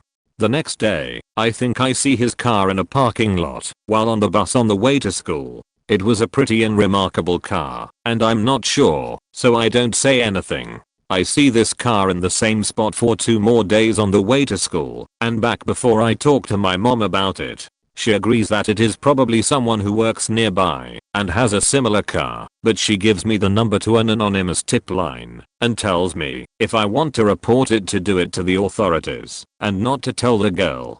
They'll investigate and notify the family if it is something, and if it's nothing then I wouldn't have unnecessarily put them through an emotional roller coaster. I thought about it over the weekend and ended up calling before school on a Tuesday. Drove by on the bus for a couple more days. Car was still there, and I was feeling pretty confident it was nothing. Friday, the bus drives by an army of cop cars. They've taped the entire lot off and have all the car doors open. My heart sank. It was his car. Turns out, he was murdered. They wrapped him up in plastic and shoved him in the trunk of the car. The police never caught the people who killed him. There were tons of rumors. We stayed friends and she came over to my apartment a few times for parties after high school. She told me that her older brothers faked up, ended up owing the wrong dudes money, and she thinks they mistook the kid brother for the oldest. The whole thing was really sad.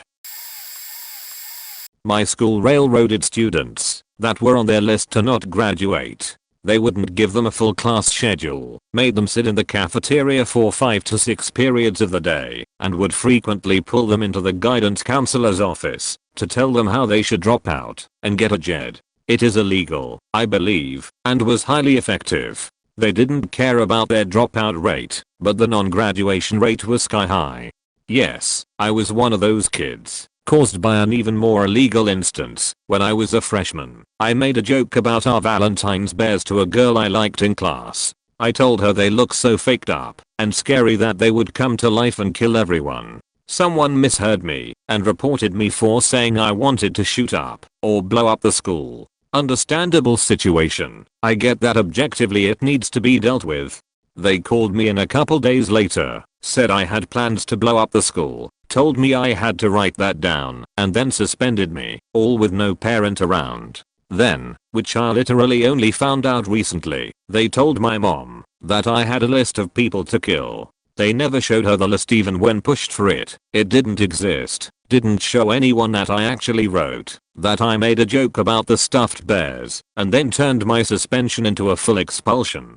I should mention this was roughly a year after Columbine, maybe even the same year, so I get being very cautious, but it still faked me up. After 3 years of going to an alternative high school with kids that actually attacked teachers and were caught with box cutters, seeing them having to be restrained and removed by police, just general chaos, I was finally able to go back to my initial high school with the backing of every teacher in the alternative high school that knew I didn't belong there.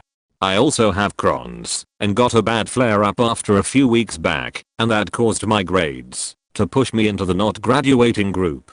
On top of the fact that after the semester change was only 3 weeks after getting back to that school, the guidance counselor for seniors, who was intensely against letting me come back, put me in only 2 classes out of 7. I told them that the only subject I have a hard time in is math, so one of those 2 classes she gave me was AP Calc, FACA. They forced me to drop out after 3 weeks of sitting in the cafeteria for 80% of my day, working with 2 other students to try and learn AP Calc as well as staying an hour after every day to work with my math teacher. I tried my best and they railroaded me. They loved me in the system when I had some of the highest national testing scores in the district despite constantly being out of school with crons. But the second I dipped into not graduating territory they pulled out all the stops. Edit. Forgot a TLDR. My high school illegally forced kids to drop out through every tactic available. They also illegally railroaded me personally in several ways. Man, after reading everything I have to talk about my school, point first, we got on national television for race riots. It was crazy. My friend's dad called every news agency in the state to have them interview him and us. We had a few suicides and murders and sexual misconduct. One girl played Frogger on the highway and lost. Point, the murder that happened was a crazy story. This one girl was going out with 2 dudes at the same time. Well, she ended up liking one dude more so her and the crazy boyfriend decided to murder the other guy. So she called unlucky boyfriend up and said she was gonna pick him up and do something. Well, crazy boyfriend was hiding in the backseat of her car, and when unlucky boyfriend got in, crazy boyfriend stabbed in upwards to 15 times. Well, unlucky boyfriend got out of the car and ran, but ended up falling into a ditch and died. Both girl and Mr. B went to jail for first-degree murder. Our German teacher was having an affair with a student, and it turned out that the name we all knew the teacher wasn't his real name, and it turns out that the school didn't know either. Yeah, it's crazy, because he was a really cool guy. Ran a reenacting WW2 group that a bunch of students were in. A bunch of fights, from simple fist fights to brass knuckles busting some chick's skull open. A bunch of underage section building, and a lot of drug selling. Point, looking back, my school was a mess. I personally got a math teacher fired for being biased against me and a few others. We got our principal fired because she wasted so much money and the student body protested against her. I went to a small intercity charter high school. Point, we had an archery team. All of the bows for the team were locked in a large cabinet upstairs, and the range was in a basement 2 floors below. To get to the range, you had to pass the cafeteria. One of the archery students peeled off from the group going for practice and went into the cafeteria to go show off. He ended up threatening a bunch of African American students at bow point. The dude got suspended hard. Point, we had a ginger student that I knew quite well who led an assault on the band teacher with firecrackers. She was pretty terrified and ran out to her car and hid. The guys ended up hiding the firecrackers in the ceiling, where I'm fairly sure they still are. They ended up getting suspended for a couple of weeks. I knew a kid who kept a full plate carrier in his backpack and a high capacity handgun in case of school shooters. Never got caught. Some seniors stole a forklift and built a fence in our one parking lot out of concrete barriers. This was on a Sunday, so they didn't think they would get caught. The headmaster was driving through the neighborhood and happened to notice. He told them all to put the parking barriers back and supervised as they did. When asked where they got the forklift, they lied and said they borrowed it from one of their parents' businesses. They didn't get in trouble for that. Some other seniors did a senior prank where they greased and buffed all the linoleum floors in the building. It ended up causing some major injuries. A waste cleanup company had to be contracted to clean the whole building overnight, and the school sued the families for the cost of the cleanup, which was in the $20,000 range. Intercity schools are crazy. I'm late, but here is a story. We had a JROTC program at my school that I participated in. The classroom was huge and had plenty of storage space, but for outdoor items, lawn mowers, grass seeds, etc., we had these Connex boxes. One worked and used it for storage and the other was empty and inoperable due to a busted lock. Point, somewhere around sophomore year, my friend and I were going to pull something out of the working Connex, but accidentally opened the back broken one to find our inflatable mattress, condoms, a bunch of toys, and a set of dog tags. The dog tags belonged to our flight sergeant. No big deal, kids get busy wherever and whenever they can, so we tell the teacher and thing that is that. Fast forward the next day and my friend and I get pulled aside by the principal and a couple of officers asking us questions. We kept quiet about our sergeant, but he came clean anyways. Apparently he was meeting up with a girl in 12th grade that has been prostituting out of that box for 3 years. She busted the lock so it wouldn't open, but put a cute out behind the unit that faces the wall that is barely big enough to fit a person at a time. Word broke out and spread like wildfire through the school. Eventually came out a year later that a certain math teacher was her biggest customer. A lot of other shit happened, like a bomb threat, a man with an assault rifle walking on school grounds, and a lot of rap cases. Don't look back at those times fondly. There's some background. In high school there was a dude in our year, we'll call him Mark anyway. He was one of those kids who was constantly being a T-What in school, getting in fights, terrorizing teachers, and just genuinely being a little shit. He was the kinda dude who was everyone's first choice for going to prison for something. Anyway, we left school at 16 and went to college, and I never really heard of him. I saw him around since it's a small town we lived in, but anyway, a year goes by and in my second year he was already expelled from the college, but that didn't stop him walking into the building and going upstairs to the room next to mine with 2 other lads, and these were computer rooms, so there was just one long desk. Going round the border of the room he storms in, picking up a pair of scissors and walking to a dude on the back wall. Apparently they had some beef and that's why he came to the college. Anyway, the 2 other lads beat the guy up while Mark stabbed him in the eye. All we could hear was horror screams next door, and as we came out we saw the 3 of them bolting down the corridor while you could just see through the window of the guy on the floor screaming, "I'm in pain." Now it's a small town and this kinda shook the town. The guy survived but lost his eye. I saw his Snapchat of him in the hospital with the caption, "Gonna have to do better than that, Bussy." Mark got 6 years and his friends got 4. Needless to say, happy everyone was right about this dude. Oh boy, do I have a story for you. My school started a fight club in the changing rooms about a couple of months ago. One of the senior is a boxer and brought in a couple of boxing gloves to school. He sometimes trains at the school and jokingly fought his friend. Anyways, some sophomores were in the changing room while it happens and they ask if they could fight each other.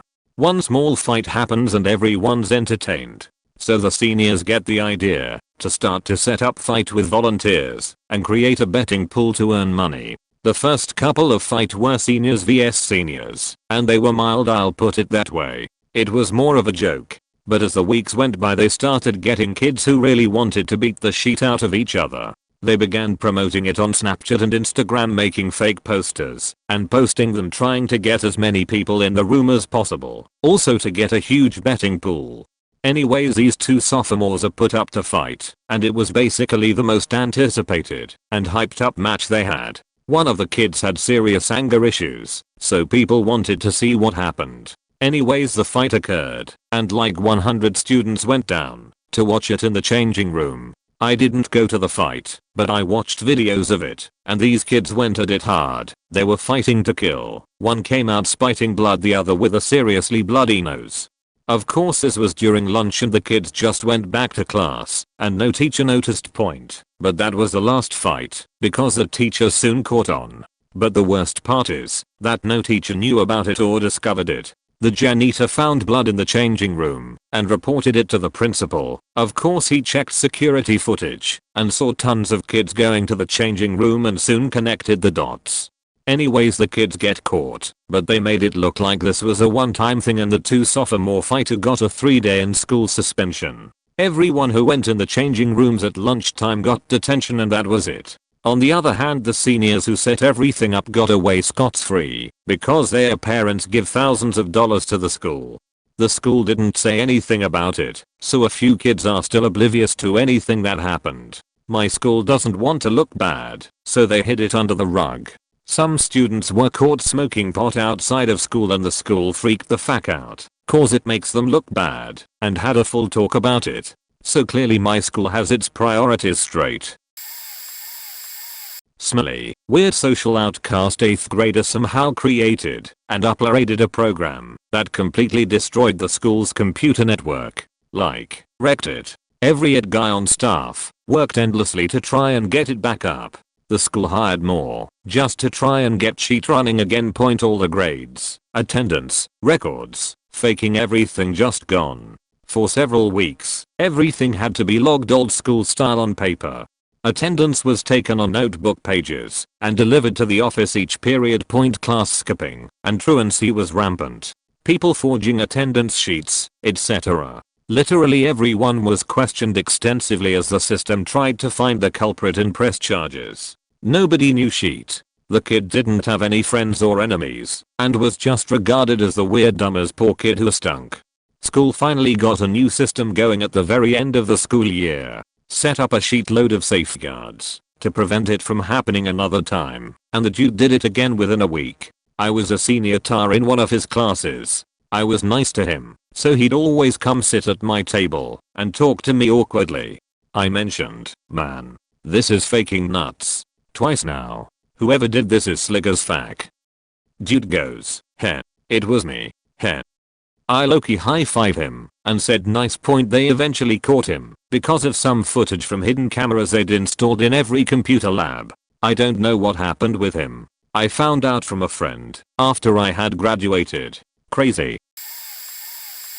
Let's see. Well, there was a principal we called Big Bird who got a few too many DUIs and was fired. We had a coach who was also the video production teacher get taken to court for having sex with a minor. He was also in the Air Force and had a wife and daughters that were around the same age as the girl. Really sad, and I suspect it happened to more than one girl because he used to hit on my close friend Alet, gave her his number, always asked for pics of her, asking if she wanted to take a ride on his motorcycle, and showed up to her work one time, which in retrospect is actually so creepy.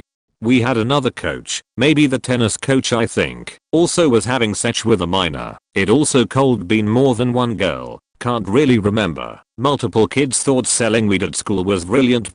People started putting vodka in their water bottles and this became some kind of trend. I think it's mostly just all the coaches engaging in sexual activities with minors have been some of the worst scandals the school has had. There's probably a bunch more, because after I left the school things seemed to get even worse, even though we had gotten a new principal after Big Bird who thought he was such a faking hard ass but still couldn't control anything that was going on at that school. Had a multitude of teachers quit because they were faking kids. Bit one stands out as kind of the opposite. We had a very good music teacher with a really good professional background. He was gay, and he didn't care that the kids knew. A kid alleged that he had been raped by this teacher. Investigation ensues. He was arrested, his house was searched, his porn stash found and examined. Charges were pressed.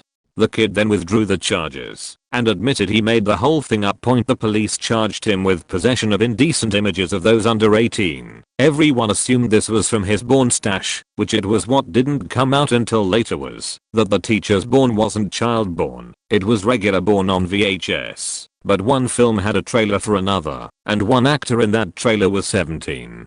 This teacher was convicted on the basis of a few seconds of a trailer he likely ignored anyway. He got a suspended sentence of 1 year, so he never went to prison, but he had to be on the sex offenders register for 10 years and couldn't teach any longer. It was a loss, not his. He went back to his very prestigious roots in professional music direction and made much more money. We lost the only good music teacher that school ever had. The other music teacher was one of the teachers who faked students. He's still there. Went to a school that was way out in the woods of Louisiana. Lots of drugs out there, lots of faked up kids, and lots of teachers/staff that were either complete faking morons or way too qualified to teach at this backwater piece of shit. Was a big time white trash school. My music teacher got caught up on a really murky scandal. A group of girls accused him of texting them sexual messages. He never went to jail. Just quit one day and moved to Texas to teach in a better school. There were rumors that the girls made a pact to falsely accuse him because they tried to blackmail him for money or because of bad grades. Details were always murky and sounded like crazy rumors, but he never went to jail, so maybe they did. Then there were the bomb threats and the drug raids. Had 4 or 5 of them throughout my time there. When they'd announce it, everyone would get all excited because it'd be like a field day. We'd all get evacuated to the football field that was far enough from the small main building to be safe. One time a kid whose parent worked at the school leaked there would be a mass raid/search. All the lockers would be sniffed by dogs and backpacks were confiscated from all the students. I was scared as shit and had a knife and some weed on me. Tiny dime bag and a normal pocket knife. I was a wimpy, mopey, doped out burnout. I wasn't violent. Friend of mine said quit freaking out, I'll hang on to it for you. His backpack ended up searched. The dime was just enough to make the amount of weed he already had a decent charge, but the combination of having a knife with it got him in big faking trouble. I felt so faking guilty, especially after he called one day telling me what the charges were and that he was going to juvenile detention. He was so nice about it though. He was like, don't worry dude, I've got your back. Just live a good life. I guess he accepted it, and though he was gonna end up a fuck up 8 or 9 years later, he's actually doing really good. Better than me. Still talk to him. Really good guy. My girlfriend, Brittany, in high school, I'm 31 now, had the hots for this douche nozzle named David. He had been in juvenile or sent away or something for a while because he tried to steal a semi-truck in his early teens. I can't quite remember the details. I just know he was gone for a long time due to his own stupidity and then suddenly showed up again. I hadn't heard about him at all until one day he shows up and my girlfriend casually mentions they used to date. Of course, with it being high school and my first serious relationship, I felt threatened, whereas now I figure someone either wants to be with me or they don't, and I would just move on if not. But I digress anyway. We eventually break up for a variety of reasons, including me being too clingy and insecure, but her lust for this bad boy moron was also part of it. I took the breakup hard at first, but after about 6 months I was almost completely over it, and it ended up being a growing experience for me in the long run. 2 years later I see this story and almost died laughing.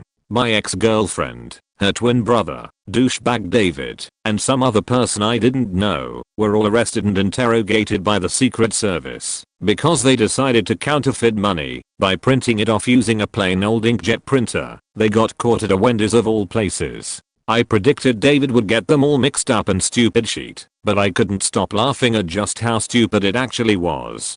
Having known all of them except for one, I was able to perfectly picture the scene described in the article. Brittany was so enamored with David that I'm sure he had her convinced it was a brilliant idea. Her brother was a bit dim and had a huge chip on his shoulder. Easy to picture him signing up for their genius plan. I can just picture the excitement they all had when they figured out how to perfectly line up the print job so that both sides of the bills lined up perfectly on both sides of the paper. I can picture them all high-fiving each other with bloodshot eyes from all the weed they were smoking as their first perfect $20 bill came out of the HP inkjet printer. As funny as it was, I do feel bad about Brittany. She seemed destined for the path she ended up following. Not that I wish we had stayed together, mind you. I just wish she had some higher goals in life. She had a lot of potential when we first met, but it was one of those things where you could take the girl out of the trailer park, but you just couldn't take the trailer park out of the girl. I do hope she found happiness and stability in her life eventually. 30 years ago, in a small town in Texas, USA, one elementary school male teacher offered to administer all paddle-in punishments to students with a custom-made 2-meter-long canoe paddle with holes drilled into it to cut down on air resistance, to make the beatings more severe. If the child resisted, or if they even flinched, or reflexively sought to protect themselves, the teacher forced them, always boys, to lower their trousers, to beat their bare bottoms. Boys would have bruises on their entire legs with huge raised, blood-tinged welts for weeks. In what is surely totally unrelated, the teacher was eventually fired, not jailed, for trafficking in child porn. The football coaching staff collected research papers and essays from teachers that were sent to major Texas universities as study aids for their star student athletes. Before you ask, no, of course these papers were not retyped and submitted under the athletes' names to ensure their eligibility. Shame on you for thinking such a thing. Students were often surprised that their electives were changed so that they were placed on the football team, even if they expressed no interest in football. These were larger, more athletically inclined boys, but none of them, me included, wanted to play. We wanted to be in art or band, or whatever, but even without being told, we were shunted to the football team to endure tryouts that we wanted nothing to do with. Most realized that they had to screw up or slow down to get kicked, but I remember one huge kid, a real sweetheart, who cried about being on the team, and he was tortured with being on the team until he graduated high school, his knees torn up and unemployable. The coaches just wanted big kids to serve as linemen and scrimmage targets, not caring even a moment about their students' academic wishes. Extra, I was able to escape a life of football. I was at tryouts, hating it already. I remember a kid, a real asshole, who was insecure and mad at the world, and he tormented me during practice, which was encouraged by the coaches as chatter or motivation, or whatever. Keep up the chatter. Stay on him. Make him regret you. So these young boys would scream blistering curses and violent threats to each other during practice. Lots of mother apping and sister gutting, you know, good fun. I decided I'd had enough, so during a play I was lined up against my torturer and I slightly dipped my practice pads, and at the snap, caught him full in the neck, and knocked him out cold. I was genuinely crying, thinking I killed the boy, but he woke up, and I was told to go home, enduring a torrent of catcalls and abuse from the coaches for my failure to make the team I never wanted to be on. TLDR, Texas student football was a corrupt cesspool. I grew up in relatively well-to-do neighborhood and our public high school was top in the nation in academics, etc. The general population was about 50% Caucasian, 40% Asian, 10% everything else. There was a big white guy, sophomore, that would pick on this big Asian kid, sophomore, who by no means was someone that could not defend himself. The white kid would always pick on him in packs with his friends. One day the white kid took it too far, and the Asian guy and his older brother, senior, jumped him at lunch. The white guy went down hard on concrete, and the brothers proceeded to stomp him out until the white guy was seizuring and shit himself. They were charged with assault with a deadly weapon because they had shoes on. The younger brother was back in school by his senior year. I had an art class with him. Turned out to be a really nice guy. Never saw the older brother again after they arrested him. The white guy was never the same. Definitely suffered some major head trauma and personality was completely different. Also, had a situation with a guy whose dad was a federal judge. He was 6 feet 8 inches 250 pound, 8-pack laden specimen. But he could never keep his sheet together to stay on the football and basketball teams. He had one of those invincibility complexes because his dad could get him out of anything. He showed up to school one day surrounding sheriffs. They took him to his locker and apparently he had a bunch of drugs and guns in his locker. Years later he joined a motorcycle gang. He was their sergeant at arms. He was finding local drug dealers and robbing them. A grow-up found out that this guy was going to rob them, so they moved their whole operation overnight and then filmed the entire robbery. It was bad. The feds got involved and ended up raiding this guy's dad's home. Keep in mind his dad was a federal judge. They found axe, paraphernalia, silencers, etc. The guy ended up with a 25 to life charge. He is still in prison.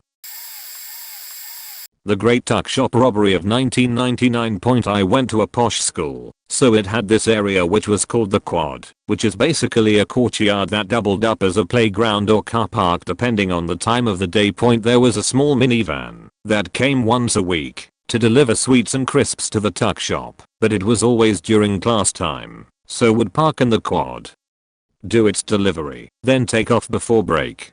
This one day, unbeknown to us pupils until later, the driver of tuck shop delivery van had gone for a tinkle and somehow managed to get himself locked inside the toilets, or at least that was the story I heard. All we knew is that when we came out at break, the van was still there, the back doors wide open. I was young and still fearing authority figures at the time, so I was just a mere spectator as the bigger boys started to stalk the van, like hyenas circling a gazelle. I don't know who made the first move, but it was something as simple as lifting a Kit Kat. From there, things just escalated. I remember a guy from about 2 years above me, assuming the role of Robin Hood, stood on the top of the van throwing out Twix bars like grain to peasants. Teachers quickly realized the caper was on and closed things down, but it was too late. The van had been picked dry. They started searching everyone's lockers and bags, trying to recoup the losses, but it was too late. The more enterprising had taken entire boxes and hidden them in the ceiling panels. They were undercutting the tuck shop for a good couple of weeks after that. My friend planned to shoot up the school. He failed, so it didn't really go beyond the knowledge of the school itself. Not even my parents knew. Point disclaimer, I don't know if it was fully illegal, and it was back in middle school, not high school. It was middle school, and I was close friends with this guy. See, I also had a massive crush on him. C dated my other friend, S, and they had a nasty breakup. He knew S and I also had a massive fallout, and that I had a crush on him and was a little massively unstable at the time point. So C told me he was going to shoot people at lunchtime. A few bullies, S, and then himself. I didn't tell anyone for multiple reasons. I didn't really believe him. I wanted him to do it because S assaulted me and harassed me about it regularly, which he knew about. I also wanted to see how it would turn out of curiosity. Again, I was very unstable at the time. So the day comes, I had agreed not to tell anyone. But see, since he was going to do it at lunch, got caught. In his before lunch classes, someone spotted the handgun in his backpack. He was caught and quietly expelled. Point the school kept it hush hush. I didn't breathe a word of it, nor tell anybody that I had full knowledge of his plans, so nobody knew that I had known. The school told nobody what happened, not even parents personally. I'm now medicated and realize that our middle school was fucking wild, and I was nuts. We had a huge fight against our rival school and had to get a police escort back to our town. Point for several years there had been fighting between our various sports teams. When our team went to their town, there was a shotgun fired at a track meet, a fight at a basketball game between fans in the stands, etc. I was on the JV soccer team. We would have the JV game first and then the varsity game. There had been a lot of shit talking during the JV game and a red card or two for unsportsmanlike conduct. About halfway into the second half of the varsity game our team was up 5-1 or something like that. Two guys started fighting and it immediately turned into a massive brawl. Both JV and varsity teams from both sides rushed the field and commenced to fighting. There were fractured skulls and broken noses. There was a player from their team with a prosthetic arm. He pulled his arm off and was swinging it holding the wrist part as the handle and bashing people with the elbow attachment. Our coach was even fighting a parent from the other team. Once we were all put on the buses, the sheriff's office made us all lay on the floor of the buses as they escorted us back to our town for fear of a drive-by shooting. You can't make this shit up. We had a few other fights leading up to that against other teams, but nothing like this one. Our soccer program got put on probation for 2 years, in which the school board said that any further fights would result in the soccer program being cancelled. We won our division that year and got to go to states. Our school was this experimental campus that only had freshmen, which is just a bad idea. The year I was there, the fire alarm was pulled 17 days in a row. We absolutely loved it at first, but it got old real quick once teachers started punishing all of us with reduced time on tests. Even worse, we were having some major flooding in the area and more than half of the football field was underwater, so every evacuation we all crammed into the dry side in the pouring rain. Eventually the kid got caught with ink cannons they secretly installed in the alarms, and he got expelled. We thought it was all over, but the fire alarms kept getting pulled for another week. Guess some students wanted to keep up the streak. Point as an unintended side effect, when the firefighters came for each alarm, they quickly noticed that the cafeteria was exceeding maximum capacity and breaking fire code, so the school was fined, and they had to change from 2 lunch periods to 3. I was in one of the classes that had their lunchtime sandwiched between the first and second half of one class. The teacher had planned tests that took up the entire period and now would have to be interrupted by lunch, so she just told us to not talk about the contents of the test when we went to lunch, which we promptly ignored. Oh, and during that flooding, some kid jumped in the football field lake and went swimming. Our football field is a geographic watershed, and all the local farmland runoff pulled up in that field. Needless to say, that kid was in the hospital for at least a week. I got stabbed twice. This is a really long story, but I will try to shorten it as much as I can. When I was in primary school, Australian education system. We do K6 in primary school and 7 to 12 in high school. I had all kinds of problems such as ADHD, anger management, undiagnosed dyslexia and night terrors. All of this meant I was grumpy, hated school, couldn't read the work and caused fusses. Anytime anything went wrong I would often overact, sometime violently.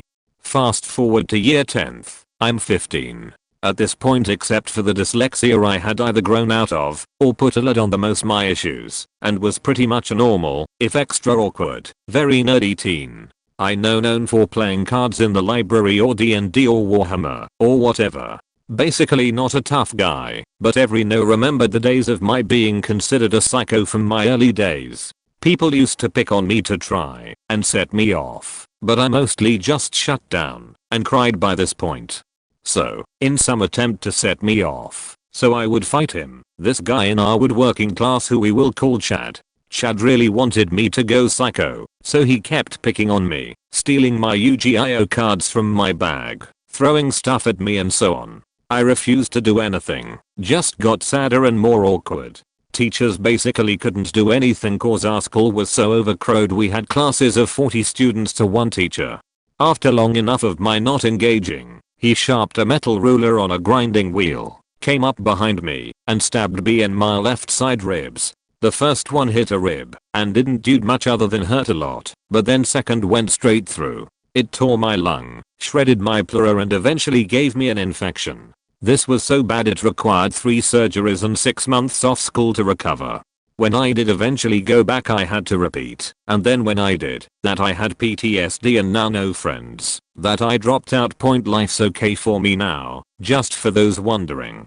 But yay, that's a story. So if you ever have kids, don't tell them to not defend themselves, and the bullies will go away. Kids don't think correctly. TLDR, girl went through a creek nearby and got murdered. Point looking at a bunch of comments here, this one just doesn't compare, but at the high school there's a creek that runs nearby. I live in a dry area, so the creek rarely has water in it, allowing people to walk through without any issue. The school always warned students not to go through the creek due to homeless people constantly staying there, and that the school couldn't protect anybody going in. The school even has a gate blocking entry to the creek, though there are a few gates and open entrances where students aren't supposed to go anyway. Mind you, it was, and probably still is, very common for students to still go through the creek when school was over, and I have no doubt students did it during school as well, so it's not like she was just some rebel. Point well, one student left school a bit early and decided to go through the creek. She went through the creek and was killed by some recently released guy and was found a few days later covered with nearby bushes and some piece of clothing or something around her neck. Point I'm unaware of other incidents that took place at that high school besides knowing some kids who went off campus to smoke cigarettes or weed, but that's not highly compared to murder. There was a recent incident where some kid brought a knife to school apparently, but that's still not as bad as murder. Edit, I forgot, I wanted to mention I was at my last year of high school, so I grabbed a bunch of mail for the teacher. The teacher was part of some school board, so she got frequent updates on ongoing school matters, and I remember one day I read one of the papers and the school was being sued for $1.5 million by the parents. That's why I had such a lead in. While the school definitely could do better preventing students from entering the creek and keeping students safe, I found it weird that they could be sued for that high of a price. Kid killed some lady and carved satanic symbols into her back. I'm from a pretty small town in Northern California. I think we've had like 2 murders in 75 years. Anyways, there's this kinda weird rural canyon area at the back end of town. Mix of rednecks with lifted trucks needed for the off-roading required to reach their homes, some resort/wedding venue, and a few mansions on top of the hills overlooking the town and Bay Area. So this weird goth kid a grade ahead of me was ordering weed growing equipment to this mansion that was currently being built and apparently hanging out there a lot as well. I guess the lady having it built ended up going up there to check on its progress, and this kid just so happens to be there and gets caught. So instead of just leaving or fessing up to ordering grow up equipment, he proceeds to beat her to death with a piece of crown molding, carve some weird occult symbols into her back, and then take a shower or some weird sheet. Obviously he was caught, and it was some huge drama. He was 16 at the time, but was tried as an adult and given life without parole. He's in San Quentin prison, and now there's some conspiracy that he didn't actually commit the murder. He made some comments about how he didn't actually do it, but was taking the blame to protect his friends and family. But yay, some website devoted to his innocence. Dude's name was Scott Dialeski, and pretty sure they actually reversed the life without parole and made it 25 to life eligible for parole around 2030 or some wild shit. That was pretty wild. A kid preyed on another kid. He admitted to picking out this shy, quiet girl who has mental health problems because no one would believe her if she told someone they faked. We had him on video walking down the halls and checking if teachers were coming. It was like he was staking it out. Both got caught by the one kid who shouldn't know because he was the neighborhood snitch. So he told everyone on the walk home. The principal convinced the father of the girl to not press charges, and he didn't. The boy came to school with an earring, chest puffed out, acting like a big shot after his suspension point. Somehow, the kid wasn't registered as a sex offender and had little punishment for it. The girl, I felt so sorry for. The principal fired the teacher who let them leave her room, music, to cover his ass. But it was his directive that kids should be allowed to just leave without a pass or check-in or anything, because he read it in an article. I'm honestly not sure if it's illegal, but that boy should have been a registered sex offender. And his dad walked home with his son, saying how proud he was the entire situation was faked up. Fuck you, CB. You were supposed to protect these kids, and you let a girl get assaulted on your watch. You retired with a pension, and this girl ended up on even more meds. I know you don't think about what happens, but you really helped fuck that kid up. Not illegal, but almost got us in a ton of legal trouble. A guy in our high school was a huge dick and a bit of a loner because of it. Our friend group has been together since diapers, and we tend to say savage shit to each other. This guy just thought, because he hung out with us, he could say stuff similar to what we would say to each other to anyone while he was with us. It got to a point where we told him to fuck off. We didn't want to be associated with him because he's a dick. After 6 months or so of telling this guy to fly a kite, we get hauled into the office one at a time. The higher ups in the school board got involved, and the police eventually. Apparently we had been bullying and abusing the jerk, and we were being accused of being anti-Semitic since he is Jewish. There was zero evidence of us being anti-Semitic towards him, as we hadn't been, except there was a Facebook account which had been harassing him. Our group and the jerk all get pulled into an empty classroom together and told to put our phones on the desk we're sitting at. The principal and the cops basically say they are going to get to the bottom of this once and for all. The principal might be old, but has not stupid. He Facebook messages the catfish account that's been harassing the jerk, and one of the phones pings that it's received a Facebook message. And it's none other than the jerk himself. He tried to set us up. We were all asked to leave the room, and he was in a pile of shit. It was amazing. I'm probably late, but a guy died, and the school covered it up. Points. To remember boarding school. High school. Kenya. We had this rule. Most schools have it, that in order to leave the school compound, you need a leave out, a document telling the gateman you can leave, that the administration is aware that you are not in the compound. Without this, you are liable to some whooping, or even an expulsion. We wear uniforms, so everyone knows what school you are from. More importantly, that you are a student. A boy had asthma, and it would hit him seasonally hard. Let's name him Peter, and let me tell you, it was time. We would wake up to him snoring, but not your regular snoring, the kind that would make us in the next dorm also wake up. Following morning after onset, the guy is issued a leave out and sees the doctor. Unfortunately, this time, it was a public hospital. They don't know his history. Doctors, and generally the population here, believes so much in education, and he wasn't going to have this kid miss too many lessons. He was sent back to continue, and prescriptions were given. Well, what do you know? The doctors gave him medicine that doesn't work optimally, and we wake up on the second day. He's sent to the doctor and the same thing happens. See doctor, different prescription, back to school, still wakes us up. The teacher on duty, they are the administration during non-work hours. Different teacher every week according to a roster, and they get paid extra for this. Thought this guy was plain malingering at this point, so she didn't give the guy a third leave out. The day goes by, and so does the night with the same snores and now gasps. This is getting serious. However, it all seems to have calmed down at daytime. The teacher at this point is doubling down and has the kid spend almost half the day outside the staff room as a punishment point that night. However, the kid has the worst of these attacks. He can't breathe most of the night, but still won't go to the teacher because he had been threatened with suspension, which we had been made to believe fucks up your entire career and therefore, life. Following morning, he is helped by the prefect to walk to the toilet because he asked for it. A few moments later, silence from the cubicle. The prefect then broke in, carried him unconscious all the way to the dining hall, where he finds the teacher on duty, and they put him in the school van. The kid is pronounced dead on arrival to hospital. News of this death breaks out because the school has a history of good discipline and a good performance on the national exams.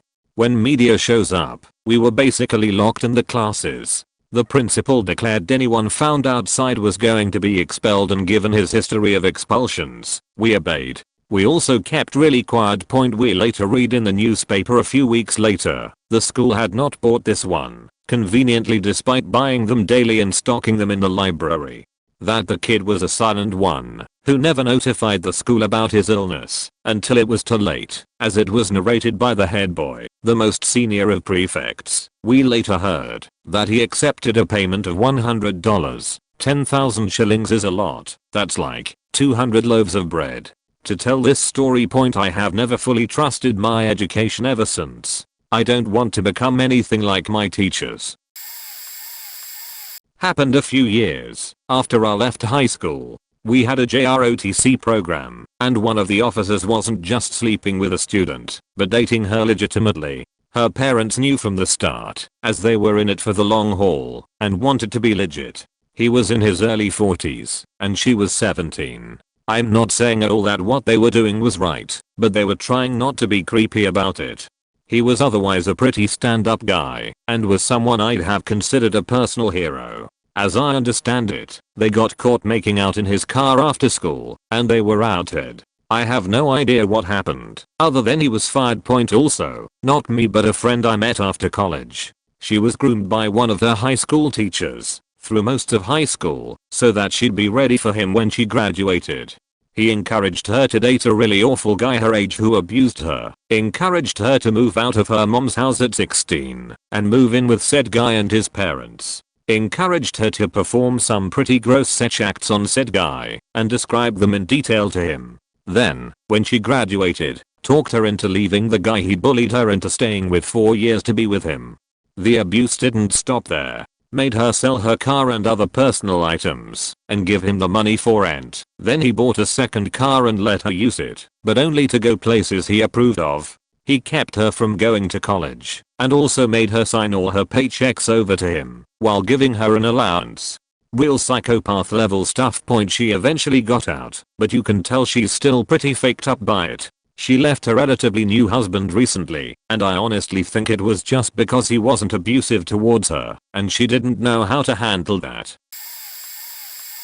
Teacher, female, married, multiple children, got arrested for manipulating, dating, and sleeping with 2 or 3 girls, and taking them on family vacations and sheet as babysitters. One girl/victim was into it, their others not so much. I later befriended one of the girls. Through my now ex-girlfriend. They were friends, and she proudly stated that teacher Sech was amazing. Lol. Also, our art class required an extra fee for supplies or some shit, and the old teacher quit. New teacher was subsequently fired within a month because she was keeping the fee money to herself. Lol. Multiple teachers fired for insulting kids. I was in one of the classes, and it was completely undeserved and hilarious at the same time. Unfortunately, it was one of my favorite teachers who was having a very bad day and generally didn't possess a good filter anyway.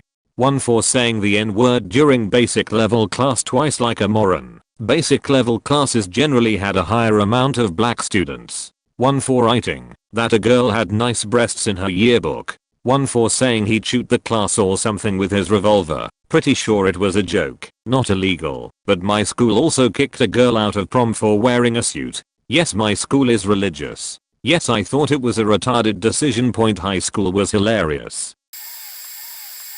I went to a small rural school that ran K-12. As such, we had the same classmates year after year and all knew each other from birth pretty much. We decided early on that we wanted to have a huge senior trip to the beach and that everyone would go and not have to pay. At that point there were 65 people in our class. From the summer between 6th and 7th grade we worked hard toward that goal. We had car washes, yard sales, bake sales, raffles, really anything we could do to get money. Every weekend we were out there working toward our goal. One of the girls had her dad open a bank account for us to keep the money in. We put all our money in that account and we collected the interest for it. We held these activities on our own time, at locations in the larger town close to our rural setting. Over the years, we amassed almost $20,000 in our account. That was a huge amount of money for us in 1988. As our senior year began, we were all excited that we were going to make our long-time dream a reality. The principal of our school found out about our plans and the money we had earned through the years. He had the parent who set up our bank account come to a meeting. During this meeting he told the parent that what we had done was illegal and that we had used the school's name to raise money and that we had prevented the school from collecting the interest on the funds, which was their legal due. If he didn't turn over all the money to the school, then he would press charges. Needless to say the parent caved and gave them all our hard-earned money. We didn't have a senior trip and our school gave us a lamb cookout after school one day. It was a bunch of cheap wieners grilled on a tabletop Hibachi charcoal grill and some store brand soda. Not 20 grand worth of food. Our principal did however get a new car and our classroom teacher, who had originally heard of the money, got a dream hunting trip. We never publicized who we were raising money for. We just strapped on some bikinis and stood on the side of the road with signs that said car wash or yard sale. Pizza Hut let us use their water hose outlet and parking lot for the car washes. We used our own yards for the yard sales. It just sucked all around. We were hosed. For NSFW our English teacher who was fresh from college in our senior year, banged the entire basketball team and had some who the baby daddy drama. I have a few. My freshman year in high school a student was expelled for having a Bowie knife in his backpack and was showing it off in my history class. The same guy would later sell cocaine when he grew up and offered me some randomly at a bar I was at. My next was a kid decided to crush up his parents' medications and use the powder to coat a bunch of candy. He rode the same bus as me and distributed the candy to a few kids on the bus. Same kid also had a pocket knife out and was waving it around. Ended up barely necking a kid and drew a little bit of blood. One day after school, our bus was at a transfer point and the local police were trying to find him. He rushed off the bus and was chased down shortly after. Another happened involving my brother.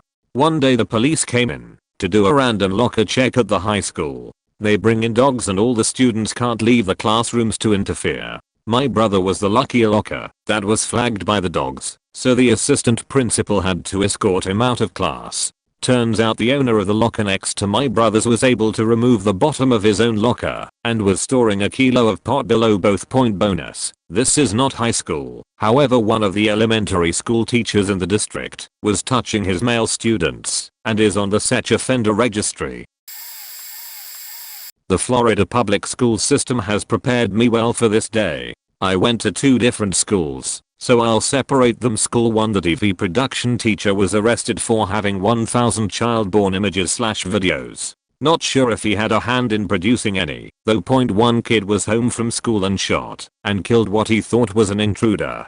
Turns out it was his little brother that he didn't know was also staying home from school that day. Felt really bad for him. School 2, during lunch one day, a kid broke into a locked classroom and stole the teacher's laptop.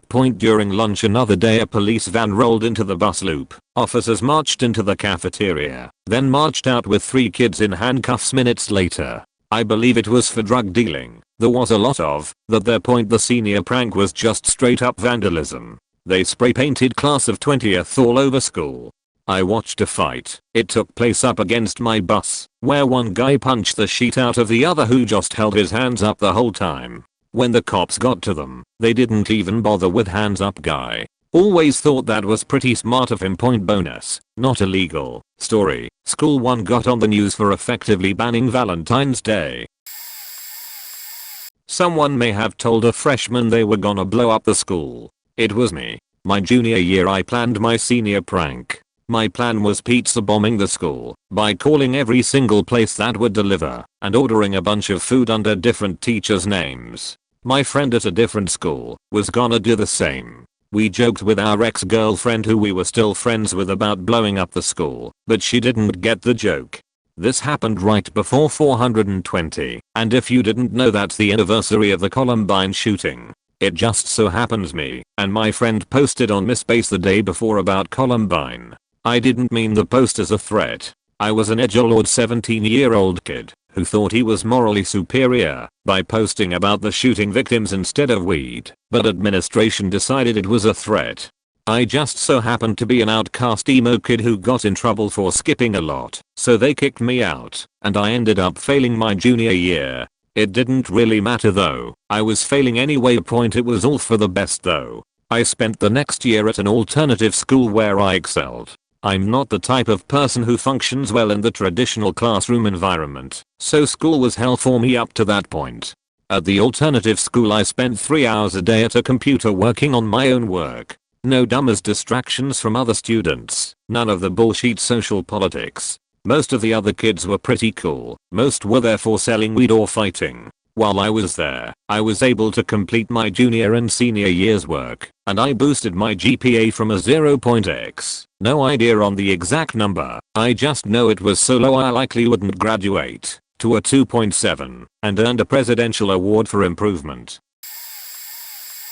Our printing class teacher was out on jury duty. The substitute had no idea what to do. He had no formal training as a press operator. When things such as paper and ink needed to be ordered, a group of the senior students did the ordering. The teacher was out for over a month. When he came back he noticed that the order and delivery papers for when he was out were missing. Several weeks later there was an incident where several students who were junior and senior grade level were escorted to the gym by coaches and teachers. It was later determined that it was part of an investigation. There had been counterfeit 20s and 50s being passed around the local community. Local police, GBI, FBI and Secret Service were all investigating. The plates, ink, and paper that were ordered were confiscated and destroyed. The supply company initiated a system to call institutions THST ordered the ink or paper to verify and also notify the FBI of any such order. The students were removed from the class, given a failing grade, and in school suspension. The seniors were not allowed to walk with their classmates at graduation, and the incident was made part of record for 3 years and would be expunged as long as they did not commit a crime in that time period. 3 seniors lost their acceptance to colleges and had to do a 2-year or community college to get into a traditional college or university. TLDR, students tried to counterfeit money and got caught. I was part of the first students to a new high school in our district. New school meant a lot of new teachers. Well, one was a guy named Dr. Love. Doctorate wanting to teach English should have been a red flag. Well, on our orientation day, where we got to go around the school and meet the new teachers and such, I was with a friend of mine who had very large breasts for her age. This Dr. Love guy was super leering at her and trying to hug her and stuff and being really weird. First week of classes he was apparently super bad at teaching and very unprepared. He was very physical with students and the administration immediately started getting complaints about him touching students inappropriately and such. Kept asking the other teachers if they'd taught English or journalism and if he could borrow their lesson plans, etc. Well, one of the other teachers got really suspicious of this guy and looked into his background, calling around, and nobody knows him. University he went to doesn't have records, and when he called the police they had no records of anyone like that existing.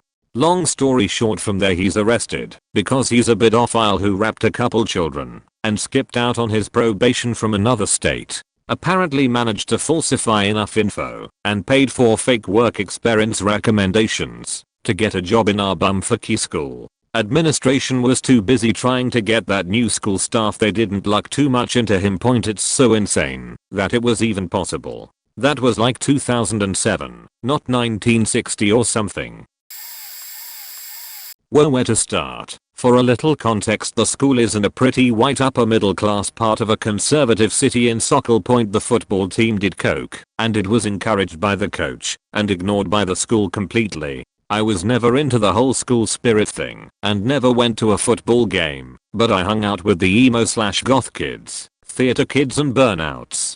It was well known that the school had a hard drug problem. Little was done about it. I didn't do coke, but I knew the people who did and the people who sold it. I was hanging out with these guys when they got a call and needed to sell some. It was a pretty regular thing. They were pretty much on call. I was shocked when the entire football team and our entourage showed up and met with my friends, then spent a half hour in his bathroom taking turns snorting coke.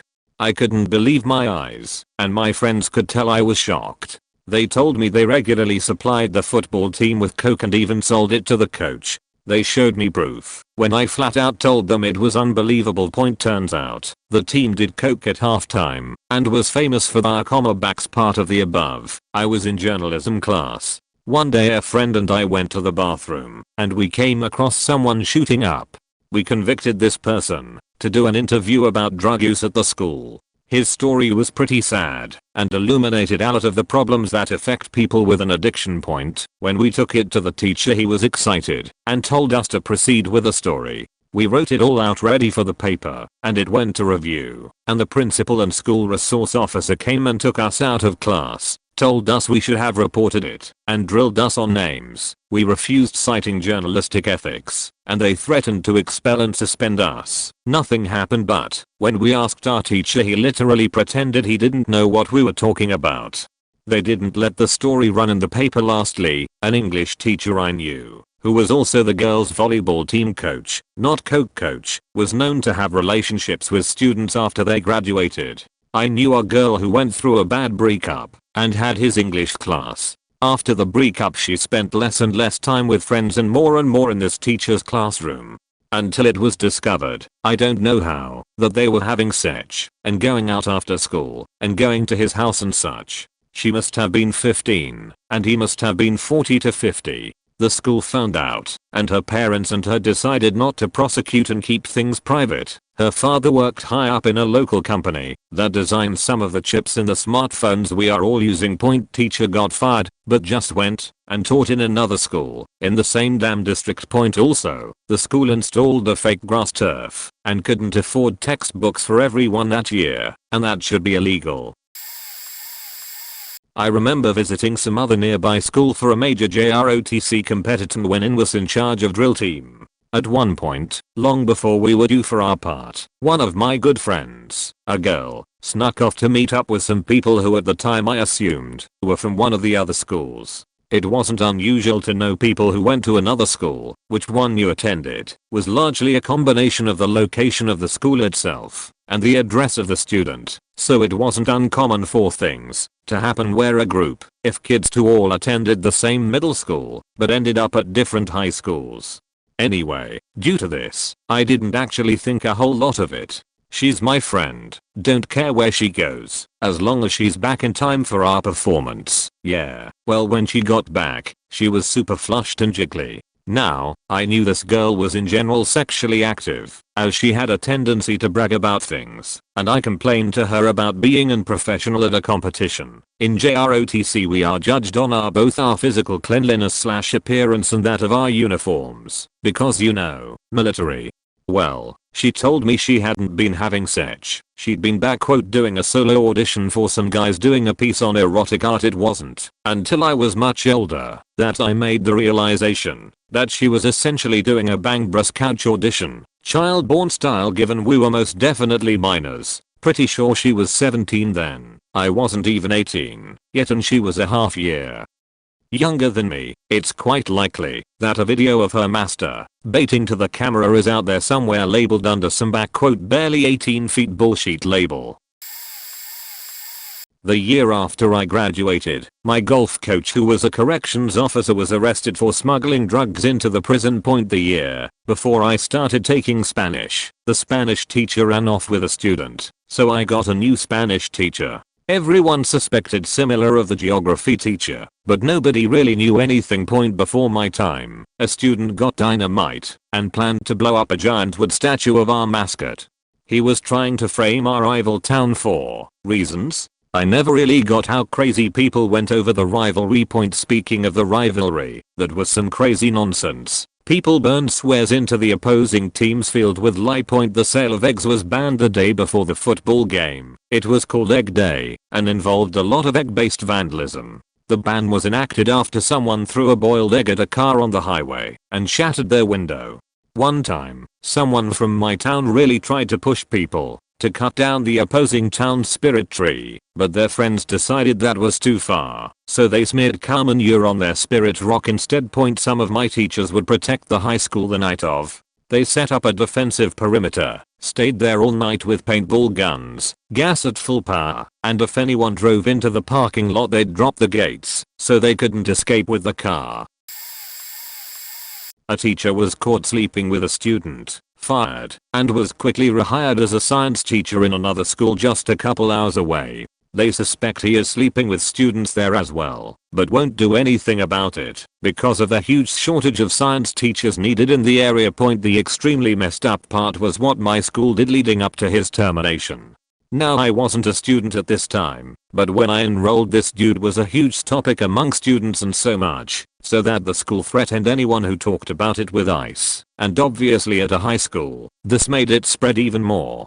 But what I got was that various students brought up his inappropriate behavior to staff and their parents, but the school and district superintendent did nothing. He was touching students, lingering physical touches with students, accidentally letting his hand graze certain girls' breasts and butts, making inappropriate comments on their outfits and bodies, and outright checking them out. I was also told he'd mostly teach by sitting in classes with multiple girls who were very attractive, which led to the belief that he was rocking a boner and didn't want that showing. In some cases, the school blamed the students for wearing provocative clothing and acting in a suggestive and inappropriate way. I don't doubt my classmates one bit. Girls got touched inappropriately often there, only to get told to stop acting/dressing a certain way, and blaming the guys for acting on natural desires for boys their age. I literally heard a teacher tell my friend that when some guy ran up to us and humped her quickly before running off. We didn't know him, but we were so shocked at it, we both stood there stupidly for a second before another friend ran up and asked what happened. Many other things happened, from sexual gestures to notes to downright grabbing at their bodies, and each time the girl was punished. Anyway, I did look up the laws around hiring teachers with pedophile charges, and learned that it was a huge chance he was faking rehired. Rural area, teacher shortages is, highly qualified science teacher rolls up, willing to take dirt pay. They'll ignore the hell out of the recent sexual assault charges just to hire him. They desperately need teachers and even more desperate to find a science teacher. I feel bad for the students who deal with him. He sounds like a major creep and definite problem. This didn't happen in high school, but the teacher involved actually ended up working at the same high school the student that facilitated the illegal activity went to after 8th grade. So in middle school me and a few friends were in the choir course. We weren't the typical choir kids though. We smoked pot, listened to dirty rap music, and thought we were the shit. We weren't, but no one could tell us otherwise then. Anyway, this was one of those situations where the teacher was a super straight edge teacher that really wanted to be a positive influence on us and change our lives for the better, and she genuinely did. She was an awesome person all around. I think halfway through our semester she was going through a nasty divorce and ended spending a lot of time with her advanced choir group, which I was a part of. In particular my best friend, she spent tons of time with after school and between periods. It started off as her giving us passes for concert rehearsal so we could skip class. Then she started taking us on small drives to Chick-fil-A and whatnot during those hours, and eventually as her divorce proceedings got more difficult, she would spend time after school with us. This is where the illegal comes in. As I said earlier, we would smoke a ton of pot, and she started smoking with us. Sometimes her stash, sometimes hers. It got to the point where she'd be in our neighborhood past midnight sparking up, and after we were done getting high, I would be dropped off, and my best friend and her would go on their own way. I can only assume what happened after that, but the fact that she always dropped me off first when he was only a street away made me suspicious. He denies they ever had sex, but I doubt it. She was going through a lot emotionally, and although I don't condone pedophilia, I legitimately remember wanted to sleep with half of my female teachers in high school, so who knows what went on. Our school had a male teacher who liked boys. I heard rumors about him when I was in grade school and was warned about him. Yeah, it was the truth. He didn't get caught until after he retired, but is now doing life in prison, but surprisingly not for his 30 years of molesting boys, although at least one student came forward after he was charged. At the same school, my algebra teacher moved to our school because she got caught in a supply closet with her student teacher. At the school she came from, next district, only a few miles away, there were rumors that one of the students was having an affair with a teacher. As soon as she graduated she married him and had a happy marriage for a while with some kids. But back to my school, we had another pose teacher who simply did not teach. It's hard to describe, but he would just let us grade our own tests, didn't really teach, and from what I could tell in my time with him, he did coke in class. A girl a few years younger than me, allegedly, had her family put a restraining order on him after he showed up at her house in the middle of the night out of his mind on recreational substances. I don't doubt that, because I was told by my best friend who was dating her at the time. Pointy, the teacher, was also implicated, but not charged in the death of another student a few years ahead of me in a street racing accident. Allegedly racing with one of his students, and the passenger, another student, was killed, but he kept going after the accident, never owned up to it, never charged. Only a rumor that he was involved. I don't think they ever found out who the mystery driver was. I'm not sure why so much of this was overlooked, but in the case of the unnamed teacher there was some old family stuff going on. I'm not sure about the other stuff, although I have my suspicions. I just think that in the 70s and 80s stuff like that was just accepted, and fellow educators did their best to protect their own.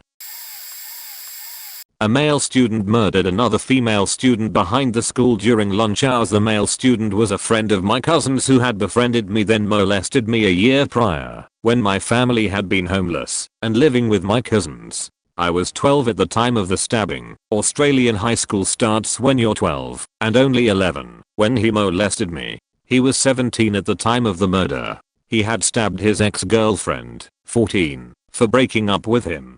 I knew her too, but only as passing acquaintances. There were a lot of times where I considered telling her what he did to me, or considered telling a teacher, so he could be locked away, so the same thing wouldn't happen to her. But he had a policeman for a father, and that scared me. I thought if I fessed up, nobody would believe me, because I didn't have any proof beyond my cousins and aunt knowing that he'd bribed me to sleep over in the same bed he slept in at my cousin's.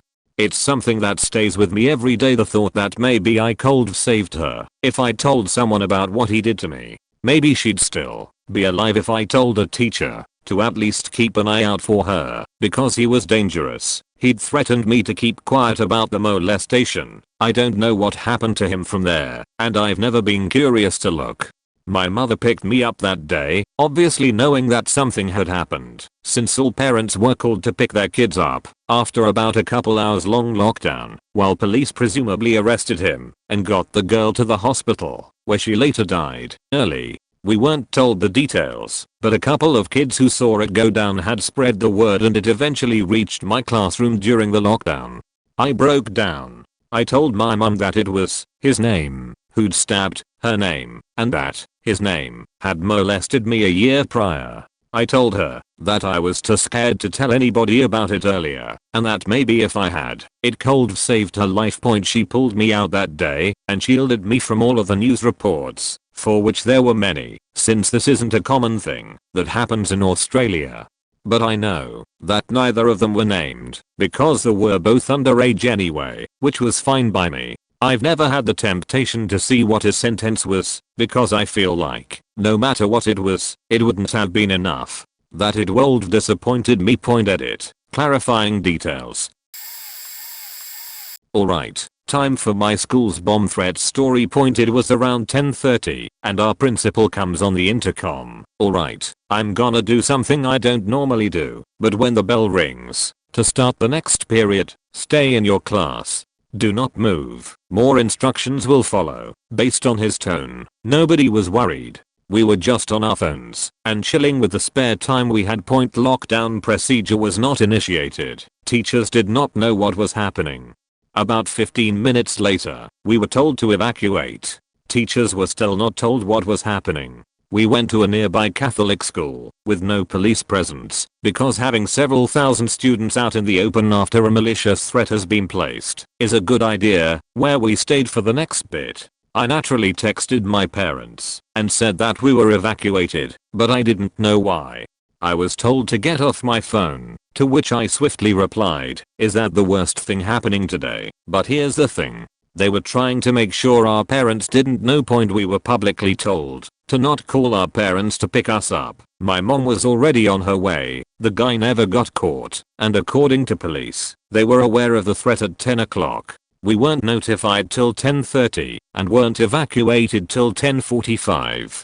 So that was fun. Also, one kid got suspended for 5 days for putting his phone in the cafeteria microwave. Rip in pepperoni microwave. I went to a small country primary school. That's years prep to 6 for all those not familiar with the Australian schooling system, of around 200 people. When I was in year 5, so 11 years old, the school wanted 12 veggie patches built for a kitchen garden program / subject they wanted to start running for the kids at my school. Now my best mate was pretty into gardening and would regularly help out the school groundskeepers.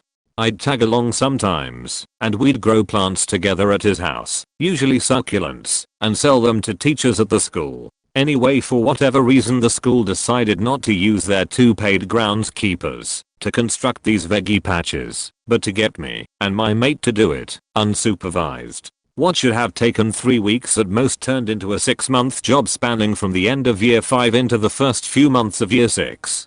In that entire time my mate and I skipped a lot of class. All we had to say was we were going to build the veggie patches and that was it. We were allowed to leave class. We were given access to the school's shed full of all sorts of equipment and an expensive garden cart that they brought for us full of gardening tools, which we broke a few weeks after getting it, when my mate pushed me down one of the dirt piles that we used to fill the veggie patches into a brick wall. School got another for us a few weeks later.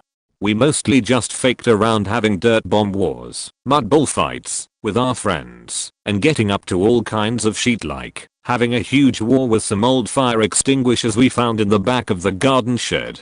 To this day my mates and I still cannot believe it happened. TLDR, my primary school got my best friend and I to build and plant 12 vegetable patches unsupervised when we were 11 years old. Backstory, I went to a super lax alternative school and those were the best years of my life. Before I got expelled from my home school, I was an outcast, and I was pretty sure I didn't have much time left. It was a turbulent time. But when I got there, it was a fresh start, and things got so much better. I never had a single issue with anyone except one kid, who everyone had an issue with. Last day of junior year, one of my buddies drilled him straight in the teeth with the hardest right hand I've ever seen. He got hold of in a police cruiser. Anyways, I was one of the 3% of kids not there for drugs. Kids came and went. School started 45 minutes late and ended 45 minutes early. We also had 4 super nice teachers, 5 senior year, who was the math teacher's wife. She'd just gotten the job. And 1 dean for the entire school. He just retired last year and it just about broke my heart. He believed the best in everyone, and I never wanted to miss school, because I loved it so much there. We never had homework and less than 5 projects in the 3 years I was there. We didn't even have to have book bags or our own supplies, because they had everything there. I went from a 2.0 to graduating with a 3.7 GPA and all that jazz. I couldn't have gotten this far without my friends and the staff second chance program class of 2014, baby. And anyways, I'm not going to talk about what went on at my high school, but a few of the best reasons kids got sent to the school instead. They were things like smoking weed in the bathroom out of a pen cap and orange juice carton, having a knife the size of a party bus beating off under a desk during a WW2 reenactment film, and getting their darn skin stuck in their zipper trying to zip it up too fast when someone noticed, and got drug out of the room by the SRO because he couldn't walk. Running around campus naked for a pack of Skittles, and $5 setting a soap dispenser on fire on their birthday after pulling the fire alarm because they didn't want anyone else to be able to wash their hands. Blue jobs in the bathroom. Yes, blue jobs plural. Doing donuts in my homeschool football field and destroying the fence with his truck and going on a police chase. He only got caught because he cut his leg wide open on a piece of metal caught on his truck, and his mom, unaware he was hiding from the cops, called an ambulance. Weed falling out of their pocket while helping the principal move stuff. How the principal didn't smell it beforehand, I have no clue. Getting caught with pills taped underneath their nutsack, having a nail file. Seriously, having a bullet. That was me.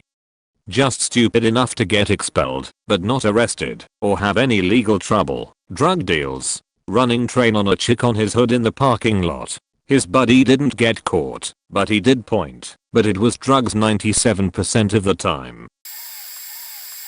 Well, English and American high schools are different ages, but I have plenty enough material to cover both and then some. What with living in a really dodgy area. Age 6. Head teacher kicked child who had fallen over so hard as to break his arm. Only a few witnesses and all kids, so no one beloved us. Age 9. Man shot at our school hitting one kid in the face. I would like to remind you firearms are illegal in the UK, so it's a very big thing. Even if it was just a .22 air rifle with sharp caps. Cause we didn't know that at the time. Age 11 over 12. Can't remember. 40-something-year-old music teacher had sex with 11-year-old student in his office. Age 12. Kids regularly drinking booze in class. Homeroom teacher sharing with them instead of punishing them. Age 12. Weed, shrooms, and God knows what else being used. At the bottom of the playing field. Age 13. Arson attempt which failed to catch more than a small office. Age 13. First successful suicide at the school. Age 14. First underage pregnancy carried to term. Age 15. First successful arson attempt on school. Age 15. Second successful arson attempt at school. Age 15. Ex-friend caught commuting perjury, or whatever it actually is, by giving falsified information when caught committing arson. Weirdly enough, my police aunt knew my info wasn't what should have been given by this girl. Age 16 to 17. 4 more successful suicides, 1 murder, and 2 failed attempts to gas a classroom of people to death. There's a bunch more stuff I can't remember right now or properly put words around, or stuff that happened in the area and wasn't related to the schools in any way, but that'll do for a start. Like I said, dodgy schools edit. Yes, I know some of these are not technically illegal, but still are bloody nightmare things to happen when you're at school. There was a statewide drug ring that was exposed. One of the teachers who worked there for years recently had his son get hired as a teacher there. Turned out his son was in on the drug ring. Dad teach was totally mortified. Happened a few years ago in NJ. Years after I graduated, a teacher bought drugs off a student, was busted. My freshman year, school president was busted with drugs in his car on campus. My freshman year, principal got caught stealing funds from the athletics association. Was a huge scandal, but I don't remember what happened to him. Happened after I graduated. Girls varsity coach slept with a girl on his team and got her pregnant. She had the baby. He was never fired and only moved to boys soccer coach. My cousin was on his team and was teammates with the girl at the time. This happened many years before I was in high school. He had brought the kid around the school a few times as well to practices and games. Super weird. The same teacher mentioned above had girls sitting on his lap in gym class. Actually, all the male gym teachers were overly creepy to the girls. One was fired for this. Per rumors, he took a few girls into an equipment closet in the gym and cornered them. This occurred throughout high school. The wrestlers were known to be extremely vulgar and abusive to one another. They had their own locker room. One kid I knew told me stories about hazing, and it was literally sexual assault. They were required to shower. The kids said they would corner the freshmen in the showers and literally run their dick tip over there as crack just to be intimidating. It's super faked up and probably was super traumatic to the other kids, yet no one saw anything wrong with it apparently, but this was just hearsay to me. I heard stories like this all throughout high school. My high school had a separate section of the school called the Academy. The Academy was for gifted students, and by invite only. These students would have special access to higher quality classes and higher GPAs that the rest of the students in the regular part of the school could not access. They were then still included in the overall school ranking, even though it unfairly put the remainder of the school in a lower ranking as it was impossible to compete. Normally the GPA ranks from 0, failing, 1, D, 2, C, 3, B, and 4, A. If you were taking normal classes, these were the possible GPA points you could get point honors classes. The GPA ranked like 2, D, 3, C, 4, B, and 5, A. And app classes the GPA ranked like 3, D, 4, C, 5, B, and 6, A. Now the rest of the school had access to some honors and app classes. The issue was that the Academy students had access to even more. So they would get the highest GPA scores simply because they had access to more classes that would give you a higher GPA point. Now as for getting into the Academy, the only pattern I could discern is it was based on income. It wasn't truly based on any gifted intellectual talent. I heard, for example, that if a student passed the SAT in 8th grade they would get an offer. I and one of my friends in my neighborhood did, and we did not qualify. What the Academy actually was in a nutshell was a special little bubble for the rich kids in my hometown to automatically have a higher GPA and rank in the top 25% of the high school to make their entree into college easier. It is hella illegal. Middle school, a math teacher slept with a student. He was 26, she was 12 I think. Bought her a burner cell phone to talk to her, and that's how he got caught by the parents. He would also like caress her shoulders in class, super creepy. He was a weird dude. He wore a button-up short sleeve shirt with cargo shorts and a fanny pack with his phone on his belt pretty much every day. He also drove a scooter to school. He spent I think 12 years in prison and is out now. Another time this guy beat a guy across the face with a lunch tray. That was crazy. It was just like the guy was talking some shit, and without saying anything the other guy stood up and did that. High school, a sports marketing teacher bought a Cadillac and stole some crazy amount of money from a baseball fundraiser and left the school. No clue what happened to him. People would smoke great blunts in bathrooms, and it would stink up the whole building. One time I sold a chillum in the bathroom. Like right before Four Loko became huge, this kid would walk around in the hole with fruity alcohol drinks that looked like sodas and no one ever noticed. Our horticulture teacher was a locally known record producer who owned a studio. He would let students use it and was a cool old guy who would come teach with his eyes just so barely open from just being so high. He had a little Gator ATV vehicle he let students use, and one time they flipped it. One time all these business student club, DECA, kids went to a hotel for a conference and pretty everyone smoked gravity bongs in the bathroom. Other same people on the trip would take some oxys or other pills and just be like unable to talk or walk around their point. A student said some shit to a teacher and he grabbed him and picked him by the throat and shoved against a locker. Never saw that teacher again, lol. So a giant drug ring got busted in my school the same month. Some guy in my class got into major local news for pretending to be someone else in the SAT and trying to steal SAT test forms. When he escaped. Our gym class has this thing where they make us run down the hill from the school to the beach and then swim laps in the ocean. One day the gym class caught a bunch of juniors and seniors smoking weed. Then an idiot junior opened his backpack in the counselor's office to grab something, and a brick of weed fell out. Since he was a dealer, the school made him hand over his phone and busted this giant drug ring that got like 20 people expelled right before graduation. Then it was revealed that the principal had kept that brick of marijuana in her desk because she didn't know what to do with it and didn't want to harm the school's rep by involving the police, so she almost got in trouble with the law too. Also that same month some guy from my grade, 2 months from graduating, ready to go to college, gets caught pretending to be some dude who paid him to take the SAT for him with a super fake ID.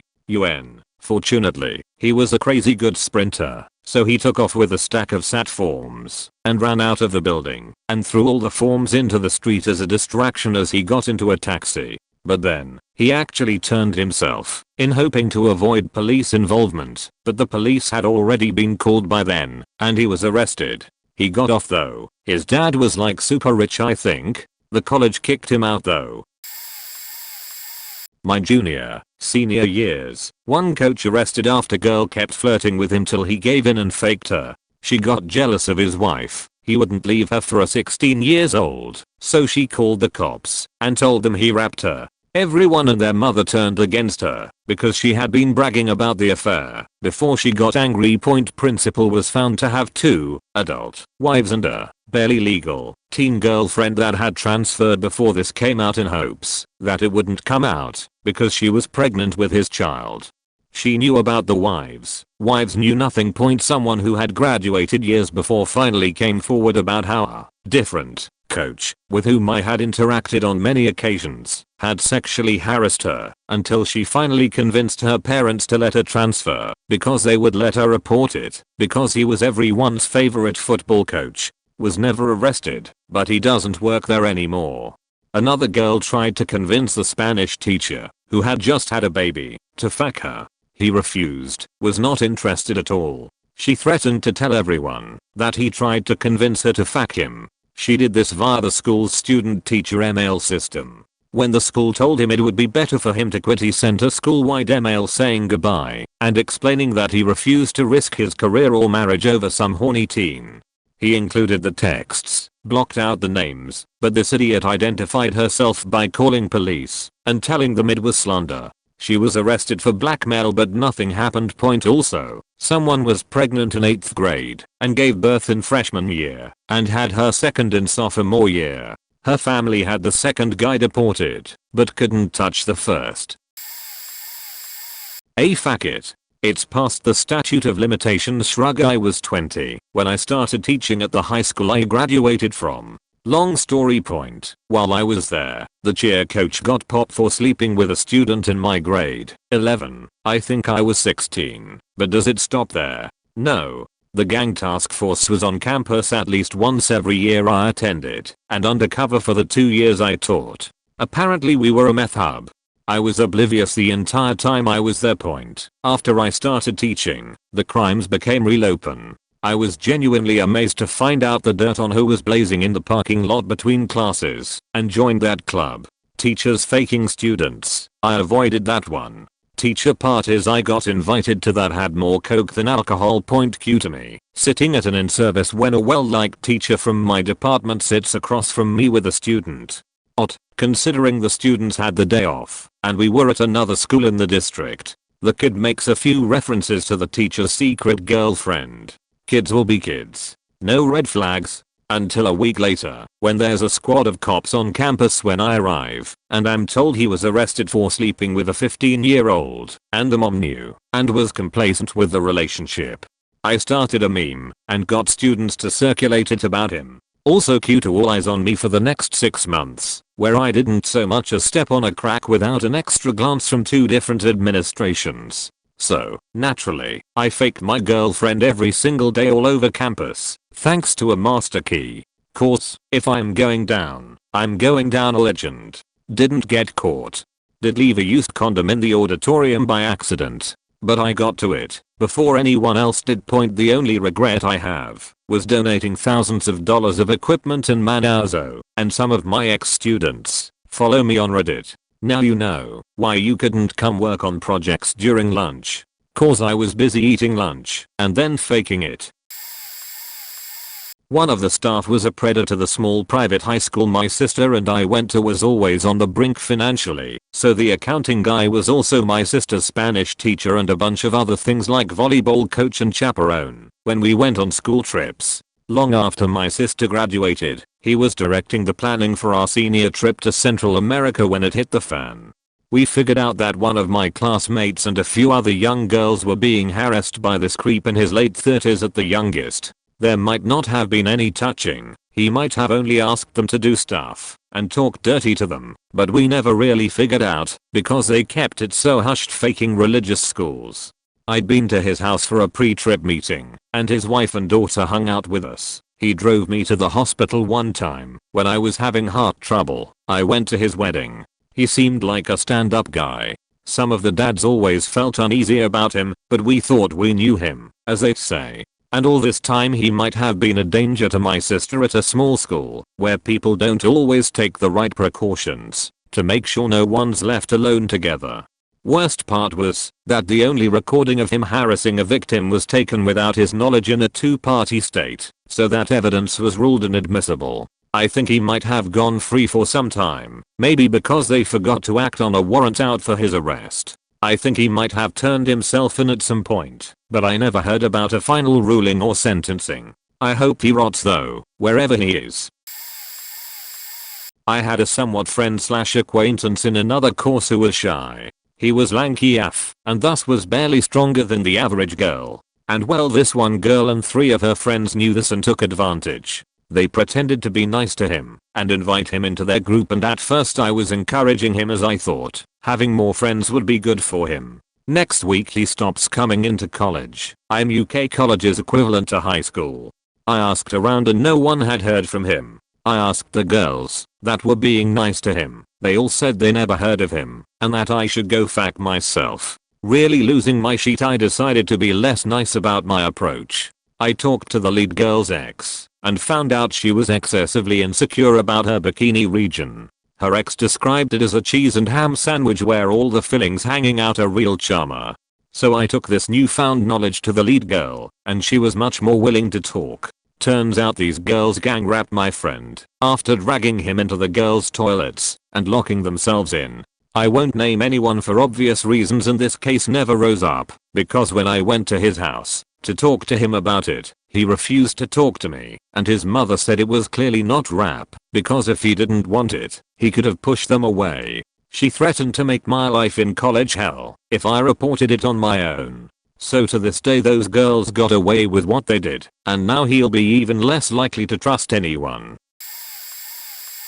Story of how I tried to feed my cooking teacher some heroin once upon a time. In year 10th I was friends with this dude who was into dark web. He would mine Bitcoin before the whole crypto platform exploded and buy drugs off the internet and get them delivered to his mailbox. He would often supply other kids from school with MDMA and other shit like speed and benzodiazepines. Let's call him Bill. Anyway, in year 10th cooking class I had a teacher who absolutely hated my guts. She put all kids in pairs or teams, but she made me do all the cooking by myself. She genuinely hated men, a weird amount for a high school teacher, and I challenged her a lot because of that, and obviously that didn't work out well. In the end of the class, she'd walk around and take a bite out of what kids have made and then leave the rest for us to take home or for lunch. One day, Bill was moved to my class because his other class was full or something. So the teacher had to pair me up with him. Without knowing we were actually good friends, one day, we were making simple hamburgers. Just your typical sauce, bun, some salad and a patty. Billy was late, but I didn't mind, was used to doing it all on my own. He rocks up 15 minutes late, excited and in a rush.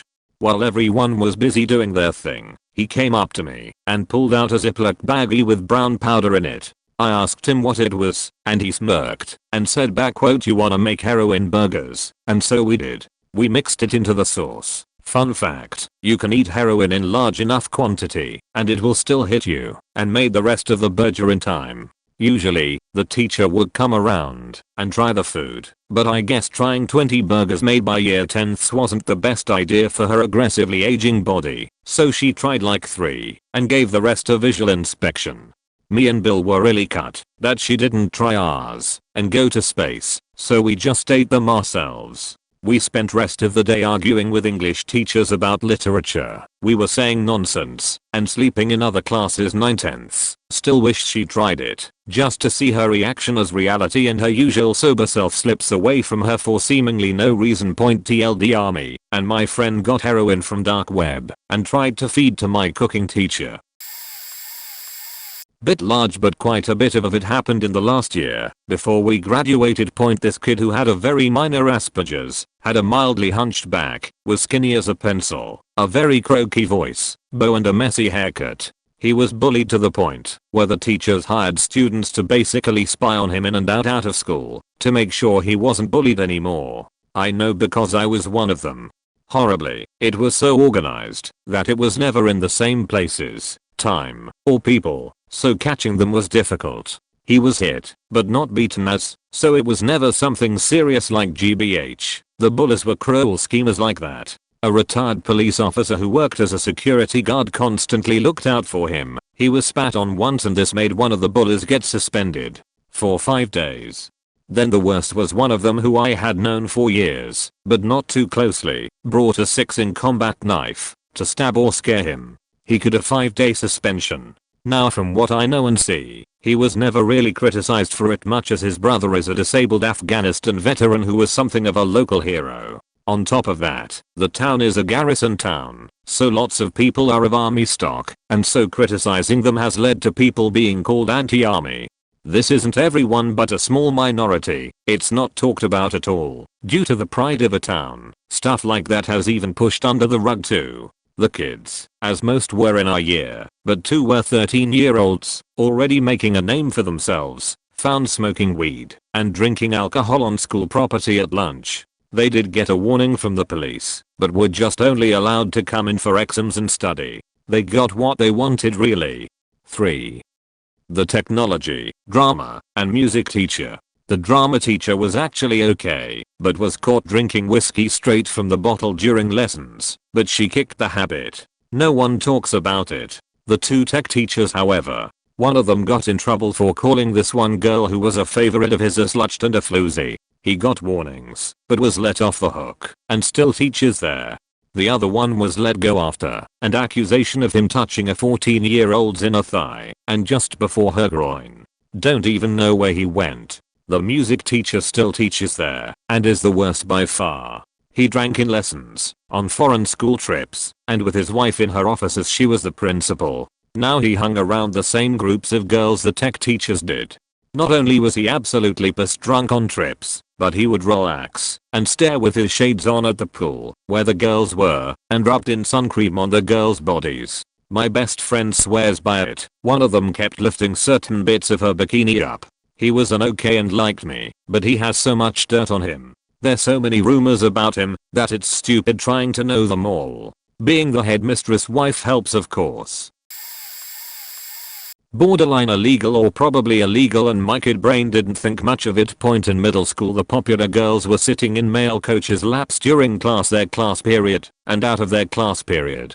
The only student that was related to someone that worked for the school at the time was the attendant clerk, so I know that what was happening was at least weird, and it was more than one girl that was doing it too, like it was natural.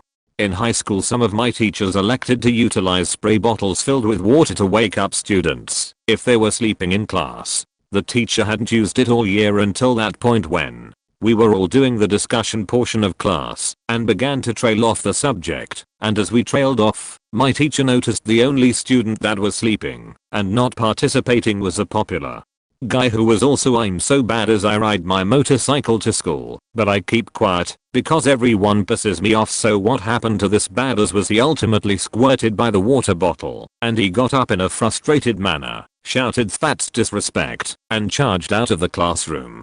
The entire class became quiet and much teacher waited a whole 5 minutes before she realized she messed up and hurried after him. From then on she was kissing his ass, and then in elementary school, a student's mother ended up having an affair with a married 5th grade teacher, and thus resulting in 2 divorces, and that student to not be on speaking terms with her mom.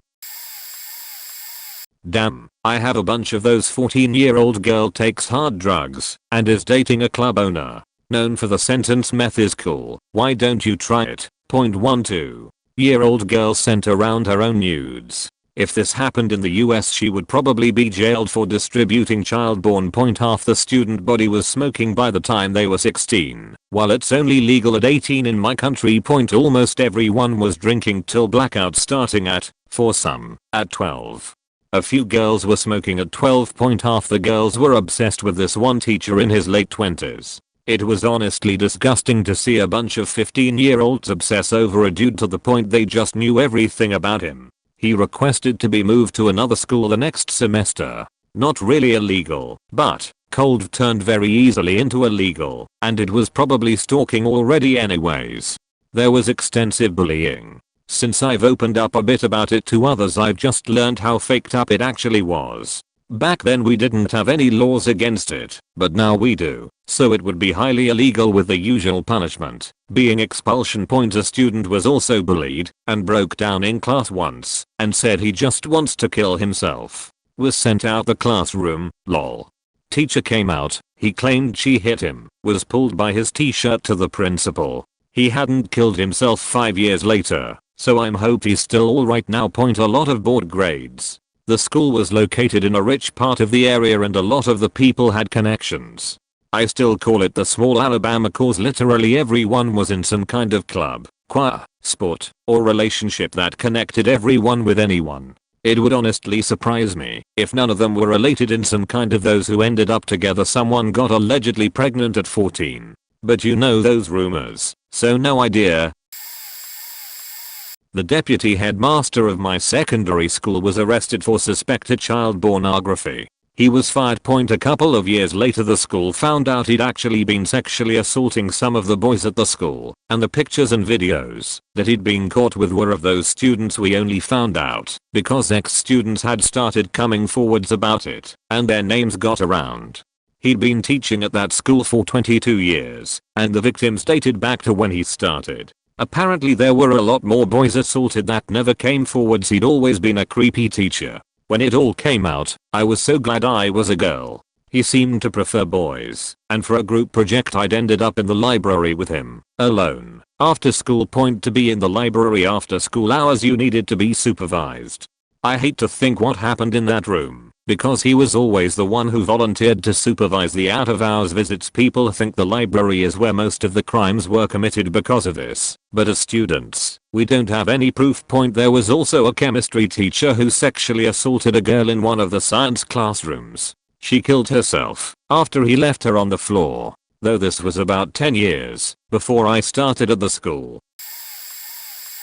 I went to Bancroft Elementary School in 1981 in Minneapolis, MN. The performing arts teacher was in league with the director of at the Children's Theatre. I landed a part in Huckleberry Finn, which was a big deal. The part was minimal, but it was a major accomplishment nonetheless. There was a small kid about my age with a single mom who landed a major role. The poor child was not good at acting at all, and was resented because no one understood why he had such a good part.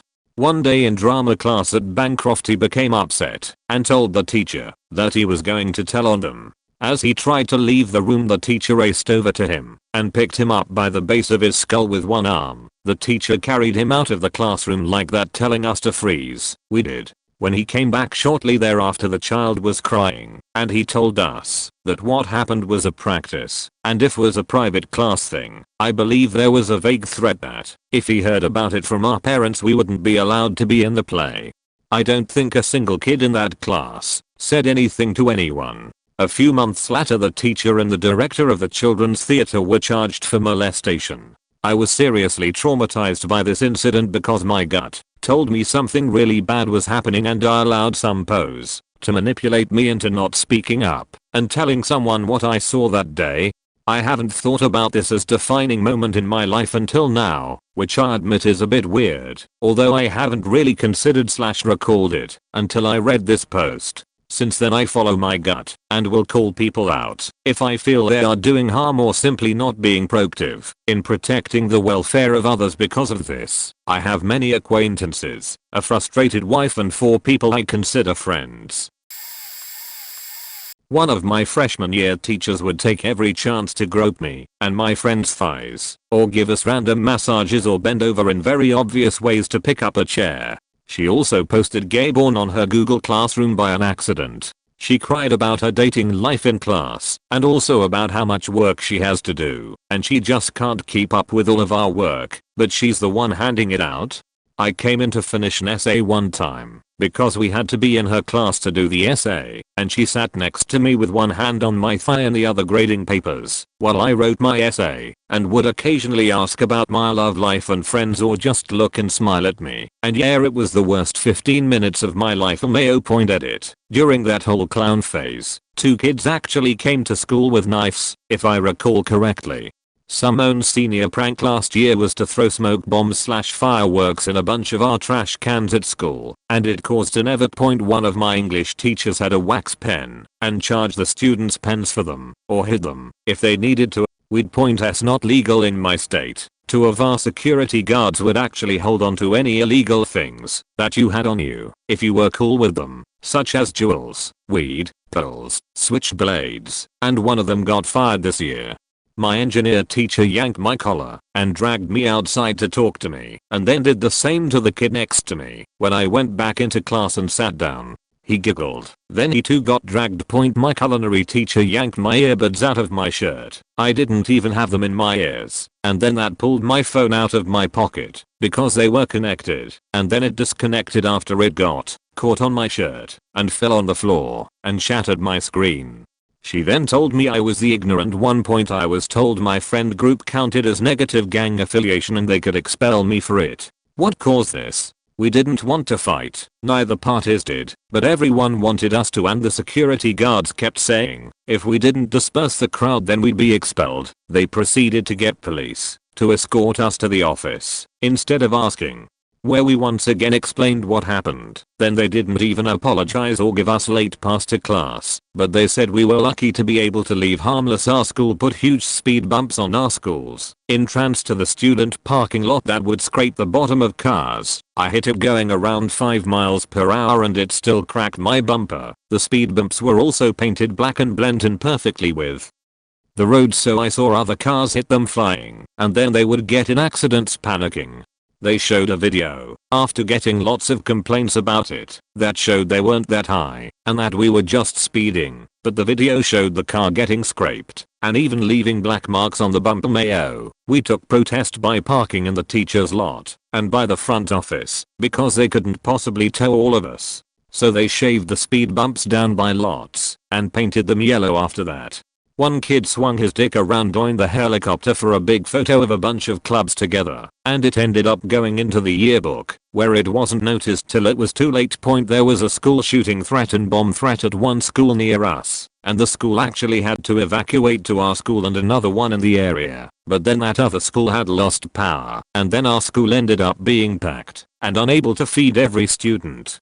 Our school also lied about how many students they had each day, and I have no idea how that happens, but they got in serious trouble for it. We had almost a month and a half of no school because of the teacher strikes that happened last year. Some substitute teachers don't even take roll and allow us to leave class because they've been in our position before. One of my teachers cursed out my mom and the school defended the teacher until we took it to the district, where she was promptly fired because this had been a serious complaint they received often.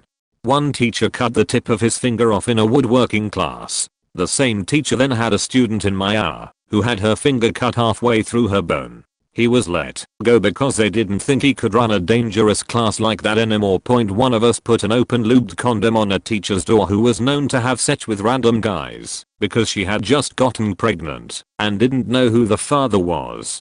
Another kid jerked off in my social studies class twice. One time the next girl next to me recorded him, then he did it in my PE locker room's bathroom. The coach walked in and goes, "Whoa, what the fuck are you doing in elementary school?" Our playground's walls were connected to houses and we would always hop the fence and steal oranges and such. We didn't think it was that illegal. Mayo. Some girl had a kill list in elementary and almost everyone I knew was on there. I was right on top and I barely knew the girl. She didn't even get a suspension or lunch detention. She got a slap on the wrist and was back in school the next day. During second grade a girl was really obsessed with me and would call me her prince. Click like TikTok. Every essay she wrote was about me and she would chase me around, and somehow this girl knew my phone number and my sister's, brother's, mom's, dad's name, and I never told her any of this info. I was really freaked out. She wouldn't ever use her last name. She would put mine. I wasn't even that attractive back then, and I didn't even talk to her. One special ed teacher hit me with a nail on the end of a board, and this beach was so dense that I could taste the mercury. She kept saying she's so observant, and she would never have missed me. She slung this long scrap wood board on her back, then spun around, and hit me in the head while I was painting. She once also tried fitting a 8x4 block of wood through like a 6x4 door, and I told her it wouldn't work, and she should spin it around, so it's 4 feet high and not 8. She responded by trying to push the board in harder without tilting it, or changing anything in her flawed strategy. Then the board snapped, and she told our teacher it was my fault for distracting her. So observant. One of my engineering teachers reached into my pocket and pulled my phone out and then shoved it into his desk and locked it and told me I could have it back at the end of the day, and when I asked for it back he yelled at me and sighed and told me he was busy calling someone. Mind you, I wasn't on my phone during that class at all. The kid next to me was, but he slid it into his pocket, and when I told him I wasn't he said I done see you playing on it right then. Our school also has a policy where the teachers are required to give it back at the end of the hour, and he said I make my own rules, even though our cell phone contracts even stated we would get them at the end of the hour. I had to leave early that day as well, and my parents were supposed to call me when I had to go up to the office. So I had to WhatsApp up to the office and call my parents, who then got mad at the teacher in the office. So they had to have the security guard walk me over to the teacher and tell him to hand me my phone and to never lock a student's property, and that our contract had said we get it back at the end of the hour. He scowled at me the entire day after that and wouldn't help me for the whole week. I'm sure most of these aren't illegal, but they are interesting nonetheless. Let's see how a guy who graduated a year earlier, he was the main pot dealer for all the juniors and seniors. He got a plug for fake kids, so we all had one in that group who were friends with him. A video of one senior girl faking a gear shifter and a baseball bat, selling amphetamines to all the outsider kids and lots to regular kids during exams. The star football player liked me for some reason. I was a dirty punk rocker back then, and he would go on his lunch break and get blow for me. I only gave him $40 a gram, and the trip to the dealer took almost 30 minutes round trip, and lunch was only 45 minutes. So I can't imagine he was making any money for it to be worth it. But at last period, when we had a class together, he would always have the fat gram I ordered earlier in the day. And he always did it for me, or I would organize money between a few people to go in on some several times a week. He was the man, and his blow was incredible. My best friend called in a bomb threat. It was supposed to snow that day and didn't, so he was pissed and wanted a day off. So he called in a bomb threat and we got sent home. He got suspended for the rest of the year. The school officer's golf cart got put on the roof of the school. And the ceiling over the auditorium and stage was a large area of concrete where 2 buildings connected, making a 20 x 20 feet square platform. Previous students bestowed with the secret knowledge the hid a-hole dragged a couch up there and some chairs, and we would go up there and smoke bud, snort pills, and kill time while skipping class. This was in the early 2000s. All the smokers would go across the street before and during lunch and stand across the street from school in between people's property and the road on a patch of woods and smoke cigarettes in plain view, and no one ever got in trouble, even though everyone knew what the deal was. Nothing too illegal. I imagine much the same in most high schools.